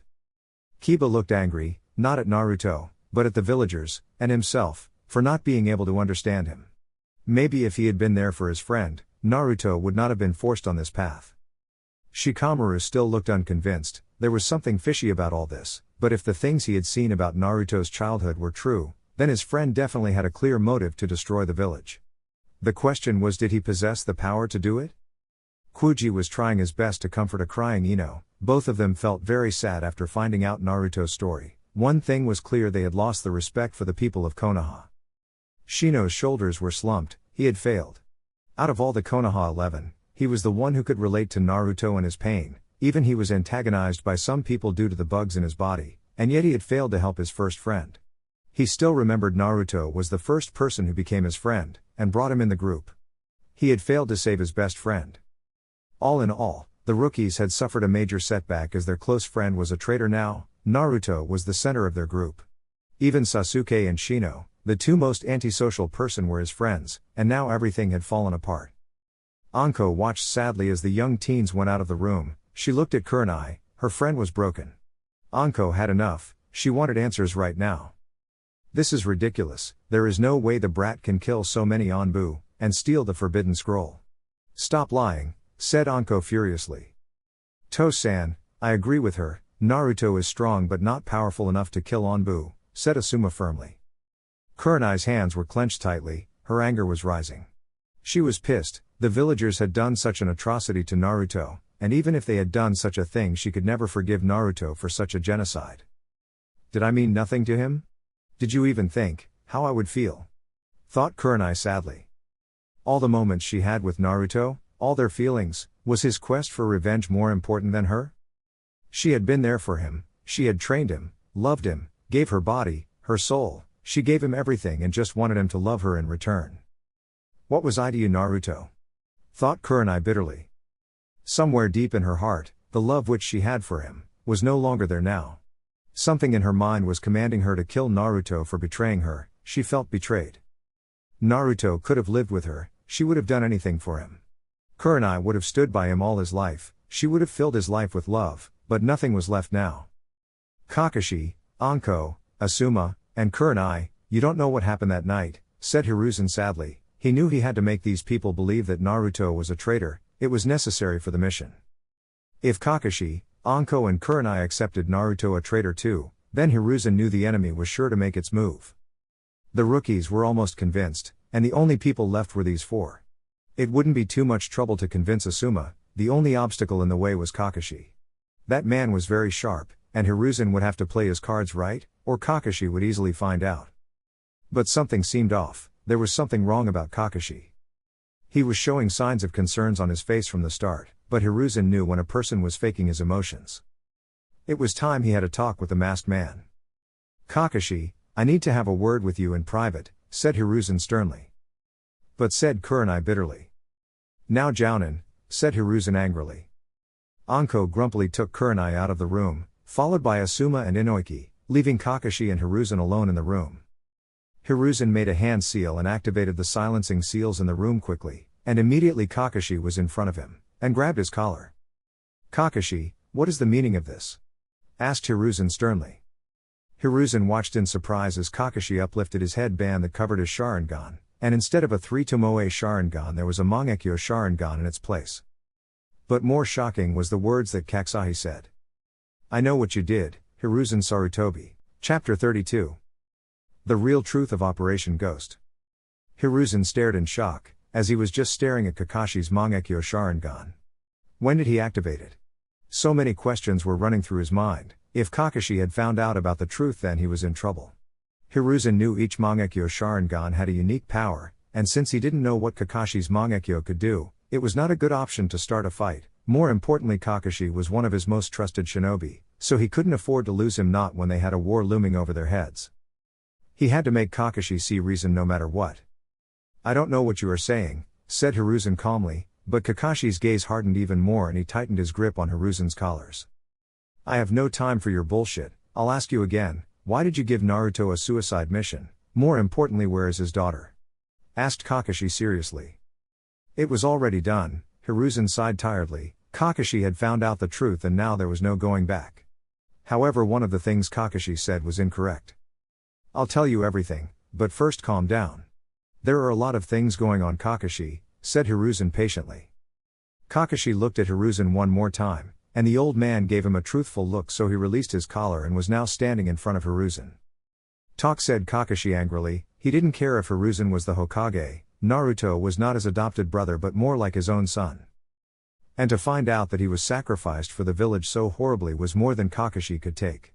Naruto and Anko were the most important people in his life, and now one of them was in danger. Naruto is right now on an infiltration mission. It is true that he killed the entire Root Anbu force, including Danzo Shimura, on my orders, said Hiruzen truthfully. A sad look appeared on Kakashi's face as he thought about the psychological trauma that Naruto must have gone through. Anbu was not something that anyone could handle, and Kakashi knew this better than anyone. He had served as an Anbu captain too, and the things he had seen and what he did still haunted him. And what Naruto did would haunt him for the rest of his life. The scars would forever be etched on his soul. How did he get the Mangekyo Sharingan? Asked Kakashi quietly. He knew how he got his Mangekyo and that memory still haunted him. The pain, the guilt of killing Rin haunted him till this day. He killed his best friend in Root, said Hiruzen sadly. Kakashi's eyes widened in shock. Could Naruto really do such a thing? Now he knew why he always seemed depressed. He was shouldering so much burden all alone. Seeing the look in Kakashi's eyes, Hiruzen decided to clarify. You have to kill your best friend in Root in order to become a true shinobi. Danzo set Naruto up with his best friend, but Naruto couldn't kill him. Instead, his friend deliberately made Naruto kill him, said Hiruzen truthfully.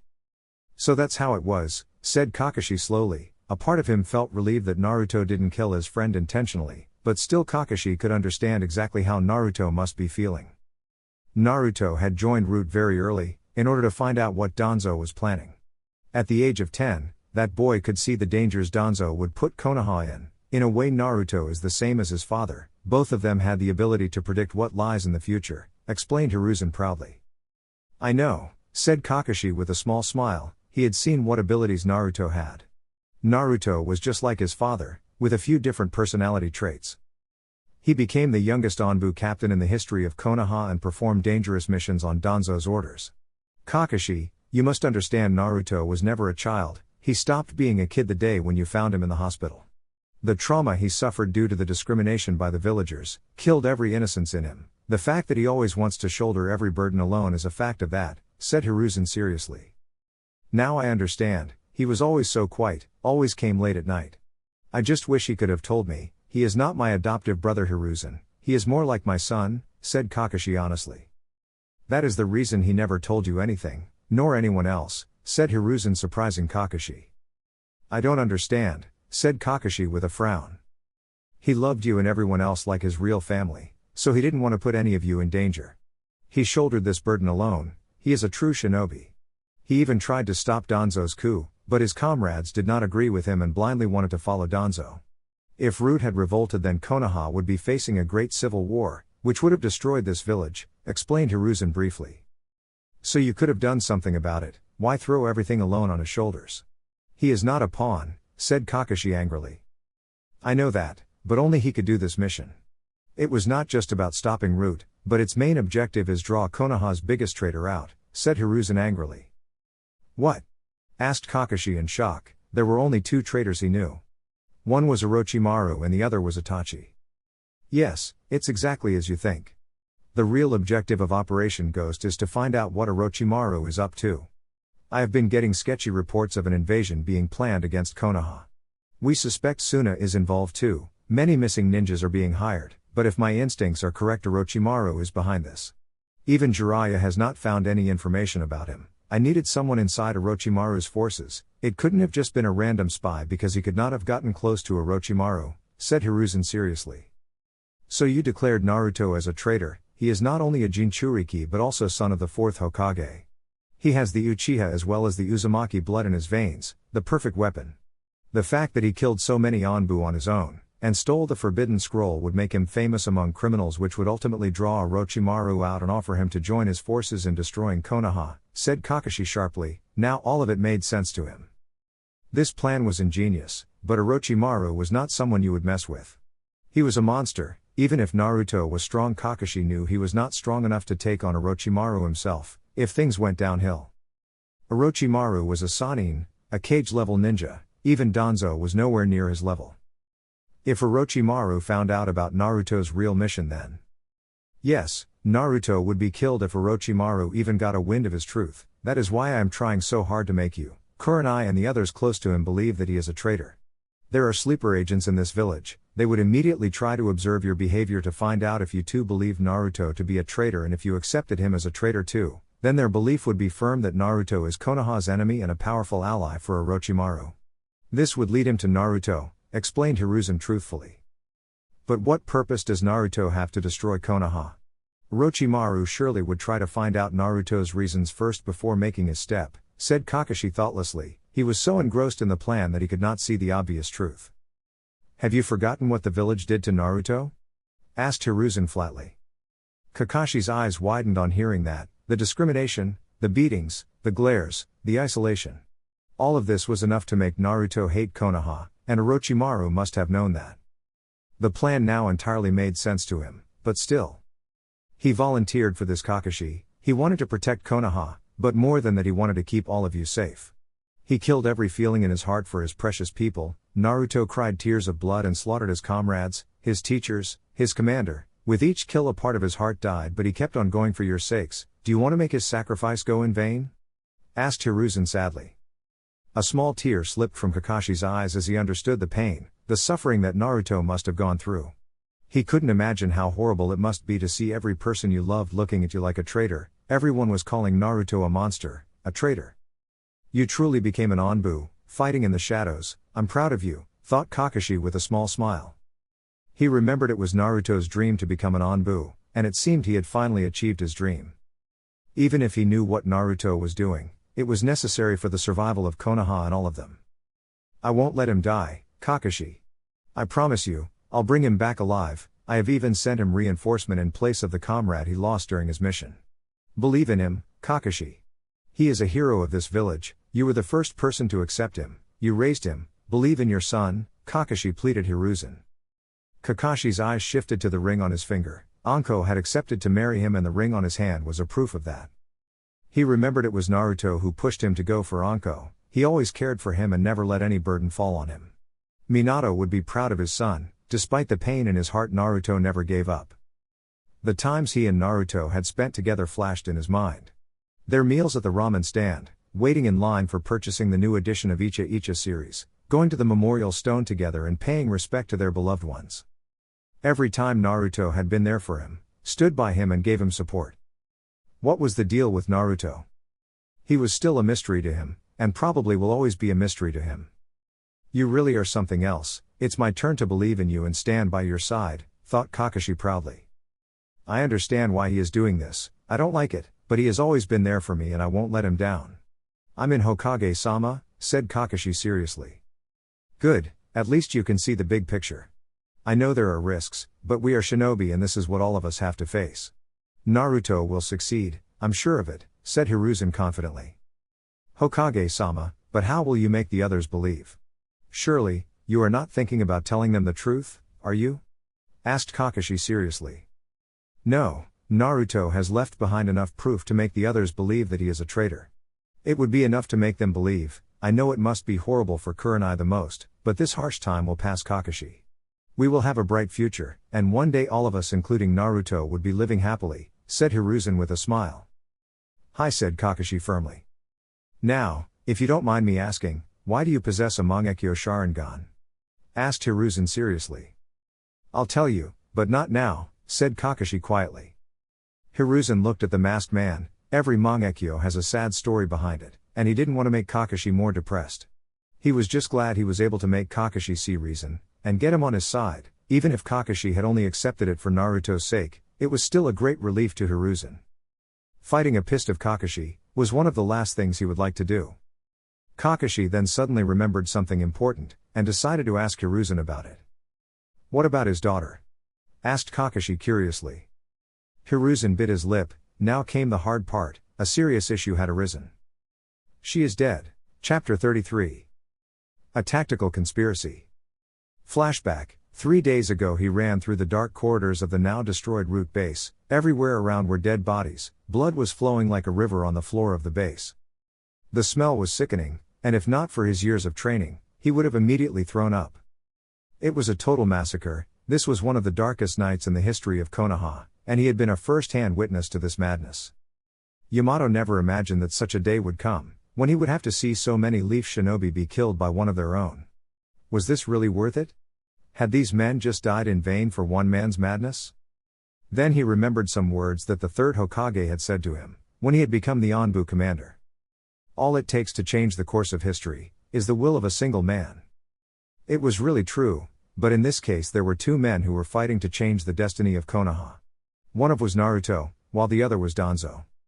He firmly believed that Naruto would emerge victorious, and he was quite impressed by the boy's resolve. Looking at the side, he noticed one of his clones was carrying the body of the now deceased Sai Sato, former Root Anbu, in his arms. You really saved all of us today, Sai thought Yamato gratefully. Now the only thing left to do, was save this person Naruto had told him about. He really was confused. Why was Naruto so persistent to spare this Anbu? There is a small turning up ahead on the right, it must be just a few meters away, said Yamato's clone seriously.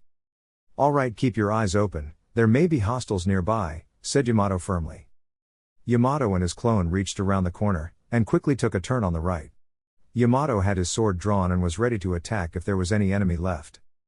After a few moments of running, he saw some light ahead. He observed more carefully and now he could clearly see there was a large puddle of water. There was some ice around it too, indicating the water must have been formed due to the melting of the ice. He wondered if some Anbu had a Hyoton bloodline. It was highly unlikely, but anything was possible in their world. But his beliefs were proven to be incorrect, when he saw a person lying in the center of the puddle of water. Now there were many dead bodies around, but this person was special. It was a child, and Yamato's sharp eyes immediately recognized the blonde hair. Could it be? His senses were telling him that this was his target. He and his clone rushed ahead quickly and now he clearly saw this was a small girl. But one look on the girl's face made him realize why Naruto could not kill this girl and had asked them to spare her. She had almost the same face as Naruto, albeit with some good feminine features. Her hair were even more silkier than Naruto's. She barely looked 6 to 7 years old, and had Anbu uniform on her body. Yamato instantly felt a little angry. It was important to protect Konoha, but turning such small children into Anbu soldiers was unacceptable to him. "Taechis, is she the one?" asked his clone hesitantly. Yamato was just about to answer his clone, when his eyes widened in shock as he realized the girl was not breathing at all. "Get your ass over here now," said Yamato quickly. His clone instantly complied and laid Sai's body on the ground, and rushed towards his caster. The clone touched the girl's body and it was cold. "She is so cold, we need to get her to the medics," said the clone quickly. The clone then started to perform medical ninjutsu right above the girl's chest but was halted as Yamato grabbed his hand. "What are you doing?" asked the clone seriously. "It's already over, she is dead," said Yamato sadly. The clone's eyes widened in shock. How could this be? There were just minor injuries on the girl's body, and nothing was lethal enough to kill her. He checked the girl's pulse but couldn't find one. The clone looked in shock, as Yamato pointed around the area. There were pieces of big wood scattered all over the area. That only meant one thing: this girl had just used Makuten when she was not ready for it. There is not a feint of chakra left in her body. It has already been more than a few minutes since she has died from chakra exhaustion, said Yamato regretfully. But said the clone in protest. Makuten is not something anyone could handle, even we were not able to use it till we reached a certain age. This girl must have been ordered to stop Naruto at all costs, and by looking at the destruction around I can fairly say she used that jutsu, said Yamato seriously. It's impossible, even we cannot do that jutsu without spending more than 80% of our chakra, said the clone in disbelief. World of Trees ninjutsu of Makuten was one of the strongest arsenal in the Shodai Hokage's attacks, even we cannot perform the jutsu effectively. What chance did this girl have of surviving after using such a dangerous ninjutsu? Asked Yamato flatly. Is there nothing we can do for her? Asked the clone quietly. Yamato knew this night had just turned out to be worse than a nightmare. He remembered Naruto's warning that if anything happened to this girl then he would destroy Konoha. The boy had almost unleashed the nine tails tonight. He was clearly not fully in control of his emotions. The shock of killing so many of his comrades had almost broken him, and if not for Sai's sacrifice Konoha would be living the nightmare that happened a few years ago again. If Naruto found out that his daughter was dead, Yamato feared what the boy would do. He had just went Five Tails State a few minutes ago, and if this truth came out then their worst fears would come true.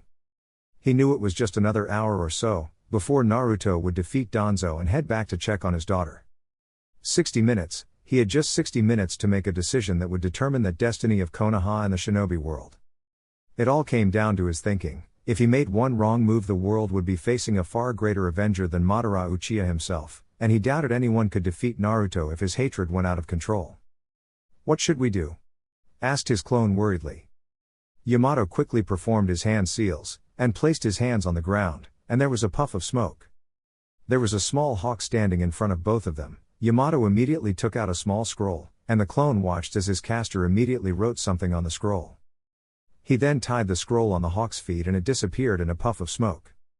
Minutes passed and both the men thought about their options. The situation was dangerous and they were on thin ice.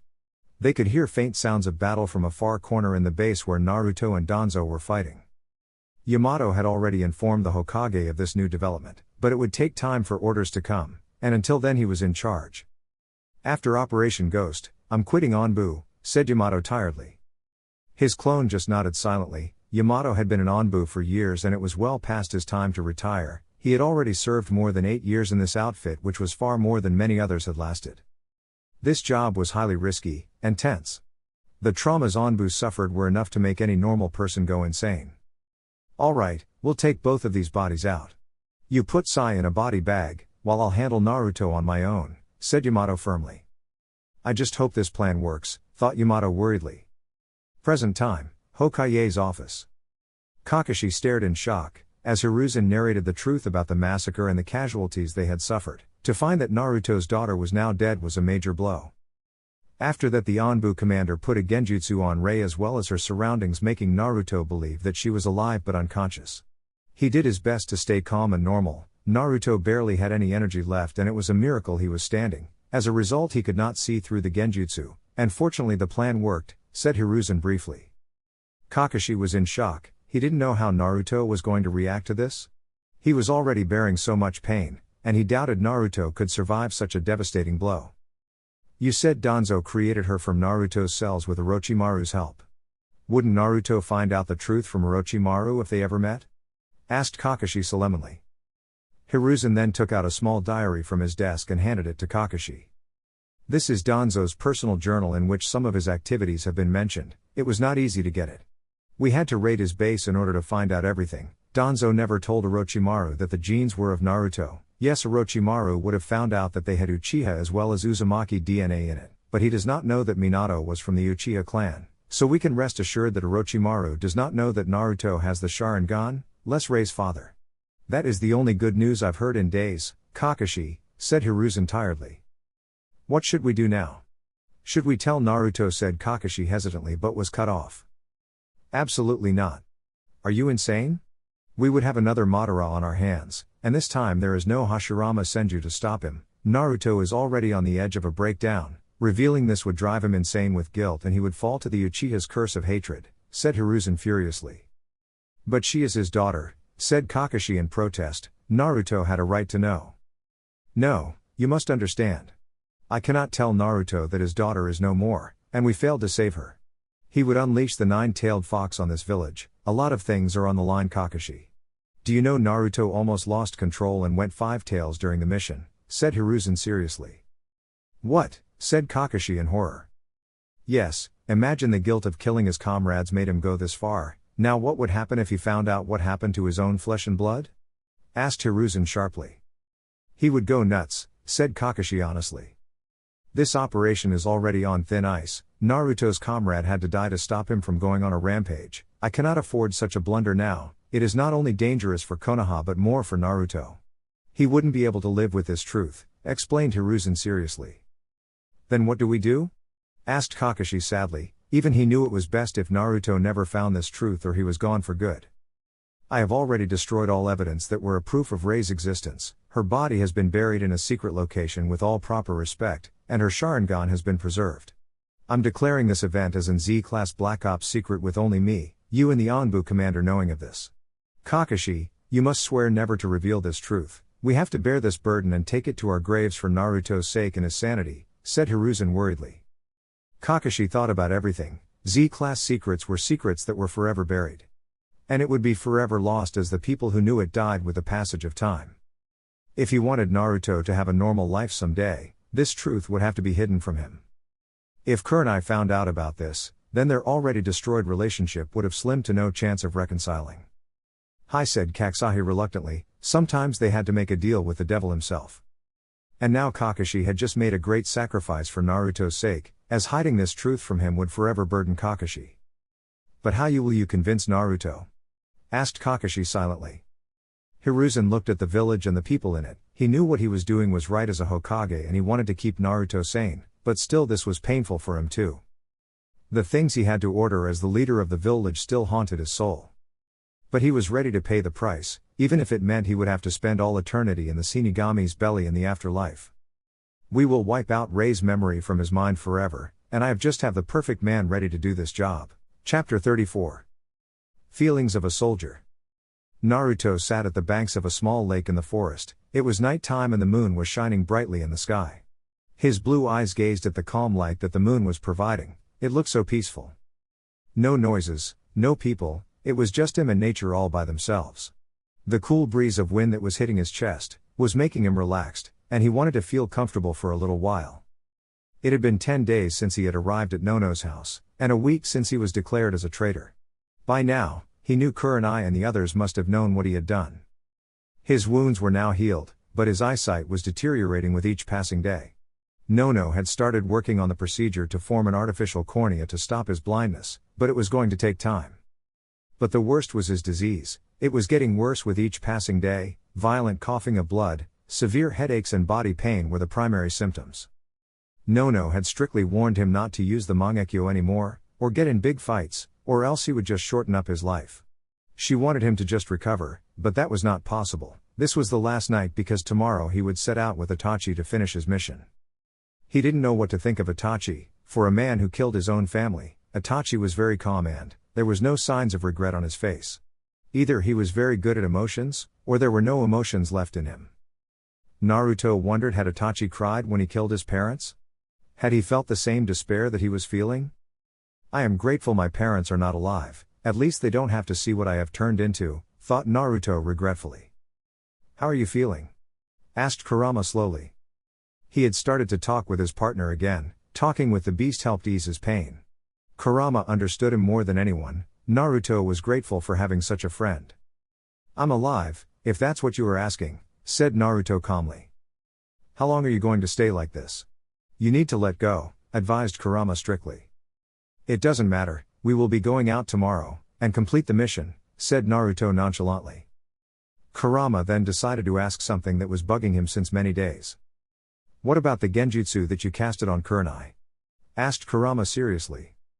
He did not receive any answer from Naruto, as he just looked at the sky with a lost look in his eyes. I have removed the genjutsu, said Naruto calmly, after a few minutes. What? Asked Kurama in shock. He didn't understand how could he do that? You heard me, I have removed the genjutsu that I casted on her, said Naruto again. How is this possible? You have never met her since that night when you casted the genjutsu? Asked Kurama curiously. Have you forgotten what the Mangekyo Sharingan can do? Asked Naruto stoically. Kurama then wondered what Naruto meant, but after a few moments he realized what Naruto was trying to say as he remembered what had happened when he had attacked Konoha. I can command anyone with my Mangekyo to do what I like, it is not necessary that every time I have to be around that person.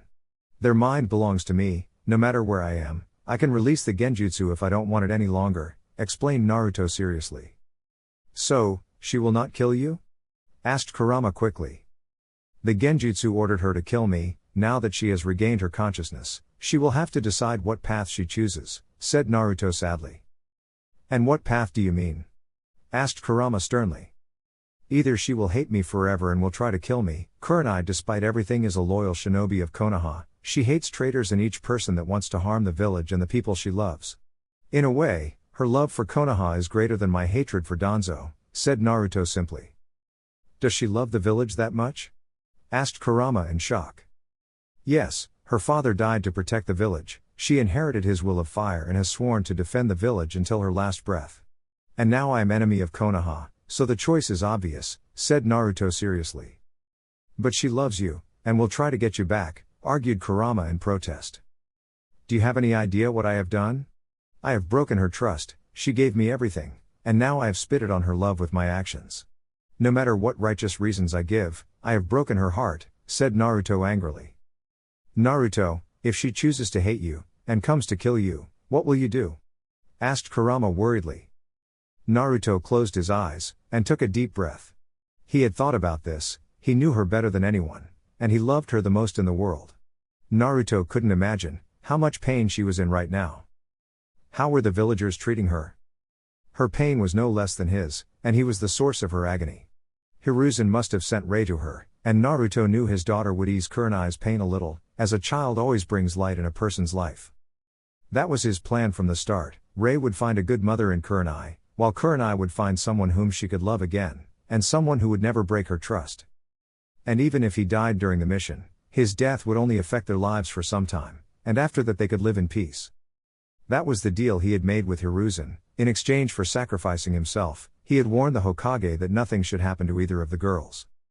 Kurenai and Rei were the only hope that he had, they were his salvation and the only good thing he had done in his life. He would sacrifice anything to give them a safe and happy future.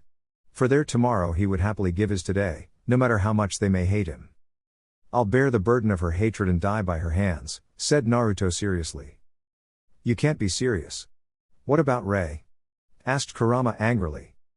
I have done all I could do, give her a good life, she would be better of not knowing me and what I did. I was prepared for this, Kurama. If they forgive me and give me a chance, which is highly unlikely, then I would do everything possible to gain their love back.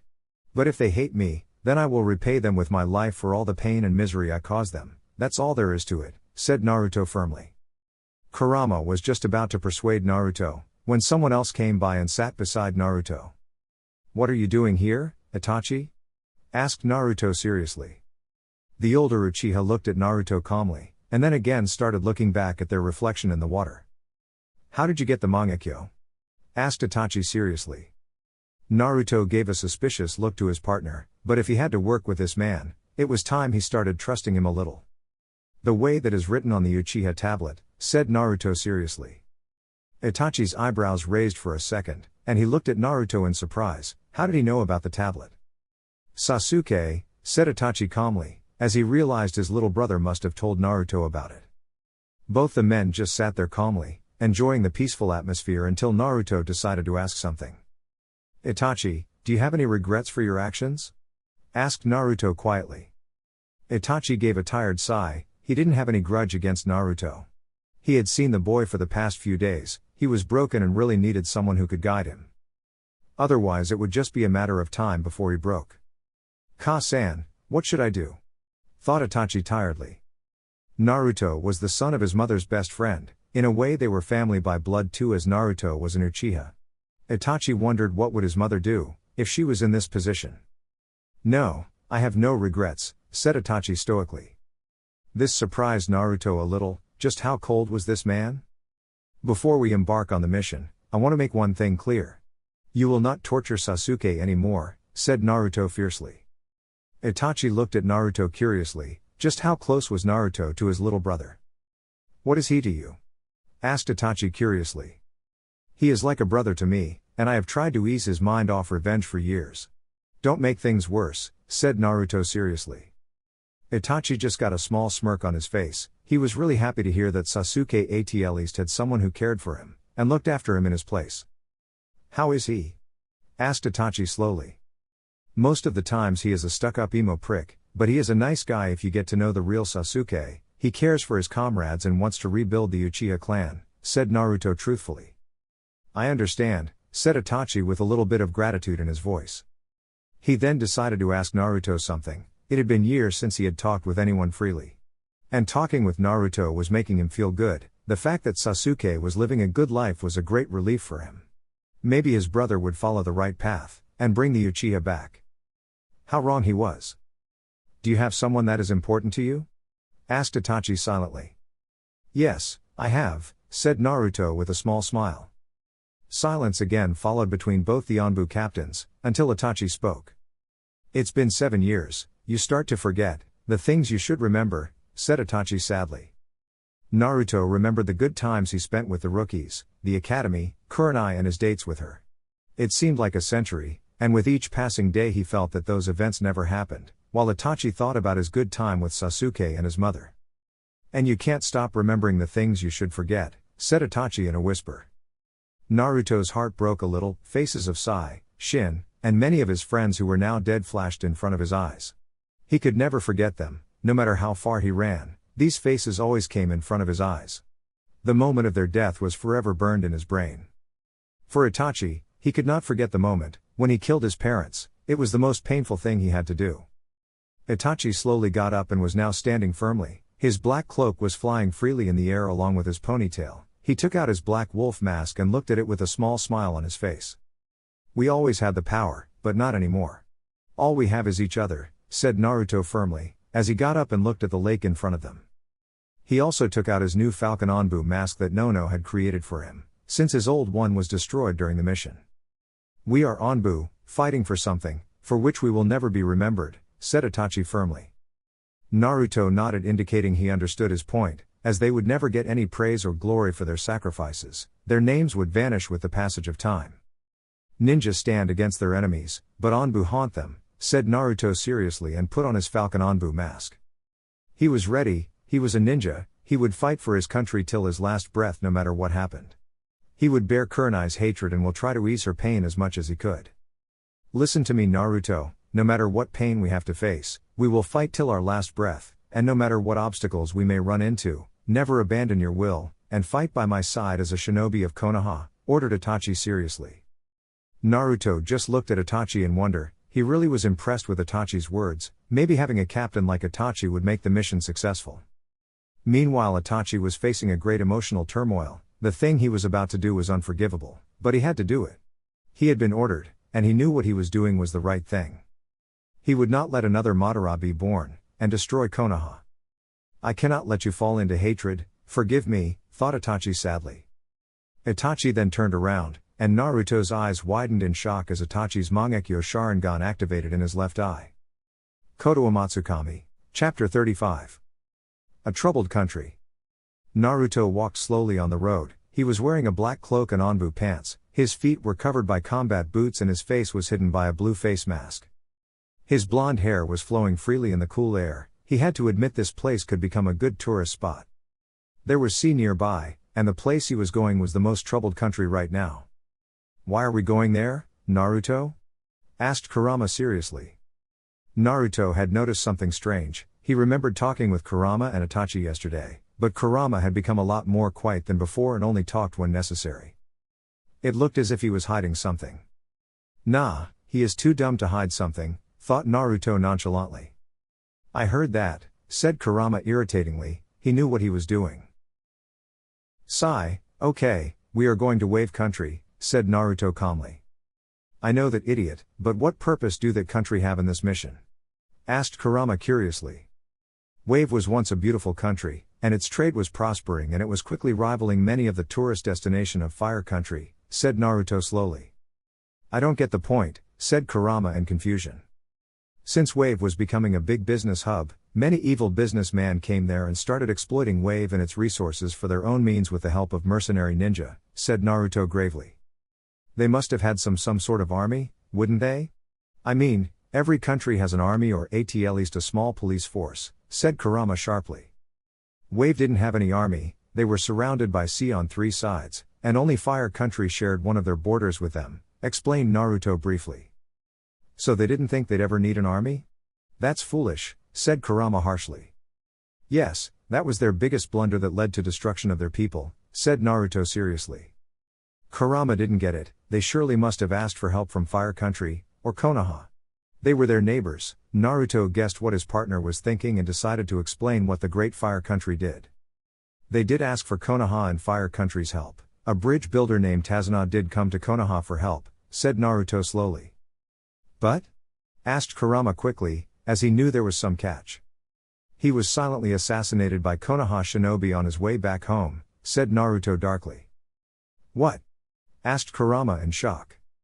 "It was done on the order of the Fire Daimyo. Wave was becoming a big tourist spot and their business was affecting many tourist destinations in Fire Country, and merchants of Fire Country badly. Plus the businessman who took over Wave agreed to pay a large ransom if Fire Country left Wave alone," explained Naruto darkly. "That's monstrous," said Kurama angrily. "The Fire Daimyo only cares about his country, and many of the luxuries and gifts he gets are from these merchants, and back then Wave was a threat to their business, so you can guess what the Daimyo did," said Naruto sadly. "He made Konoha kill the bridge builder and cut off all ties with Wave Country. They were left to die," said Kurama angrily. "That's what Black Ops are for. Konoha is a village but ultimately we live in Fire Country, and the Daimyo is the leader. Every decision that affects the Fire Country is taken by the Daimyo, while Konoha is responsible for protection of Fire Country and in exchange the Fire Daimyo gives us financial support and every other things necessary. It is a mutual agreement that has been going on since the foundation of the hidden villages," explained Naruto briefly. Kurama was really surprised by this. Humans were really devious creatures, and now he understood them in more detail. "So what is your purpose of coming here if this country is already destroyed?" asked Kurama curiously. "It was not destroyed, but it became a safe haven for criminals, thugs and all kinds of missing ninjas.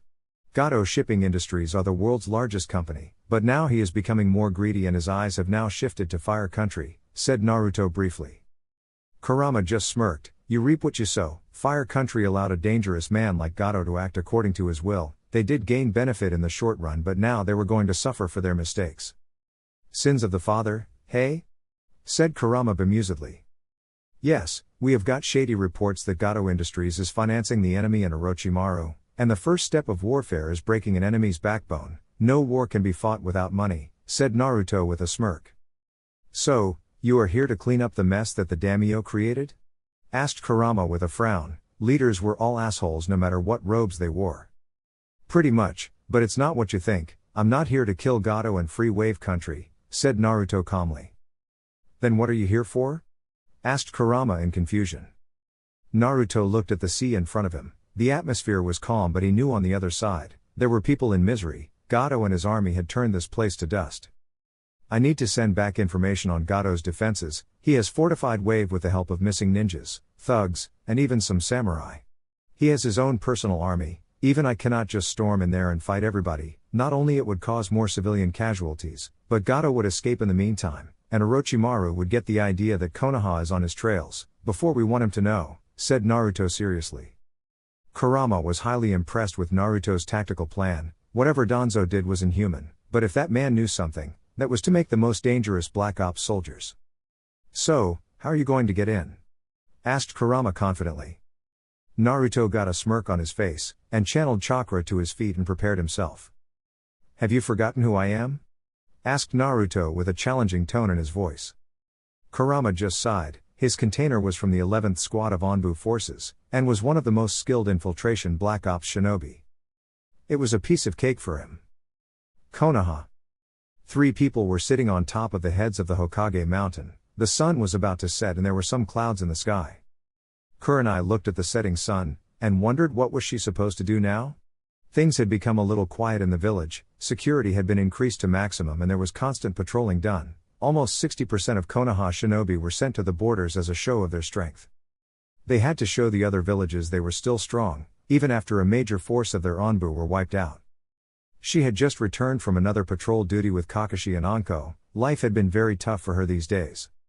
Many people looked at her as if she was a traitor, and now she could understand what Naruto and Anko must have felt all these years, but still the Hokage had made sure that no one harmed her or did any discrimination to her, but still there were some people that now held a grudge against her, for her relationship with Naruto. What are you thinking right now, Naruto? Thought Kurenai sadly.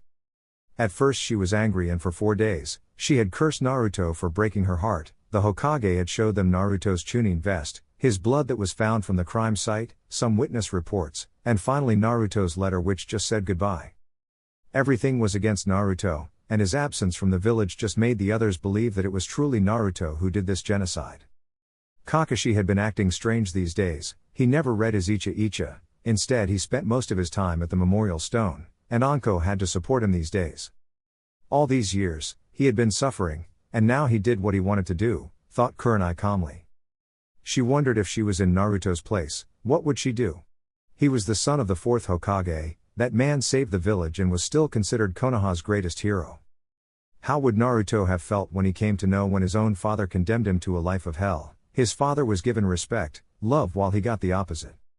In a way, what Naruto was doing was his path of getting his justice against all the discrimination he had to face, and Kurenai had forgave him for that. But now, everything had changed. No matter what we had between us, you are enemy of Konoha now, thought Kurenai firmly. What are you thinking, Kurenai? Asked Anko curiously. She was sitting in between Kurenai and Kakashi. We have to do what we are trained to do, that's all, said Kurenai stoically. Kakashi looked at Kurenai curiously. What was going on in her head? She had told she didn't hate Naruto despite his actions, but what would she do now? What do you mean? Asked Kakashi suspiciously. Kakashi, all of us have trained Naruto. You know his weaknesses more than anyone. I want to become strong, will you train me? Asked Kakashi seriously. I have a bad feeling about this, thought Anko worriedly. And why do you want to become strong? You are a jounin already. Asked Kakashi warily, but somehow he had a feeling what her answer might be. I'll put Naruto out of his misery, I can't let him fall more, said Kurenai darkly.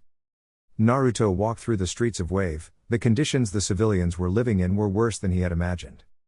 There were children begging for food on the streets, while he could see many women dressed as hookers trying to get more customers. Everywhere around him were missing ninjas and thugs. There were a few men who were working as laborers at the docks, while the guards were tormenting them.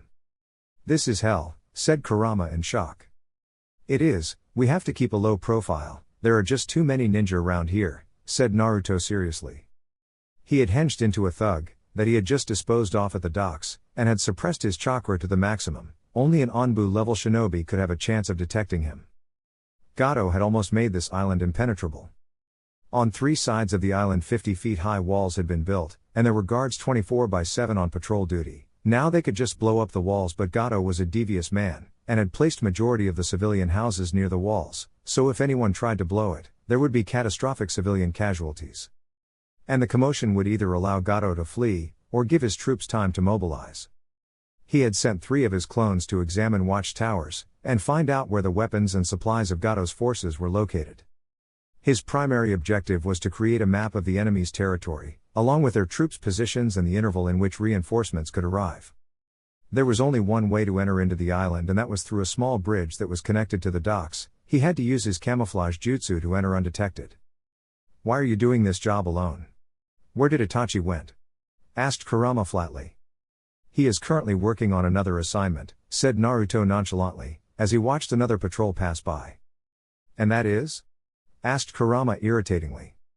"He is trying to find out the base of the Sky Country Ninja. The Hokage has sent some of his Anbu to investigate, but they had not got any results, so it is up to us to find them out," explained Naruto. "And when you do find them, what will you do?" asked Kurama curiously. "We'll wipe out every single one of them. Both of us will take down Orochimaru's air support," said Naruto deviously. Kurama started to understand the entire plan now. It all made sense to him as more objectives started to come into the light. While Itachi finds out the Sky Ninja, you investigate Gato and his army, and send the information back to Konoha. In one strike you will eliminate majority of Orochimaru's supplies and his air support, said an impressed Kurama. Naruto decided to correct his partner as he got the wrong idea. "My job is reconnaissance. Gato has a council of his advisors that help him in handling his underworld business. If you want to find the whole truth, you must capture not only Gato but all of his associates to find out Orochimaru's motives," explained Naruto briefly. "I believe that job will be done by Konoha and not by you," said Kurama smartly. "Impressive, you are not dumb as you look. The Hokage is planning a small raid in Wave, in order to capture Gato and his associates, but this is a fortress and they need information on not only the targets but everything about Wave," said Naruto firmly. "I get the navigation and guard posts, you can scout them out and make a map, but how are you going to find out where is Gato's headquarters and which men do you have to capture along with Gato?" asked Kurama in confusion. Naruto slowly entered a small building. There were various thugs and a lot of women who were almost naked. "I am a criminal and can easily look for employment here, and this is the place where majority of criminals open their mouths," said Naruto smartly. "Are you really going to go in there?" asked Kurama in surprise. "That's my job, ninja are spies and right now I have to do whatever it takes to get the job done," said Naruto firmly.